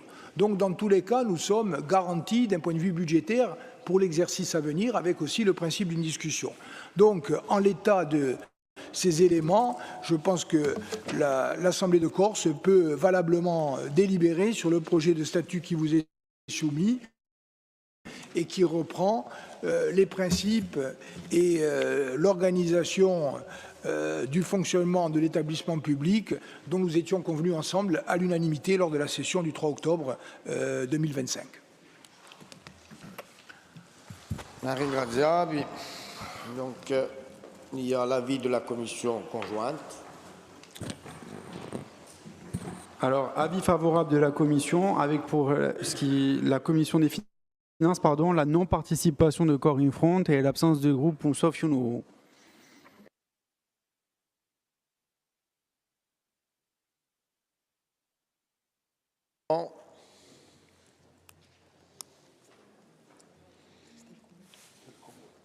Oui, Combette. Monsieur le Président, alors le projet de statut qui nous est soumis aujourd'hui mérite quand même une analyse bien au-delà des considérations et des étiquettes politiques de chacun. Alors, je vous ai bien entendu, Monsieur le Président, j'ai bien entendu vos justifications, mais je reste quand même constante dans mes idées. Je pense que vous l'avez compris depuis le temps.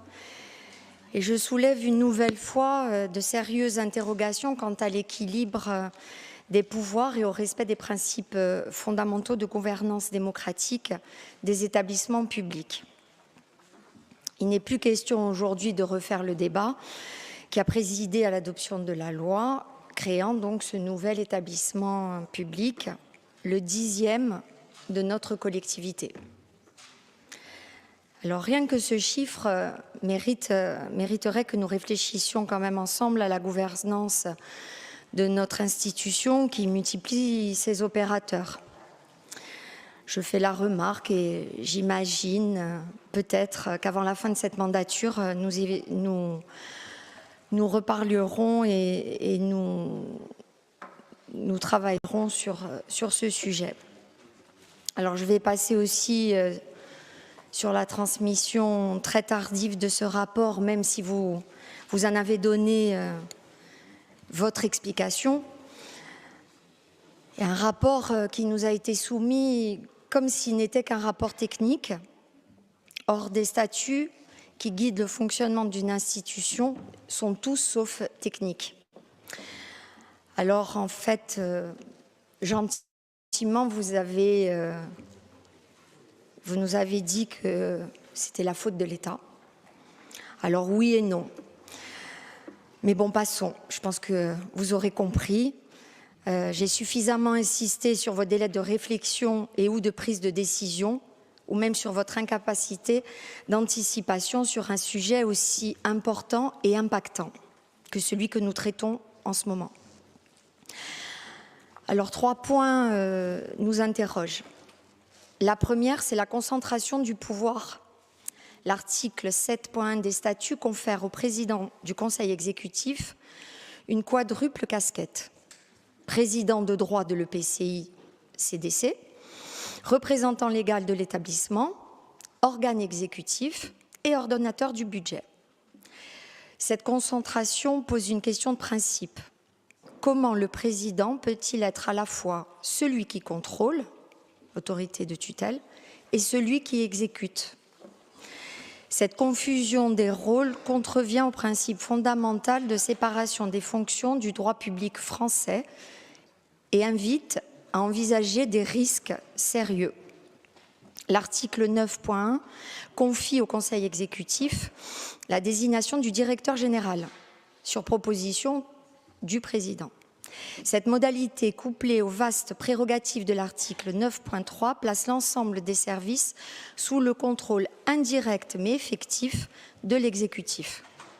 Donc de plus, on pourrait aussi s'interroger, entre autres questionnements, sur le fléchage de la collecte des taxes perçues initialement par la CCI et qui le seraient donc à présent par la collectivité. Ne prenons-nous pas le risque qu'à terme, elles deviennent la variable d'ajustement d'un budget en difficulté, à l'instar des reliquats de la DCT qui ont souvent servi au comité de massif. Ensuite, le deuxième point, un risque qui nous semble avéré sur le déséquilibre structurel de la gouvernance. L'originalité des chambres de commerce a toujours résidé dans le fait qu'elles représentaient les forces vives, économiques, ces chefs d'entreprise qui créent la richesse, qui créent de l'emploi, qui prennent des risques, qui assument des choix au quotidien, parfois difficiles, qui innovent et qui dynamisent leur territoire. Or, ces statuts consacrent un renversement, puisque sur 50 membres disposant d'une voix délibérative, on dénombre 30 représentants de la collectivité et 20 représentants des professionnels. Les représentants de la collectivité sont donc majoritaires à 60%, transformant une chambre de commerce en simple service déconcentré de la collectivité. Alors je vais élargir mon propos. Je pense aussi qu'on aurait pu intégrer les représentants des communes et des intercos, qui auraient pu siéger même sans voix délibérative, ne serait-ce que pour consacrer le caractère fédérateur qui a toujours prévalu au sein des chambres consulaires. Et le troisième point, c'est aussi un point que j'avais soulevé, l'écueil de la superposition.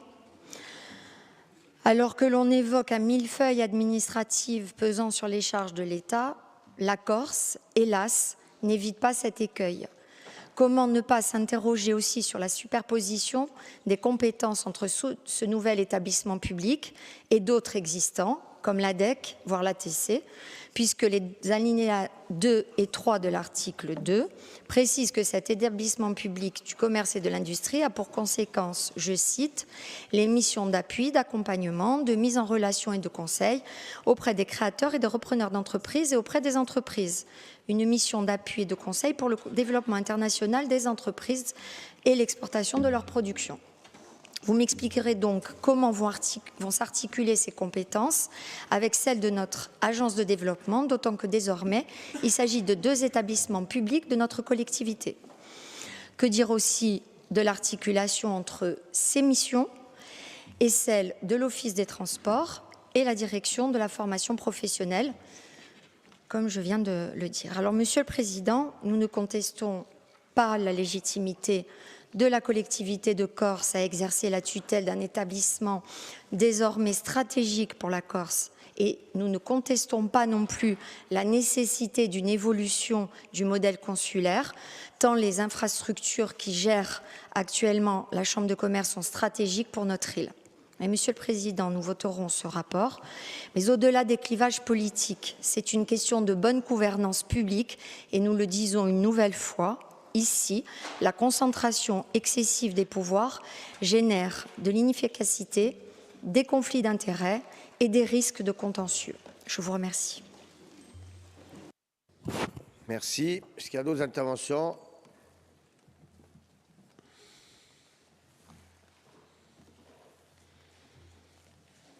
Oui, Jean-Michel Savé. Oui, puisque personne ne prend la parole. Non, je voulais simplement compléter les propos de Christelle, et justement par rapport à votre remarque, Monsieur le Président, que vous venez de faire en fin de présentation du rapport. En fait, on est bien d'accord qu'on a mis en place un système assez complexe, in-house. On a cherché des solutions qui étaient, dont le but était au départ de contourner, enfin d'éviter la mise en concurrence. En fait, c'était ça un des objectifs était celui-là. Et là, en fait, si j'ai bien compris, à la fin, on doit mettre une DSP pour sécuriser un peu plus le montage. Alors, ce que je comprends plus, c'est qu'en fait, une DSP n'a de sens que s'il y a une mise en concurrence. Donc, on a l'impression qu'on revient à la case départ, ou alors qu'on n'a pas été au bout du système. Enfin, pour moi, une DSP nécessite une mise en concurrence. C'est ça sa finalité. Sinon, je ne vois pas pourquoi on la ferait. Or là, on l'attribue sans mise en concurrence. C'est une question. Voilà. Je vous remercie. Merci. Est-ce qu'il y a d'autres interventions? Oui, Jean-Christophe. Non, 2 mots. On avait ce matin un certain nombre d'inquiétudes. Quant à la suite, on en a parlé au président du conseil exécutif, on est confronté à l'absence de décret au moment où l'on parle. On a donc un sujet de visibilité au plus haut niveau. Et on a par ailleurs des questions pendantes, telles que posées, je n'y reviens pas, notamment au plan des ressources et de l'organisation générale des choses pour les quelques heures ou quelques semaines qui viennent. Il y a donc une notion d'urgence. On appréhende à Ansem, et depuis le début, ce dossier avec une constance non démentie et une forme d'inquiétude. Une constance parce que notre groupe a été parmi les premiers, et ce n'est pas pour en tirer une gloire quelconque, que je le rappelle, à exprimer le souhait de rattacher la Chambre de commerce à la collectivité de Corse, confrontés que nous étions à l'époque à une forme d'étranglement des chambres partout en France et un risque majeur, ici amplifié par la vie et le régime particulier du monde consulaire et des chambres de commerce en particulier, relativement notamment à la situation qui est la nôtre et à la gestion des ports, aéroports, etc. Donc c'est un risque que nous ne voulions ni ne pouvions prendre. Et donc on s'est engagé résolument, dès la fin des années 2018-2019, dans ce processus. On a eu des débats, parfois vifs, et tant mieux, c'est la démocratie, sur la gestion du temps, les dizaines de courriers envoyés et souvent sans réponse par la Chambre à la collectivité. Et il a fallu ensuite, pour couper court et ne pas refaire des débats que nous avons déjà eus, aller donc aux décisions. Les décisions sont pour l'essentiel prises et même inscrites dans un contexte d'instabilité et de grande incertitude, tant au plan juridique qu'au plan financier. Nous ne voudrions pour notre part pas les remettre en cause et nous assumons nos choix et nos votes.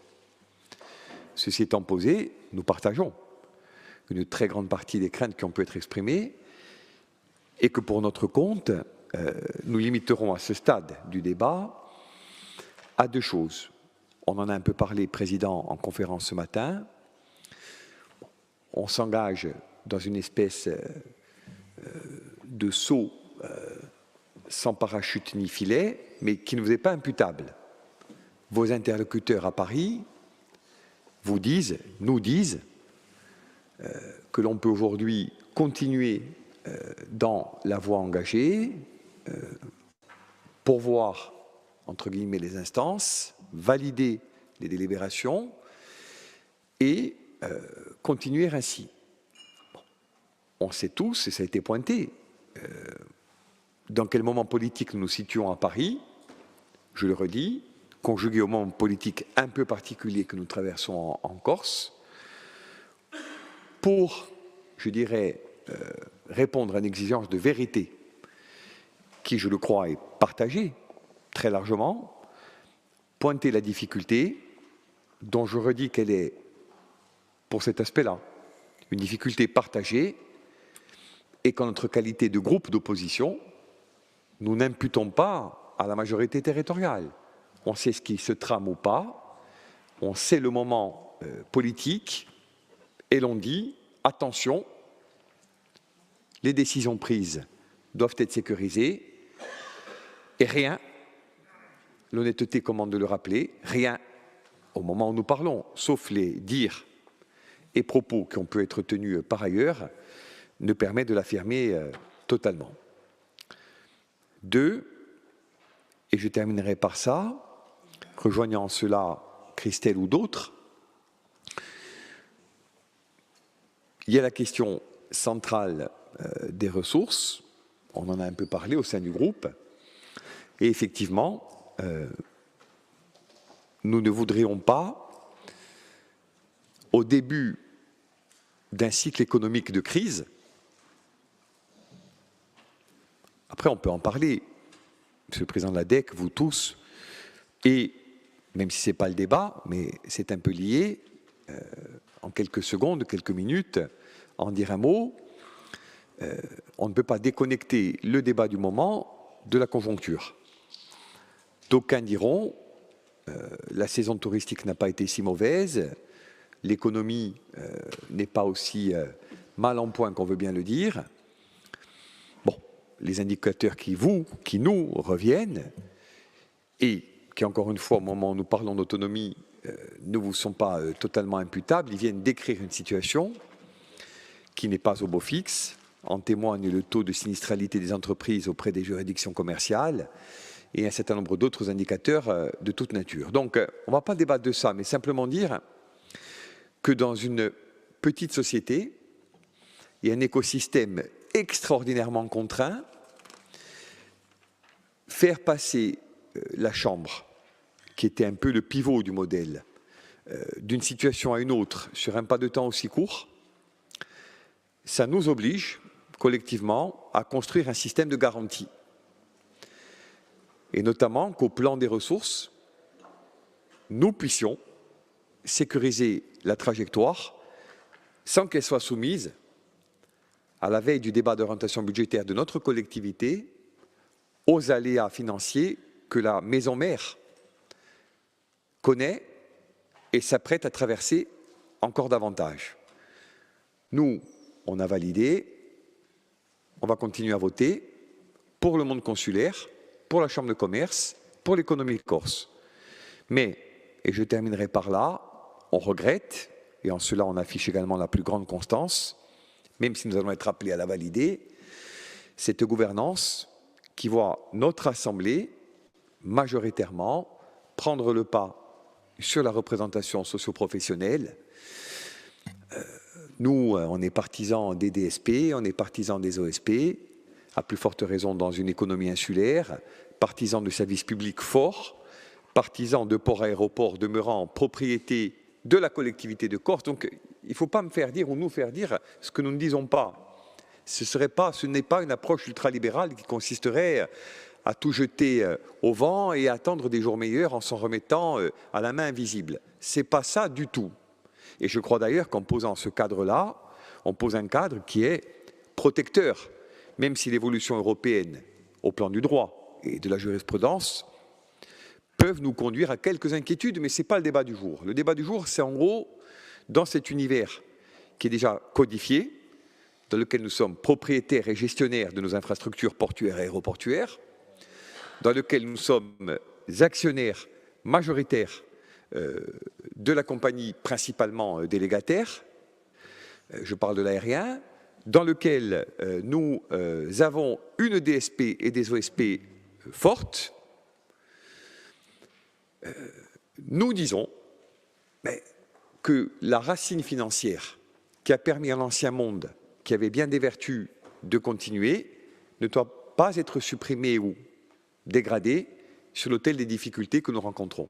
Donc, cette affaire de concentration telle que posée, elle nous inquiète également. Ce n'est pas le débat du jour, même s'il était important de le poser, et je rejoins en cela les préoccupations exprimées, mais simplement pointer du côté de Paris, en l'absence de décret et dans le contexte particulier que nous vivons, une demande partagée, en tous les cas c'était, je le crois, sans vouloir parler pour quiconque, le souhait de la conférence des présidents, et pour ce qui est de la collectivité, à quelques semaines désormais d'une évolution voulue, assumée et maintenant mise en perspective, revenir quand même sur cette volonté de conserver dans la lettre et dans l'esprit un système respirant, un système qui laisse au monde économique des prérogatives réelles et un système qui, financièrement et au plan des ressources, ne soit pas parasité par d'autres situations et notamment par celle que la collectivité qui s'apprête à récupérer dans son giron la dite chambre connaît depuis quelque temps et va traverser encore davantage, mais le débat de demain permettra également de l'éclairer. Merci. Merci. Est-ce qu'il y a d'autres interventions? Oui, Paul-Philippe Benedetti. Ça traîne. Je ne sais pas si on va nous amener à bon port. Les promesses gouvernementales sont tenues sur le fond, c'est-à-dire que le document qui avait été proposé sous le ministre Rebsamen était conforme à ce que la collectivité de Corse et les élus consulaires avaient suggéré, avec un consensus pour créer un conclave consociatif où il y a une gouvernance partagée dans les faits, mais dans la règle, avec une majorité donnée aux élus territoriaux pour que l'on puisse de facto déroger à la règle des mises en concurrence de DSP. Ce que j'avais dit, qui a été exposé maintes fois. L'esprit français, c'est la parité. Ils reviennent en permanence là-dessus. Mais la parité est sournoise. Dans l'esprit, c'est ce qu'on veut faire, mais dans la réalité, ça nous impose d'ouvrir au système mondialisé de délégation nos ports et nos aéroports. Et on sait, par exemple, ce qu'il est advenu à des systèmes portuaires ou aéroportuaires dans l'espace français, avec des convoitises. On n'a qu'à regarder sur certaines îles très lointaines ce qui s'est passé. Donc, le décret aurait dû intervenir à la fin de l'été, c'est-à-dire à la reprise, je dirais, des travaux gouvernementaux. Je sais qu'il a été promis au président de l'exécutif pour la fin du mois d'octobre. Il n'arrive toujours pas. On anticipe, mais globalement sur du vent. On est prêt. Mais moi, j'estime que c'est se moquer un peu des Corses et de la Corse. Il y a quand même 1000 salariés. C'est un espace économique qui, quand on est dans un territoire insulaire, est vital et stratégique, et on ne peut pas laisser planer le doute. Moi, j'estime qu'un petit mot combinatoire en disant qu'il y a urgence et qu'il appartient de la responsabilité de chacun, surtout quand on a la prétention d'être ministre d'un pays qui se veut, je dirais, stratégique dans le problème des autres dans le monde, qui gère déjà le problème de sa propre minorité corse, et que là où c'est un problème qui fait l'unanimité, donc qu'il y ait une solution, qui respecte ce qui est demandé, qui se mette au travail et qu'il ponde un décret dans les délais raisonnables, qu'en tout cas on l'ait avant le 10 décembre, pour qu'on puisse restatuer en visant ce décret et en étant conforme au droit français. Car aujourd'hui, on est conforme qu'au droit corse.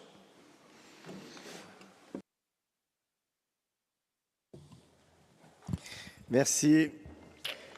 D'autres interventions? Oui.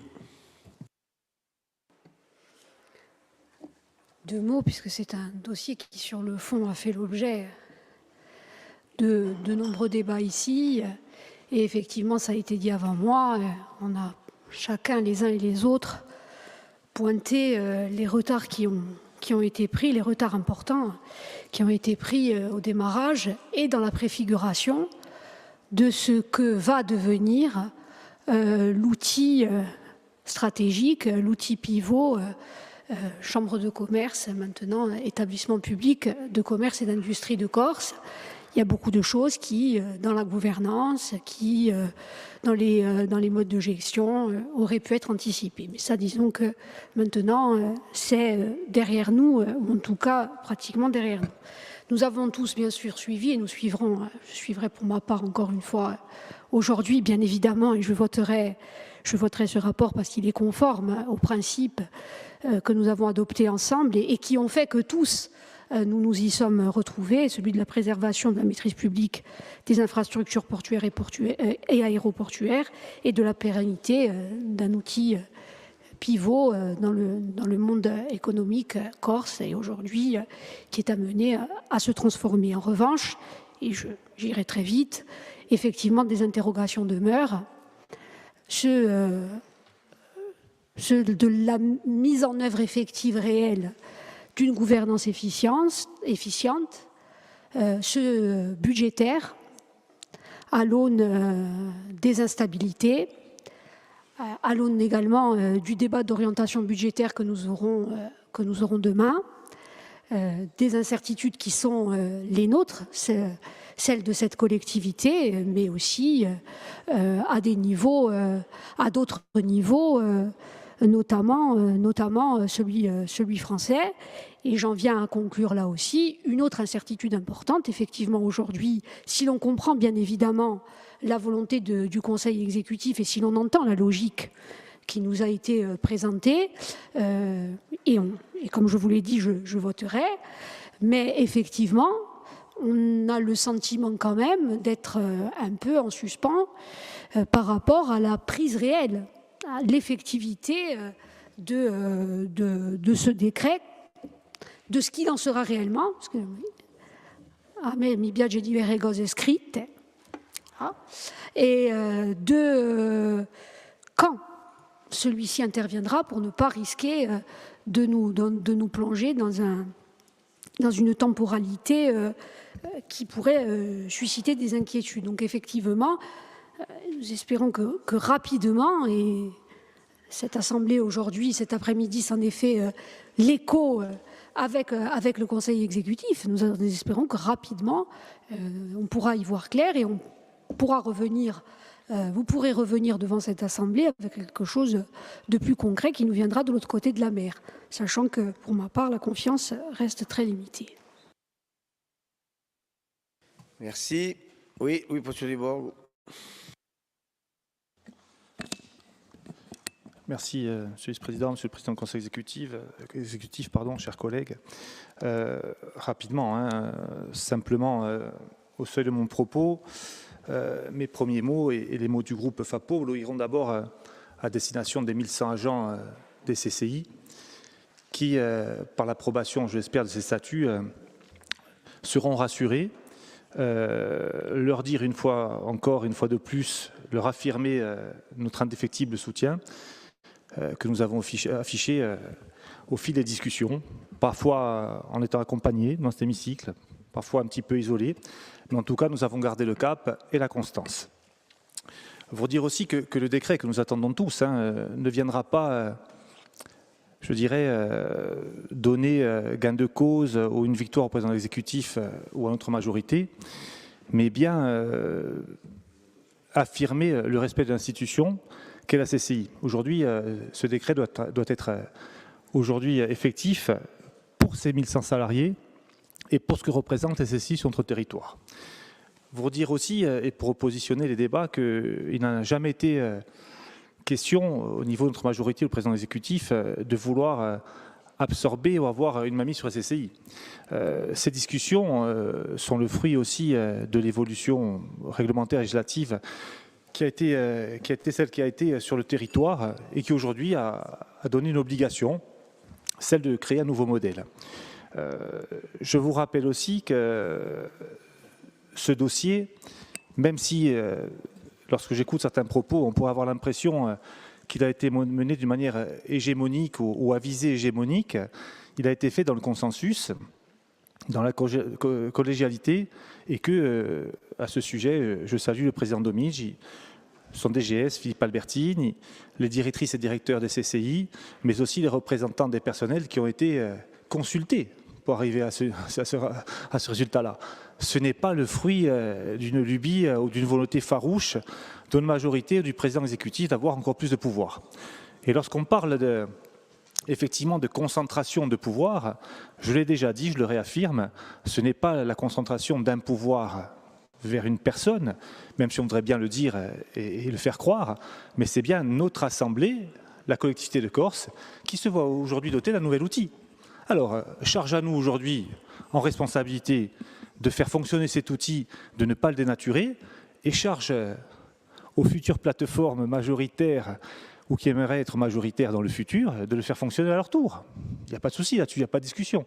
C'est bien l'Assemblée de Corse qui se voit aujourd'hui, je dirais, dotée d'un nouvel outil.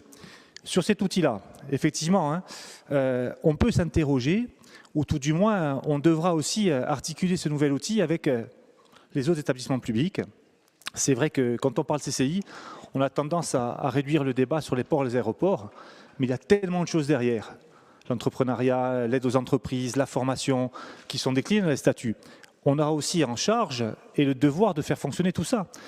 Parce que ce qui maille notre territoire aujourd'hui, c'est bien cet esprit d'entreprise. Ce que l'on recherche, c'est de sortir du tout public et de dynamiser l'entrepreneuriat et la montée en puissance et en compétence de nos entreprises. Donc deux niveaux, le niveau des infras portuaires et aéroportuaires, avec bien entendu peut-être un système de prédation qui aurait pu se mettre en place. Jean-Michel posait une question. Je crois que la quasi-régie, elle n'est pas là pour empêcher la concurrence. Elle est là pour sécuriser le fait que nos infrastructures resteront sous fonctionnement public. C'est ce que nous souhaitons tous. Je crois qu'on peut le dire de différentes façons. Je ne pense pas qu'il y ait quelqu'un ici qui souhaite voir, sans caricaturer, un grand groupe chinois ou je ne sais trop quoi arriver sur notre territoire. Mais personne ici ne souhaite. Donc, par des mots différents, par des voix différentes, je pense que là-dessus, on doit s'entendre. Et une fois qu'on a dit ça, eh bien, la réussite, elle ne sera pas que la nôtre. Moi, je pense qu'on doit créer un établissement public qui soit apolitique. parce que les CCI, dans leur rôle actuel, eh bien, c'est aussi un poumon économique pour notre territoire. On doit aussi y mettre notre patte aujourd'hui collective, mais c'est vrai que cet établissement public, il y aura 23 membres de l'Assemblée, 5 conseils exécutifs, le président du conseil exécutif, une vingtaine de membres du privé, je dirais des entreprises. Eh bien, il faudra travailler de manière collégiale et que ça reste malgré tout un outil aujourd'hui qui devient un outil, un établissement public. Donc il est normal que la collectivité de Corse soit aujourd'hui là en gestion. Donc, Monsieur le Président, vous l'aurez compris, nous avons nous aussi de la constance. Nous sommes rassurés sur les 5 rapports qui sont passés précédemment sur la gestion des ports et des aéroports. Cette quasi-régie, pour nous, c'est une vraie réussite. Et ensuite, sur ces statuts, ils nous paraissent équilibrés. Et surtout, rassurer encore une fois les 1100 salariés et dire et redire et affirmer que ce dossier-là, s'il aboutit, il aboutit parce qu'il s'est construit dans la discussion, de la collégialité avec le principal interlocuteur, à savoir la CCI. Merci. Merci. Oui, Jean-Martin Mondoloni. Rapidement, dans le prolongement de ce que dit Louis, vous dites, et vous avez raison, il faut rassurer les membres de la Chambre consulaire. Je leur ai dit lorsqu'ils étaient en haut. Les choses sont tellement enquises maintenant, ils ne viennent même plus, mais je leur ai dit par micro interposé. C'est bien de les rassurer par des statuts. Ce serait mieux encore si on pouvait les rassurer sur la base de ressources pérennes. Elles ne sont pas acquises. Le désordre, la vacance qui règne à Paris n'est pas de nature à rassurer ni cette Assemblée, ni les chambres consulaires. Ça, c'est la première chose. Sur la concentration des pouvoirs, aujourd'hui, au diesetu domane zoeo, ce n'est pas le sujet. Les alternances feront ce qu'elles ont à faire. Le modèle que nous avons construit et que vous avez appelé de vos voeux, notamment avec la fusion, fait qu'aujourd'hui en Corse, le président du conseil exécutif, pas Gilles Simeoni, le président du conseil exécutif, a plus de pouvoir qu'aucun personnage n'en a eu depuis Pascal Paoli.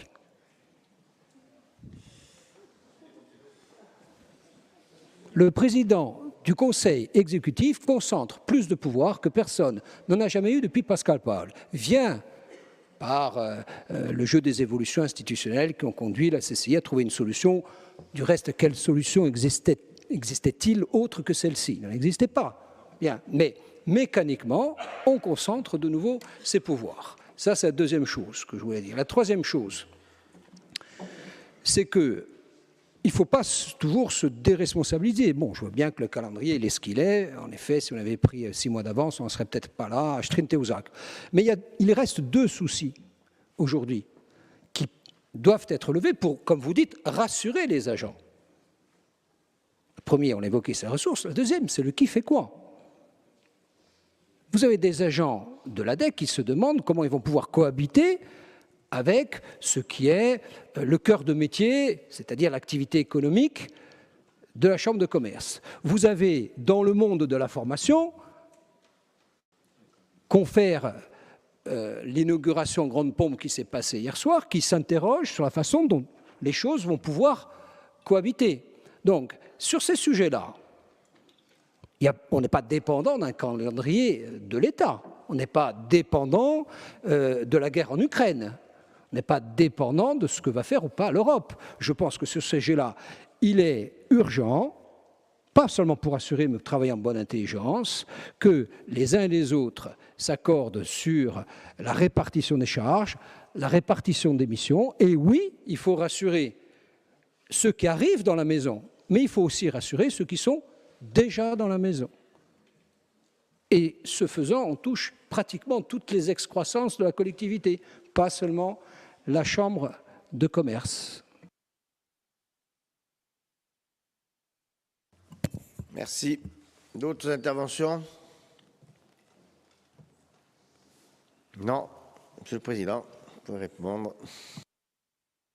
Merci pour les interventions qui sont à la fois conformes aux interrogations, réserves, critiques qui avaient été exprimées par certains groupes d'opposition tout au long du processus, mais qui en même temps, me semble-t-il, confirment que nous souhaitons mener à bon port ce projet d'ici au 1er janvier. Moi, je vais essayer de répondre en partant de la dernière intervention, celle de Jean-Martin.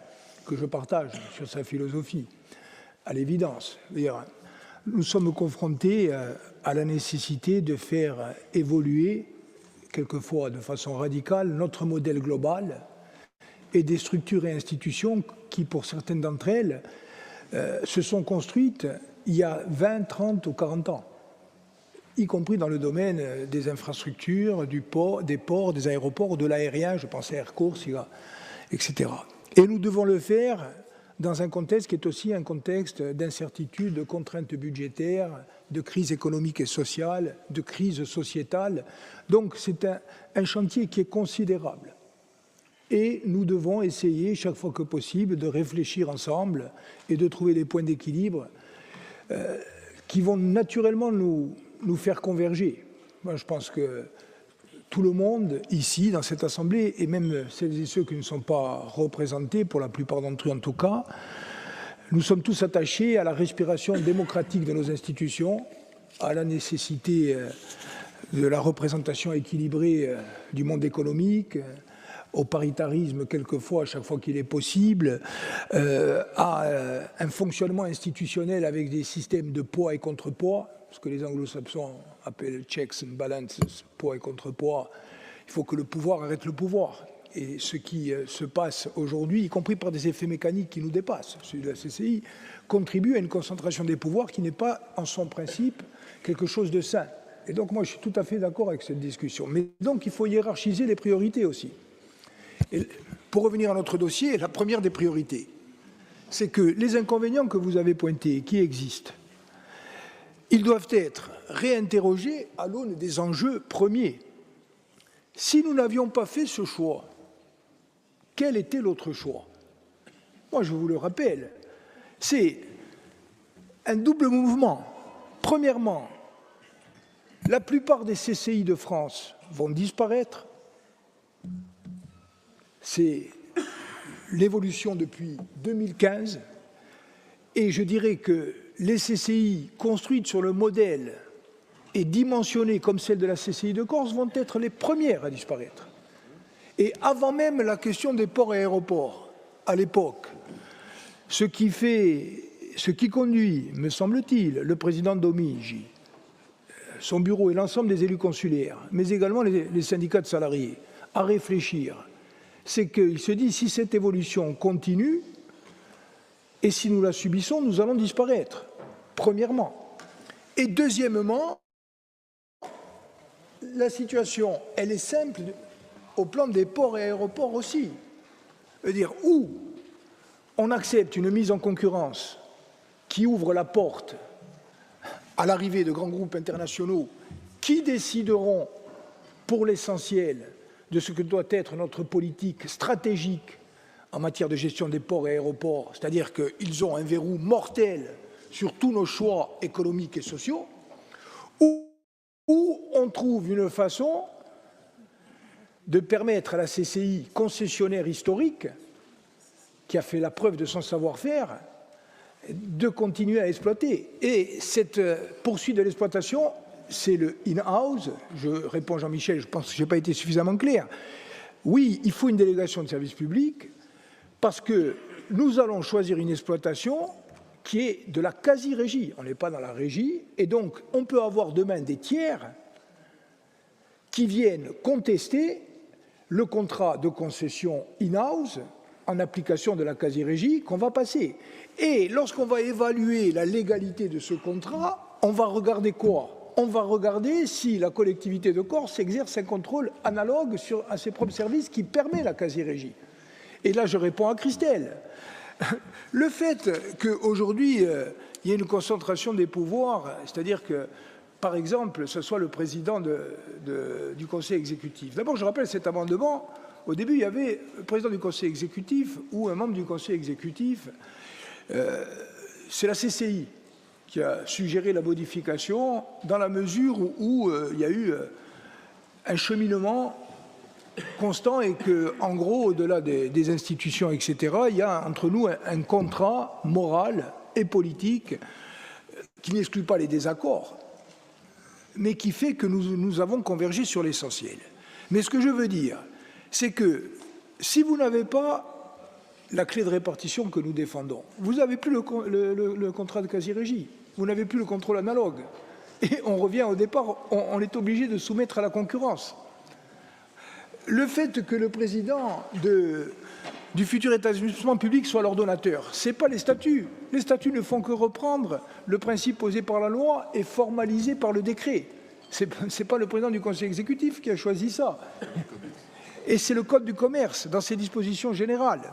Donc, voilà ce que je peux vous dire sur ces éléments.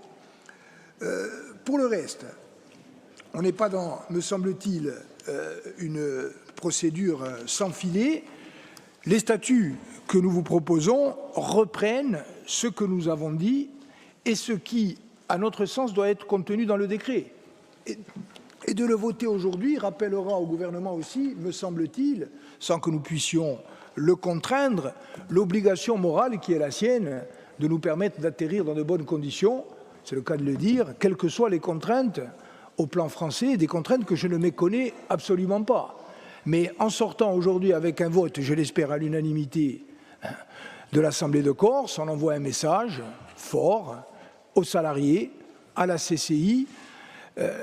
La CCI aujourd'hui, Christelle, pour le monde économique, le monde consulaire, il souhaite que cette réforme aboutisse et qu'elle aboutisse selon les préconisations des statuts que je soumets à l'Assemblée de Corse. Ces statuts, ils ont été co-rédigés. Et ils sont validés par la CCI. Ensuite, on envoie, ça a été dit par Louis Pozzo di Borgo, un message très important, notamment aux salariés et à leurs familles. Dernier mot pour répondre à Jean-Christophe Angelini.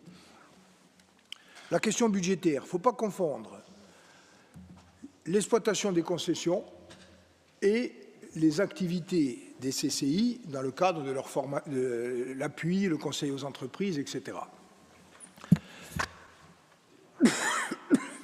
Pardon. La taxe sur les frais de chambre, elle vient financer cette partie-là de l'activité. Et donc, notre combat commun, c'est de la maintenir au même niveau, même si jusqu'à présent, la péréquation nous a été favorable. C'est l'engagement politique qui a été pris, je pense et j'espère qu'il sera respecté. Sur le contrat de concession, nous sommes propriétaires des ports et aéroports. Nous avons consenti des contrats de concession qui ont été prorogés à un concessionnaire qui est un concessionnaire diligent, qui a fait la preuve de son savoir-faire. Comme dans chaque contrat de concession, il va y avoir des comptes entre les parties. Les comptes entre les parties, c'est aussi intégrer dans le bilan de la concession les subventions qui ont été amenées au fil des années par la collectivité de Corse, eh bien pour contribuer à l'évolution des infrastructures. Et dans ce compte entre les parties, il y aura un solde qui sera très probablement positif. Le contrat de concession, normalement, le solde positif remonte à l'autorité concédante. Nous allons avoir, il ne s'agit pas aujourd'hui, si tant est qu'il y ait un solde positif, ce que je pense. Il ne s'agit pas de se précipiter par effet d'aubaine en disant nous le prenons, c'est à nous, c'est la collectivité de Corse. On va avoir une discussion, et une discussion stratégique sur la façon eh bien, de répartir ce produit, de comment vont se financer les investissements à venir, la part de l'autofinancement, la part de l'emprunt, la part des subventions de la collectivité de Corse, subventions européennes, etc. Mais ça, c'est une discussion qu'on va avoir avec celles et ceux qui sont nos partenaires, et désormais un établissement public qui est rattaché à la collectivité de Corse. Donc, moi, je n'ai pas d'inquiétude de ce côté-là. Un dernier mot, j'avais oublié de le dire, et c'est pour rappeler aussi combien la discussion est difficile, notamment en ce moment avec le gouvernement, qui est pris par d'autres contraintes, vous le savez. Pendant les débats devant l'Assemblée de Corse, comme d'ailleurs pendant les débats devant le Parlement français, Assemblée nationale et Sénat, souvent on a rappelé que le rattachement du nouvel établissement public à la collectivité de Corse entraînait un transfert de la tutelle de l'État vers la tutelle de la collectivité de Corse. Et vous savez que Nous avons un vrai problème sur l'exercice de cette tutelle de façon générale, qu'il faut sans doute repenser, réorganiser, etc. Mais par contre, la préoccupation qui a été constamment exprimée, vu l'importance des volumes financiers, vu l'importance qualitative et quantitative des opérations, vu aussi l'histoire quelquefois tumultueuse et parfois même dramatique des chambres de commerce et d'industrie, ce qui a été exprimé de façon unanime, c'est la nécessité que la collectivité de Corse ait les moyens d'exercer une tutelle efficiente sur son nouvel établissement public. Vous l'avez dit sur ces bancs, ça a été dit sur les bancs d'en face, ça a été dit sur les bancs de la majorité. Et ça a été la même chose à l'Assemblée nationale et au Sénat. Lorsqu'on a discuté sur le texte, on a demandé et on a fait des propositions techniques adossées à une expertise par une AMO sur le périmètre de la tutelle et les moyens d'exercice. On a demandé un chiffrage. Vous vous rappelez le chiffrage qui nous a été communiqué, 11 000 euros. Je l'ai dit même au Premier ministre, je suis autorisé à le dire, j'en ai fait part publiquement. J'ai dit, vous ne pouvez pas, indépendamment de la question budgétaire, vous ne pouvez pas politiquement, aujourd'hui, nous expliquer que l'État a exercé pendant toutes ces années une tutelle sur la CCI de Corse qu'il chiffre lui-même à 11 000 euros. Et vous ne pouvez pas nous dire à nous, sérieusement, élus de la Corse, qu'on va exercer une tutelle avec une compensation de 11 000 euros, puisque je rappelle que le transfert d'une compétence doit se traduire, ou le transfert d'une charge doit se traduire par un transfert équivalent de recettes. Bon, cette discussion-là, pour l'instant, j'ai aucune garantie. J'ai pas eu de réponse. J'espère qu'on aura une réponse rapide dans le cadre de la loi de finances, si elle intervient sous une forme ou sous une autre, et que cette réponse sera favorable. Je termine par une note d'espoir. Bien sûr, il y a eu des lenteurs. Bien sûr, c'est le jeu, l'opposition les impute au Conseil exécutif. J'ai tendance à vous dire que ce n'est pas tout à fait vrai. Quand notre collègue ami Jean-Christophe Angelini évoquait dans son intervention globalement équilibrée les dizaines de lettres de la CCI restées sans réponse, je pense que c'est une approche un peu pagnolesque, on va dire, hein, des échanges de... Alors en tout cas un peu excessive, on va le dire, rabelaisienne, en effet. Mais plus sérieusement, si on réussit ça, on aura réussi quelque chose d'important pour la Corse. Après, comment on va faire vivre le système? Il y a des évolutions.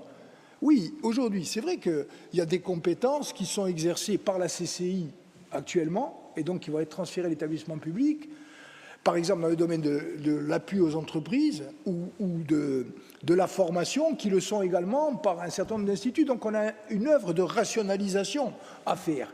Est-ce qu'on veut le faire à la hussarde en disant on supprime les structures et on supprime les emplois? Vous savez bien qu'aucun d'entre nous ne le veut.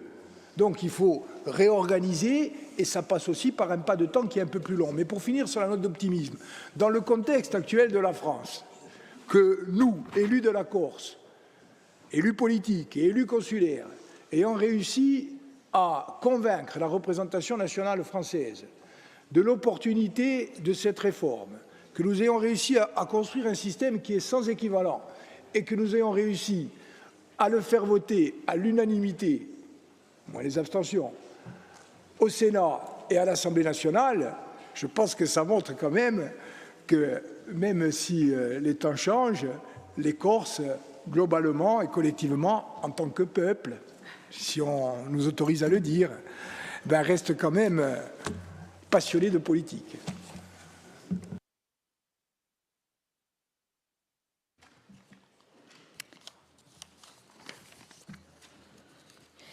Bien, merci, Monsieur le Président. Alors, sur ces statuts, il y a des gens qui doivent se déporter, mais je pense que c'est déjà fait. Je vous rappelle qu'on n'annonce pas les déports en séance. Vous avez eu une information de la part des services. Je ne reviens pas là-dessus. Pas d'annonce en séance des déports, voilà, et vous avez été informé en amont sur les analyses menées par le déontologue. Bien, alors est-ce que le vote sur l'urgence a été fait? Oui, très bien. Donc, nous allons passer au vote. On est bon? Qui est contre?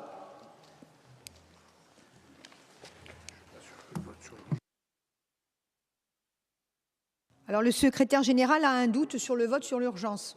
Il semble qu'on a voté sur l'urgence, sur les contrats de DSP, mais pas sur le rapport sur les statuts, Madame la Présidente. Voilà. Donc le secrétaire général a raison. Bien.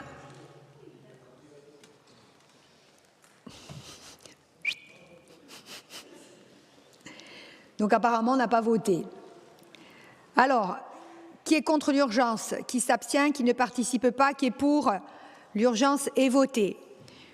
Je soumets au vote maintenant le rapport sur les statuts de l'établissement public de commerce et d'industrie et de l'industrie de Corse. Qui est contre? Qui s'abstient? Qui ne participe pas? Qui est pour? Le rapport est adopté à l'unanimité. Bien, merci.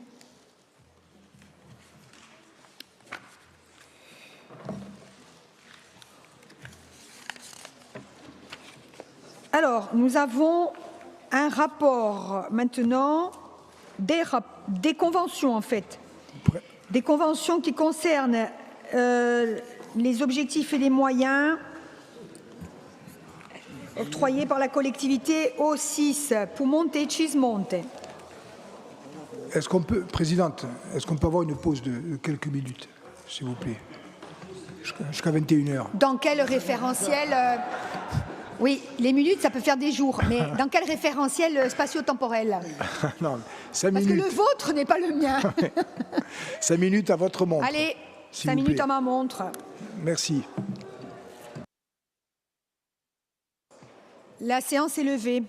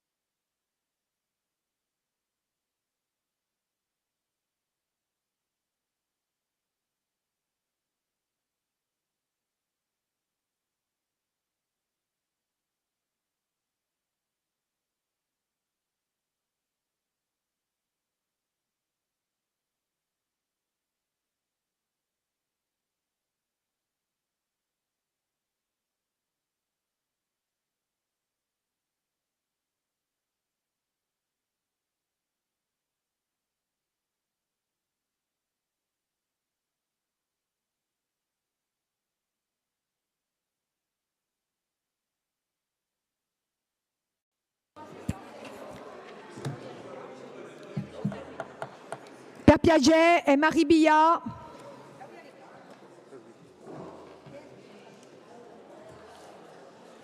Marie Billa cu ugartulare di convenzione di obiettivi e di mezzi tra collettività e i servizi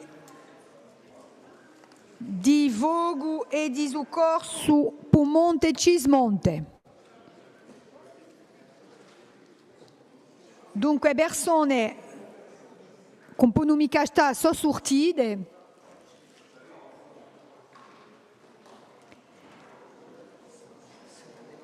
e a dia parola al presidente di l'esecutivo.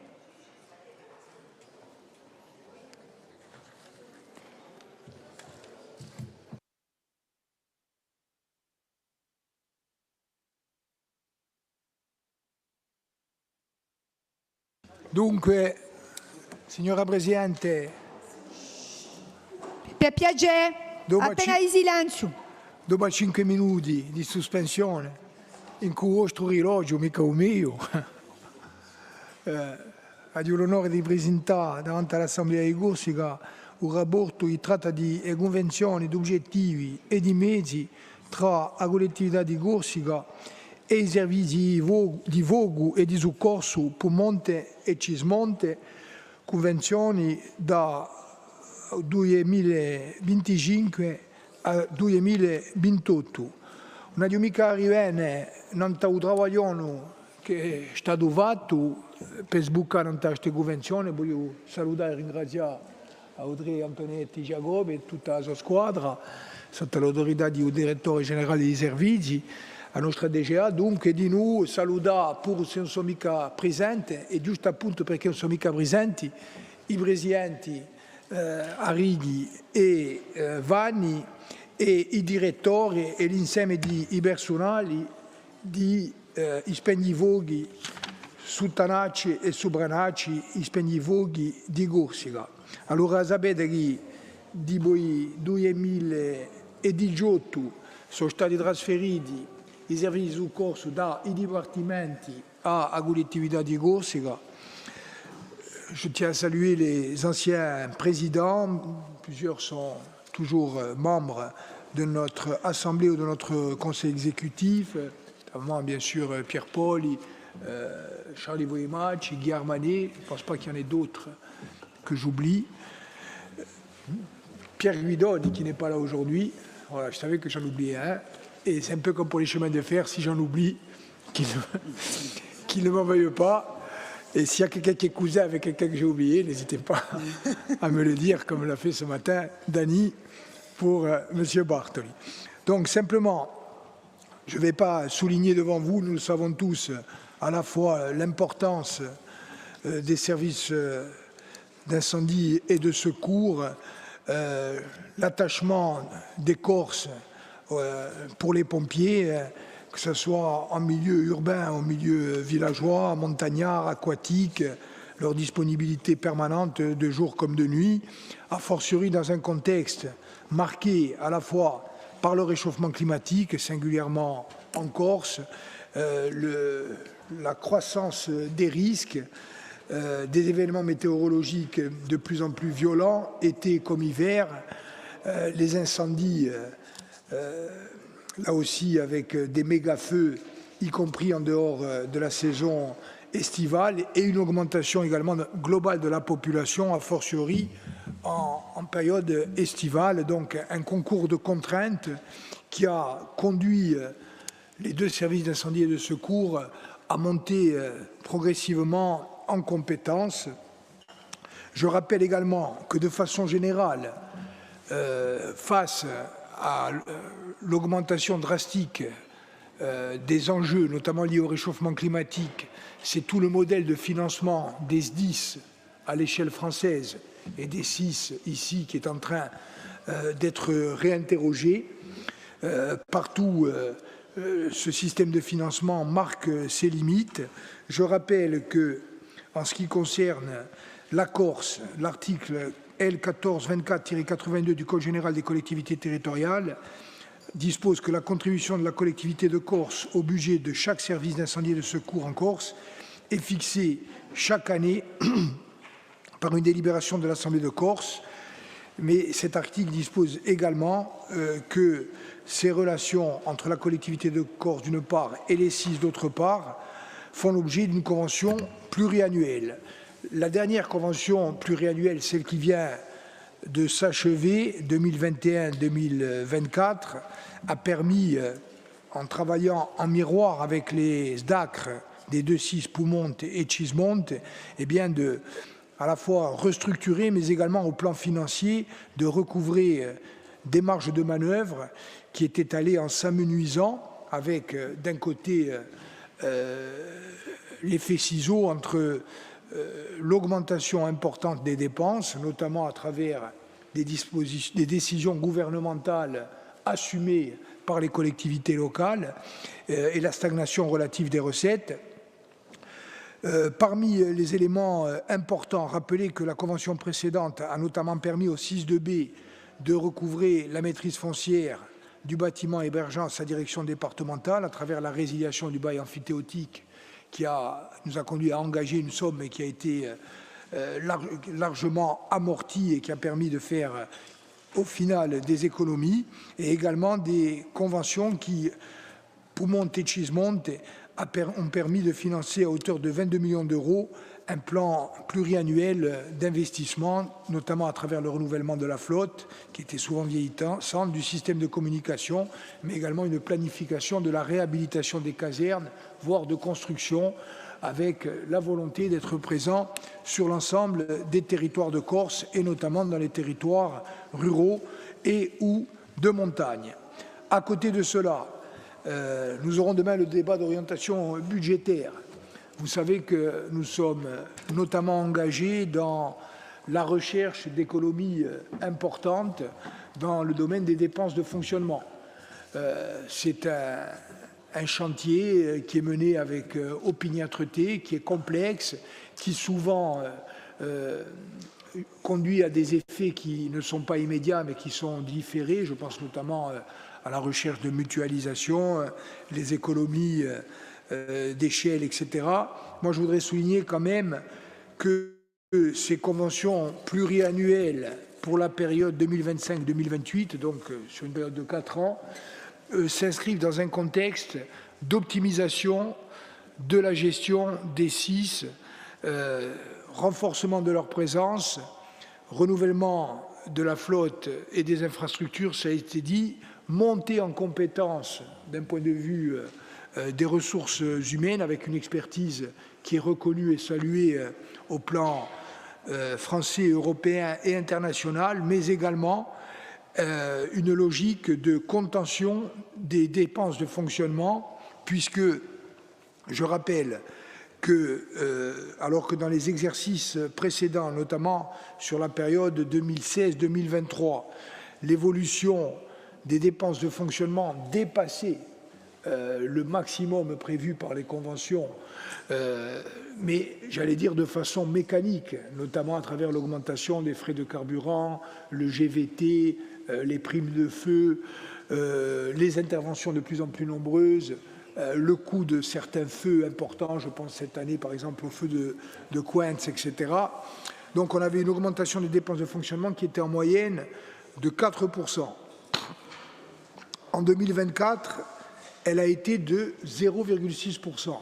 Et pour cette année en cours et les années à venir, nous allons être en dessous d'une augmentation de 1% en termes de dépenses de fonctionnement des 6 2A et 2B. Je voudrais quand même souligner que c'est un effort et un résultat qui sont véritablement, je pèse mes mots, exceptionnels et, sauf erreur de ma part, je me tourne vers Audrey, sans équivalent dans l'ensemble français. Donc cette gestion qui ne sacrifie rien à l'efficacité, aux objectifs et à la performance, mais qui repose sur des choix courageux, également une politique active de corcisation des emplois, bien sûr, mais à travers des systèmes qui garantissent la lisibilité et l'équité. Je veux vraiment rendre hommage à l'action à la fois des élus, les présidents et les conseils d'administration, les directeurs et l'ensemble des personnels des 6 2A et 2B. Donc, un tableau d'ensemble qui est extrêmement positif, et c'est dans ce tableau d'ensemble que s'inscrivent les conventions d'objectifs et de moyens qui sont soumis aujourd'hui à l'approbation de la collectivité de Corse. Elles ont bien sûr été travaillées à 6 mains, 2 collectivités de Corse, 2 le 6-2A, 2 le 6-2B.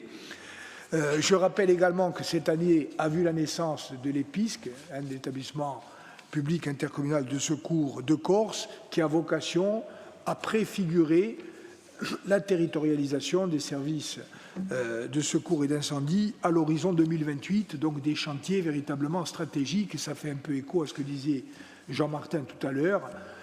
Même si ça ne se voit pas forcément, je pense que nous avons engagé un mouvement puissant de réforme en essayant de conserver la cohérence d'ensemble du dispositif, en le rationalisant et en faisant évoluer les structures. Je prends 3 exemples. Les chemins de fer, on est passé d'une CM obsolète à l'établissement public industriel et commercial, le rattachement de la collectivité de la CCI, celui de la Chambre des métiers à venir, je l'espère, la création de l'EPISC. Ce sont des éléments qui sont importants. À un autre niveau, la création de la SCIC au RETS.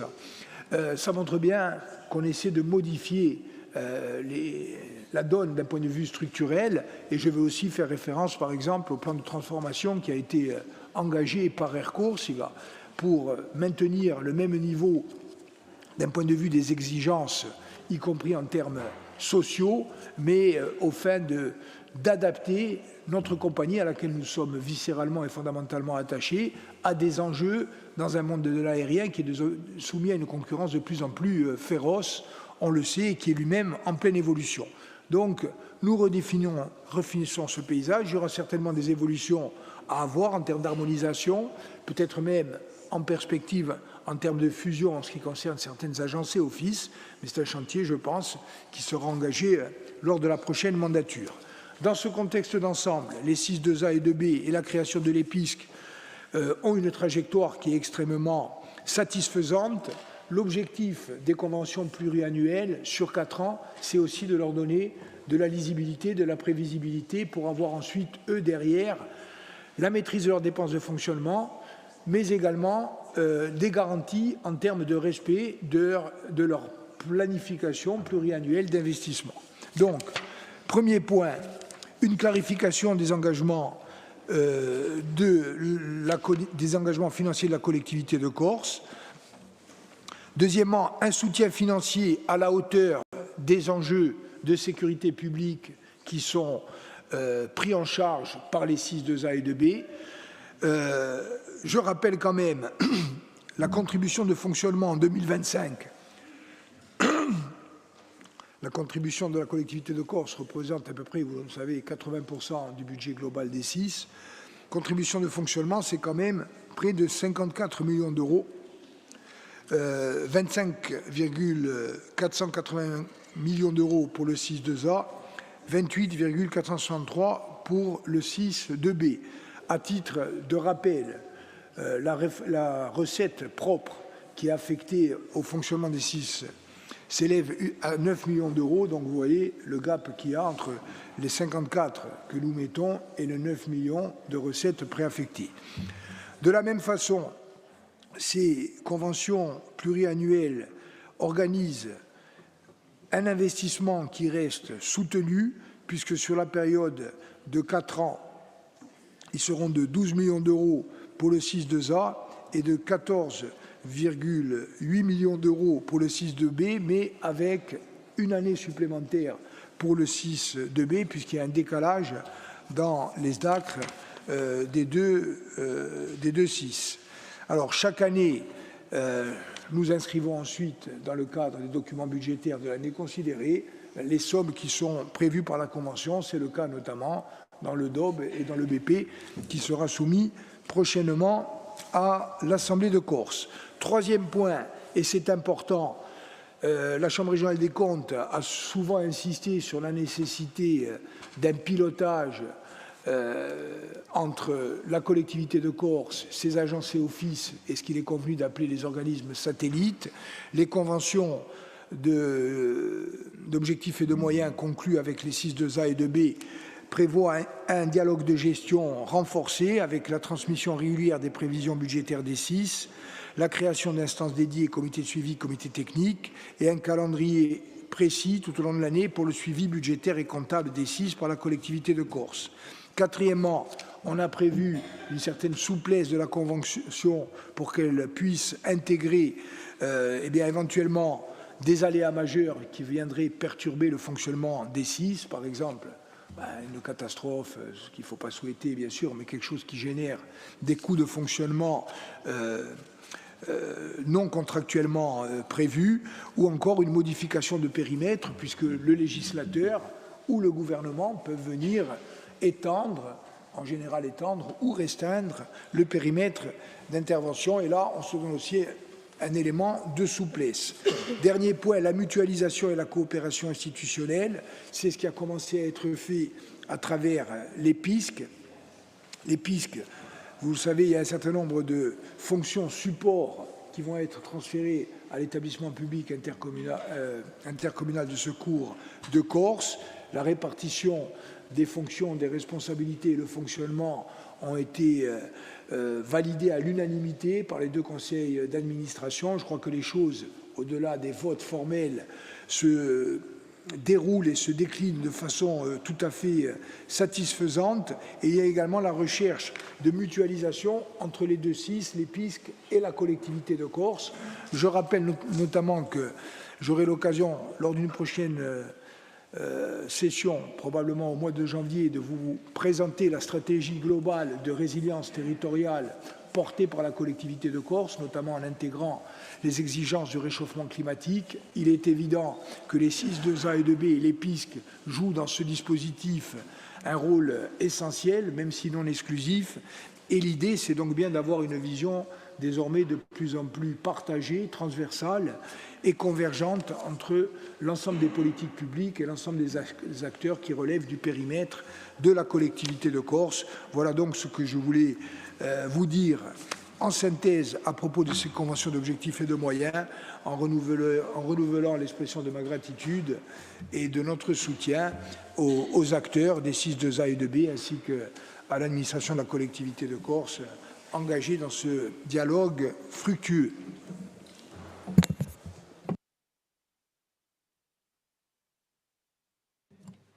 Ringraziabi, Ojo Presidente. Allora, ci sono due rapporti, uno di Asedenat e l'altro di Commissione di Evidenze.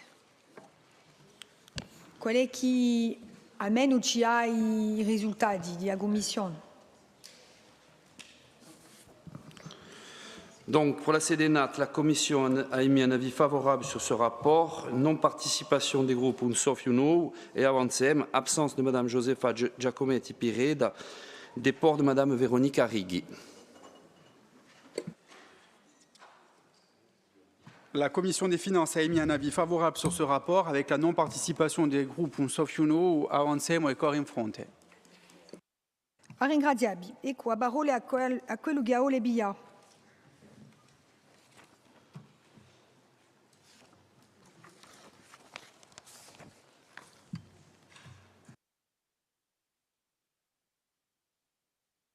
Paul Félix Benedetti. Ça n'a rien à voir avec le fond du dossier. C'est sur les logiques de déport. Je vous prends l'exemple des SDIS. La déontologie veut qu'effectivement, ceux qui sont partie prenante de la gouvernance d'un établissement public rattaché d'un établissement public n'assistent pas aux orientations d'engagement financier. Mais la déontologie, elle veut aussi qu'à tout moment, l'Assemblée de Corse reste elle-même. La majorité, elle est majoritaire dans les conseils d'administration. Quand vous faites dégager 2 conseils d'administration en même temps, la collectivité territoriale et sa majorité, elle enlève plus de ses membres que ne sont enlevés à l'opposition.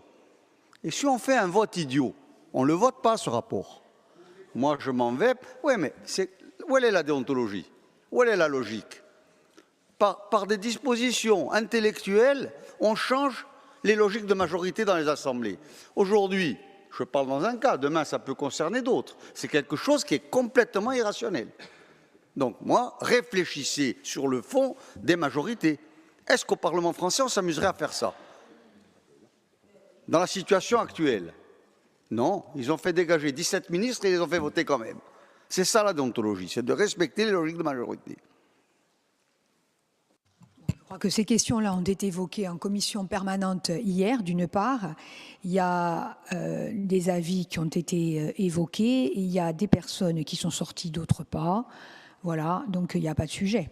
Voilà, il y a les présidents qui sont sortis, et Louis Pozzo di Borgo, et normalement on ne doit pas citer d'ailleurs les gens, ni dire qu'on se déporte, je le rappelle, ça avait été évoqué par le président de l'exécutif la dernière fois, ça a été à nouveau réévoqué.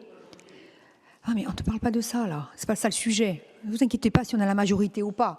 Le sujet, il n'est pas là. Oui, ça paraît, à moi aussi, ça me paraît irrationnel qu'on puisse faire sortir la moitié d'une assemblée parce qu'ils sont dans un conseil d'administration. Donc, c'est clair, voilà, c'est pas le sujet, mais c'est pas ça le sujet. Le sujet, c'est qu'à un moment donné, effectivement, il pourrait y avoir une remise en cause de la délibération. Là, on a les deux présidents qui ne sont pas là et les gens qui travaillent aussi, c'est-à-dire qui reçoivent un salaire du 6. Et là-dessus, il n'y a pas de discussion. Voilà. Comme tout à l'heure, pour la Chambre de commerce, il y avait un salarié de la Chambre de commerce qui s'est déporté, ce qui me paraît être tout à fait normal et dans les cordes. Voilà. Donc nous aurons à nouveau cette discussion en commission permanente. Merci. Mais encore une fois, après, les choses sont à l'appréciation du contrôle de légalité et du juge, hein, surtout. Hein. On a vu les juges prendre des décisions complètement irrationnelles aussi. Pour moins que ça, d'ailleurs. Hein, pour moins que ça. Voilà. Donc, mais ça, après, c'est une question d'appréciation et de jurisprudence aussi.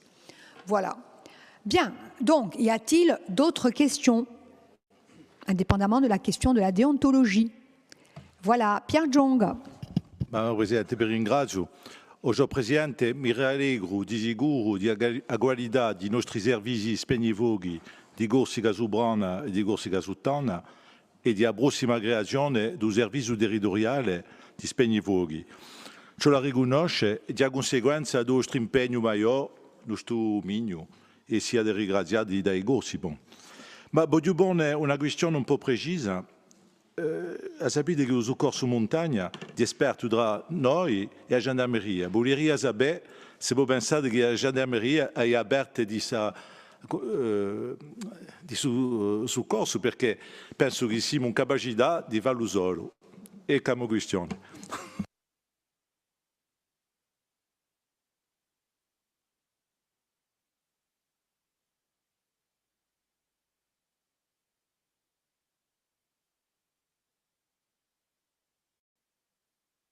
D'autres questions?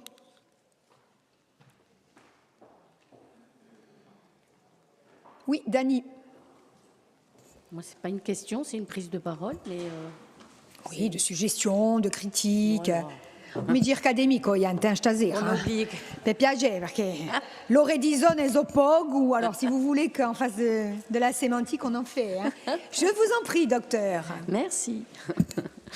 Permettez-moi d'abord de saluer le travail qui a été mené par les services de la collectivité de Corse et les acteurs des services d'incendie et de secours du Poumont et du Cismont.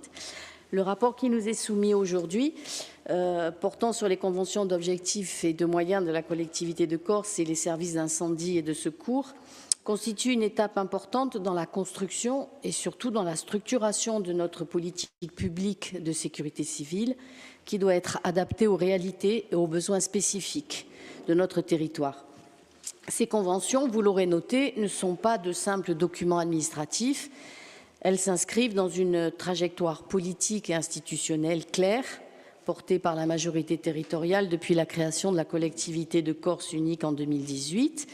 C'est celle de la cohérence, de la rationalisation et de l'efficacité au service du peuple corse et de l'ensemble de nos territoires. Comme vous le savez, puisque nous l'avons voté récemment, les deux CIS sont désormais engagés dans une démarche de fusion avec un horizon fixé à 2028. Cette évolution n'est ni un hasard, ni une simple réforme technique. Elle découle en effet directement de l'avènement de la collectivité de Corse, qui a mis fin à un morcellement institutionnel hérité du passé, et elle répond à une exigence: garantir une organisation lisible, coordonnée et pleinement opérationnelle sur le territoire. Elle permettra ainsi d'optimiser les moyens humains, matériels et financiers, de renforcer la capacité d'intervention sur l'ensemble du territoire, en zone urbaine comme rurale, d'améliorer la prévention et la gestion des risques, de mutualiser les expertises et garantir une égalité de traitement des Corses devant le service public de secours. Et enfin, de porter une vision insulaire de la sécurité civile, adaptée aux spécificités de notre territoire, à son relief, à ses vulnérabilités, mais aussi à ses ambitions. Notre majorité porte un projet global pour la Corse et ce projet inclut bien évidemment une approche moderne, unifiée et performante des secours. Ces conventions, en fixant les objectifs, les moyens et les engagements réciproques, constituent la colonne vertébrale de cette transition. Elles accompagnent le travail déjà engagé par les 6 eux-mêmes, qui avancent avec responsabilité et détermination vers ce rapprochement. Je voudrais saluer ici l'engagement des 2 présidents, Madame Arrigue et Monsieur Vagne, des sapeurs-pompiers professionnels et volontaires, des personnels administratifs et techniques et des cadres des 2 services.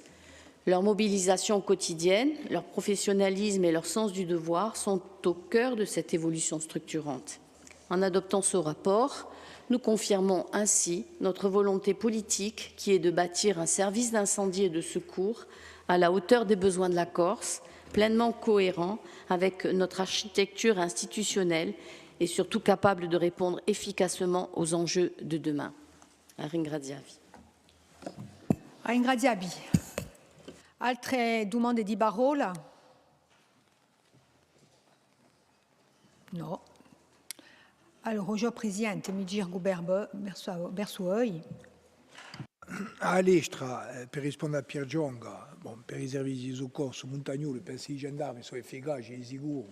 Si tratta di un momento che li partissimi corti sono partiti, sono mica già una volta. Noi in tutti i casi sapete che costruiamo l'UNI, cominciamo a costruire l'UNI, un casale per il nostro gruppo di spegnifuoco di soccorso in montagna, che sono competenti assai e che avranno la sua casa in corti, gli stessi che io scagno di Leppische e faccio parte, sapete, di una volontà di impiantare i servizi pubblici di collettività e di rinforzare l'impiantazione dei servizi pubblici di collettività di Corsica in corti, di maniera a creare proprio una sinergia a pro della nostra capitale storica e penso che siamo parecchi a pensare e agisce nello stesso senso.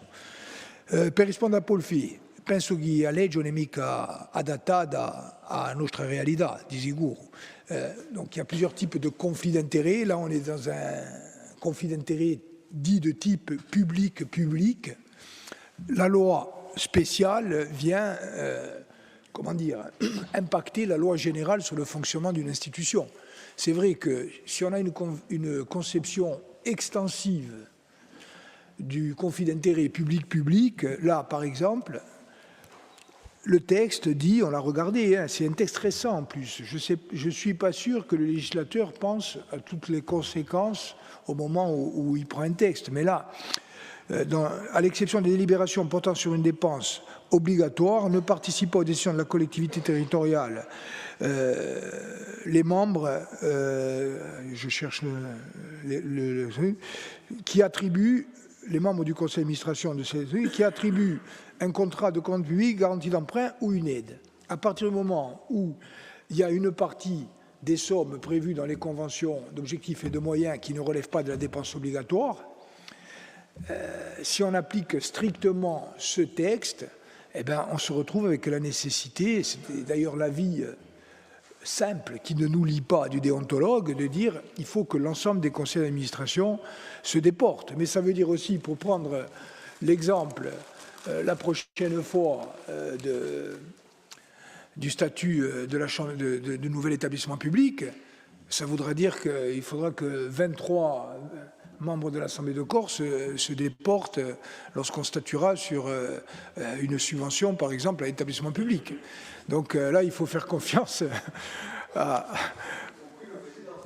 Oui, mais non, le président, non, parce que... Oui, mais, ou pas, mais c'est pour ça que je vous dis... Oui, mais à ce moment-là, le conseil exécutif aussi. Et moi, comment je fais pour présenter ce rapport, puisque normalement, la loi prévoit que c'est le président qui est président, sauf délégation, des des deux présidents, des deux 6, 2A et 2B. C'est le président du Conseil exécutif, normalement, qui est... les présidents actuels ne le sont que par délégation du président du Conseil exécutif. Donc je pense qu'il va falloir poser ça aussi tranquillement et avoir une vision globale de ces conflits d'intérêts pour être dans une logique respectueuse du bon fonctionnement des institutions, mais qui ne nous conduisent pas à des situations de paralysie ou à des situations ubuesques. En tout cas, concernant ce rapport, je crois qu'il vient saluer encore une fois l'engagement de celles et ceux qui font vivre les IS, et qu'il s'agisse des élus, les présidents, vous l'avez dit, le président Tariq, le président Vannes, les élus du conseil d'administration. Je rappelle qu'au sein du conseil d'administration, toutes les sensibilités ou presque sont représentées et que nous travaillons en très bonne intelligence, y compris avec les représentants des communes ou communautés de communes. Et puis, bien sûr, un hommage particulier à l'ensemble des personnels, qui sont professionnels ou volontaires, directeurs, les cadres, et l'ensemble des femmes et hommes qui s'engagent au service de l'intérêt général dans le cadre du fonctionnement des 6-2A et 2B. Bien, merci. Donc, nous passons au vote. Qui est contre? Qui s'abstient? Qui ne participe pas? Qui est pour? Le rapport est adopté à l'unanimité. Merci. Nous avons épuisé l'ordre du jour pour cette journée, me semble-t-il. Est-ce que l'exécutif veut passer un rapport? Oui, lequel? Qui c'est qui a dit oui?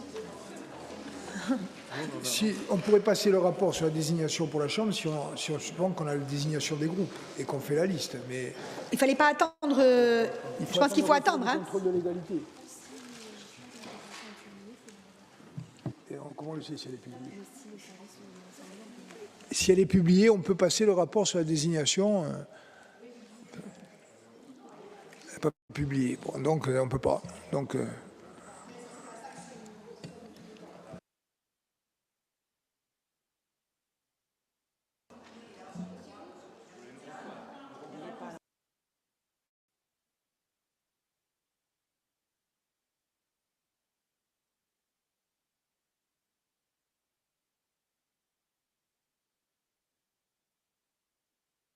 on a le droit de s'arrêter un peu tôt aussi, hein. Pas obligé de rester jusqu'à 9 heures. Hein.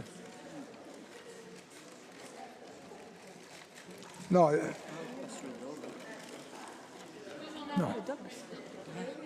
Eh oui, mais moi j'ai plus de rapport. Là. Le rapport sur les routes, je ne le connais pas.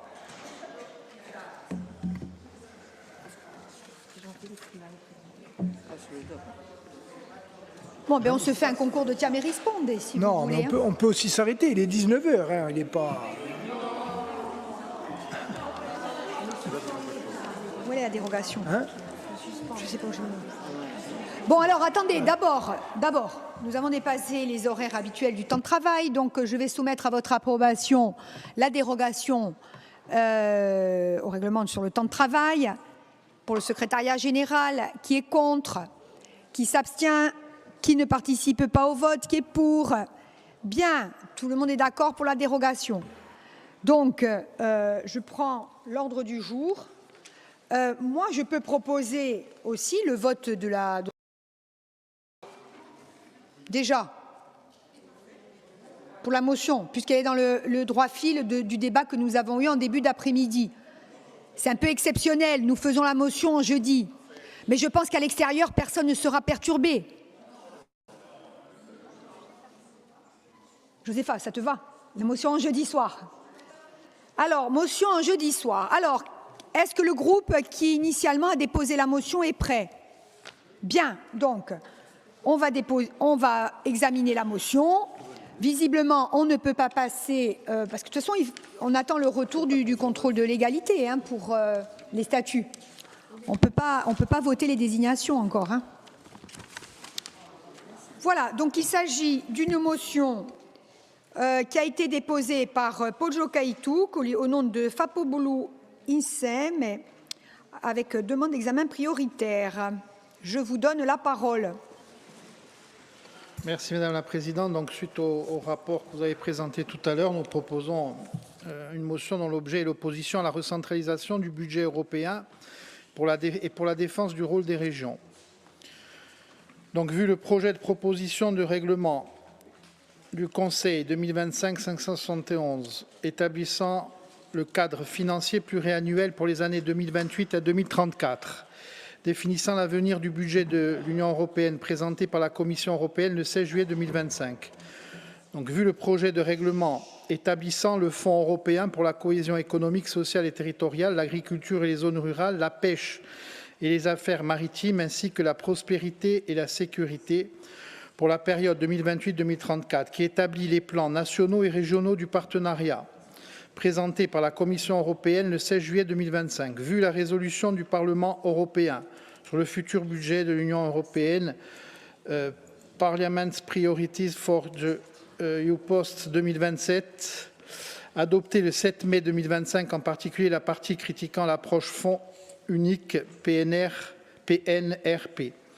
Vu la résolution du Comité européen des régions sur l'avenir du budget de l'Union, résolution en vue du prochain CFP, adoptée le 15 mai 2025. Vu l'avis du Comité européen des régions sur le budget de l'UE et politique territorialisée, proposition de nouveaux mécanismes de conception et de mise en œuvre dans le cadre financier pluriannuel post-2027, adopté à l'unanimité le 20 novembre 2024. Vu la loi du 7 août 2015 portant nouvelle organisation territoriale de la République, dite loi NOTRe.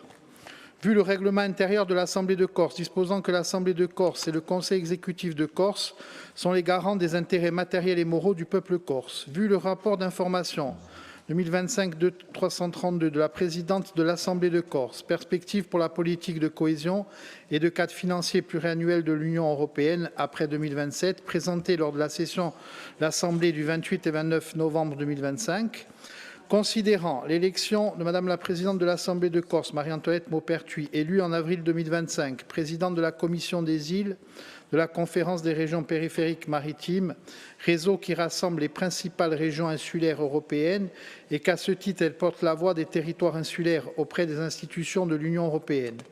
Considérant que le président du Conseil exécutif de Corse, dans le cadre de ses responsabilités, œuvre de manière continue à la défense des intérêts de la collectivité de Corse dans les négociations nationales et européennes, notamment en ce qui concerne l'avenir de la politique de cohésion et du cadre financier pluriannuel de l'Union européenne.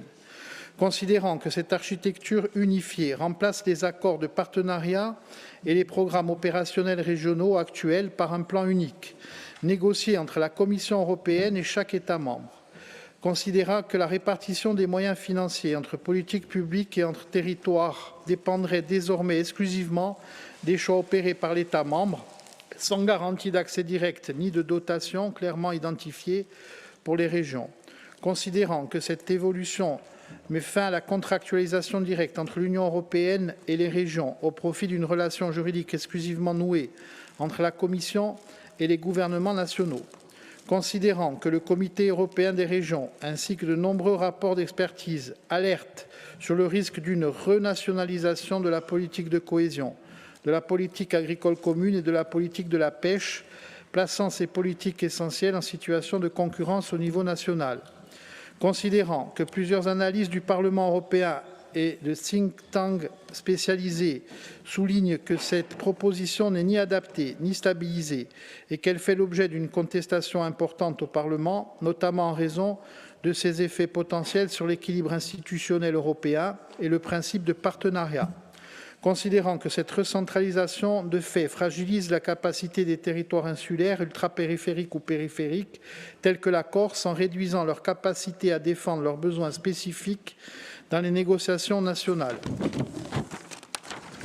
Considérant que les territoires insulaires périphériques ou à handicap naturel permanent, particulièrement pénalisés par un pilotage strictement national qui ne prend pas en compte leurs contraintes structurelles, coûts de transport, dépendance énergétique, faible taille des marchés, vulnérabilité climatique et leurs besoins spécifiques de compensation.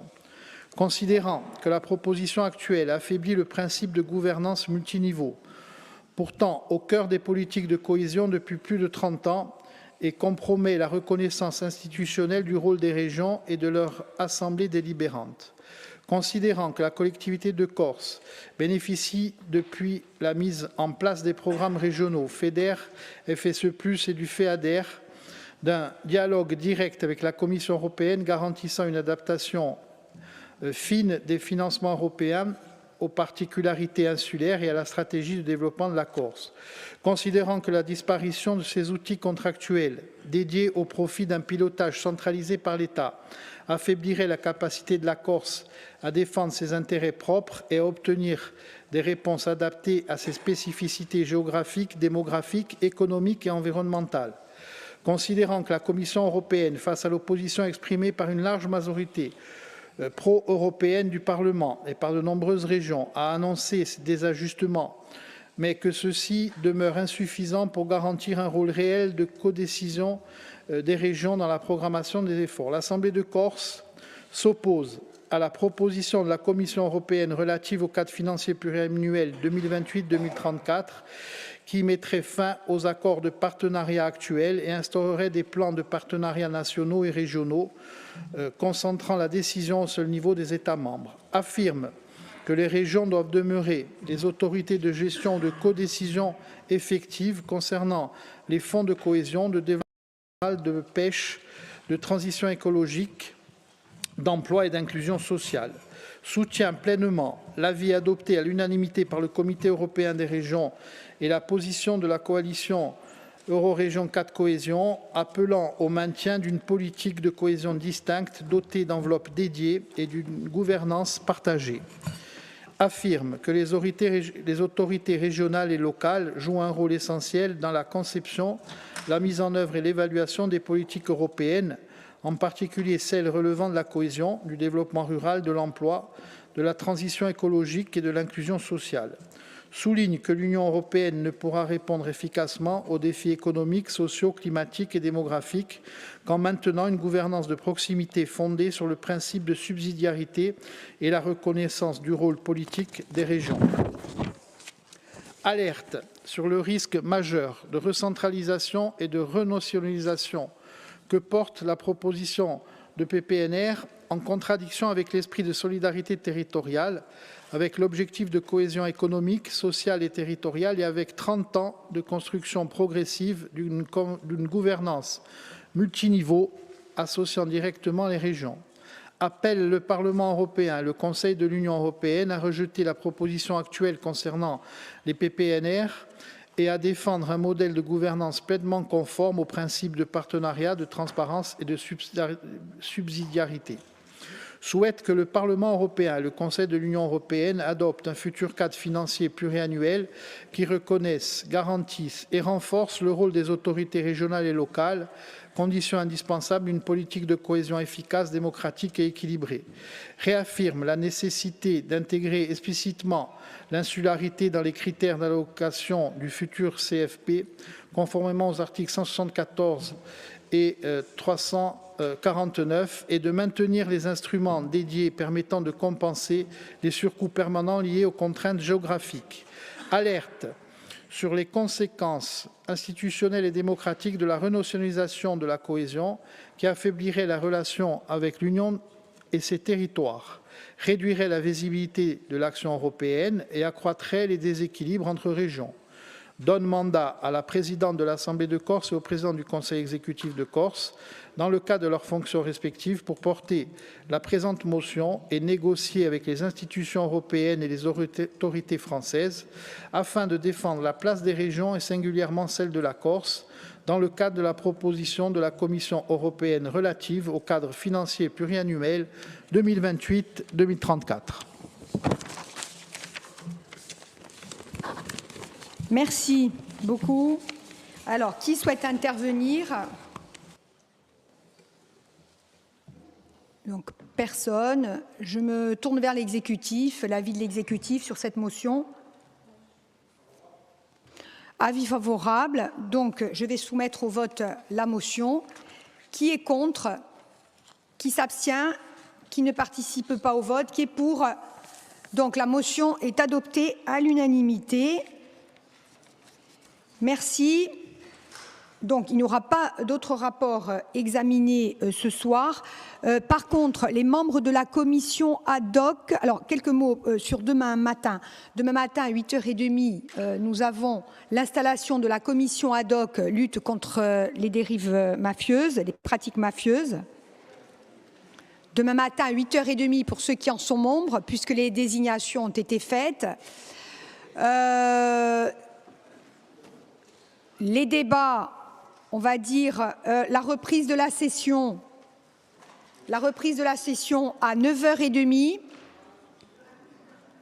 Donc 8h30 la commission ad hoc, 9h30 la session.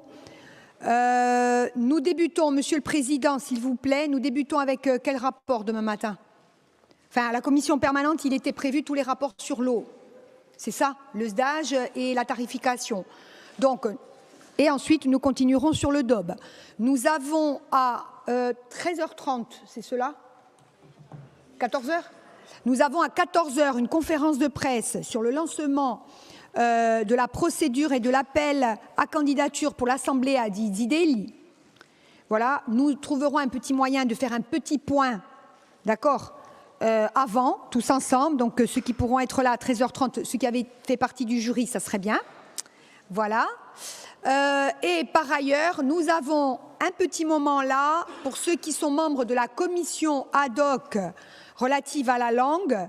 Donc, la commission che abbiamo costituito ananta la lingua corsa, ci verremo una mezz'oretta, se voi siete d'accordo, con il presidente della commissione.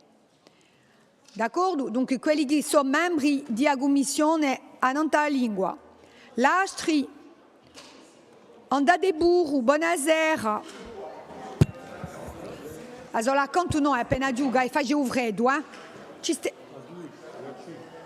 On va dans laquelle? On est à 5. Quanto c'è mondo? Allora 5.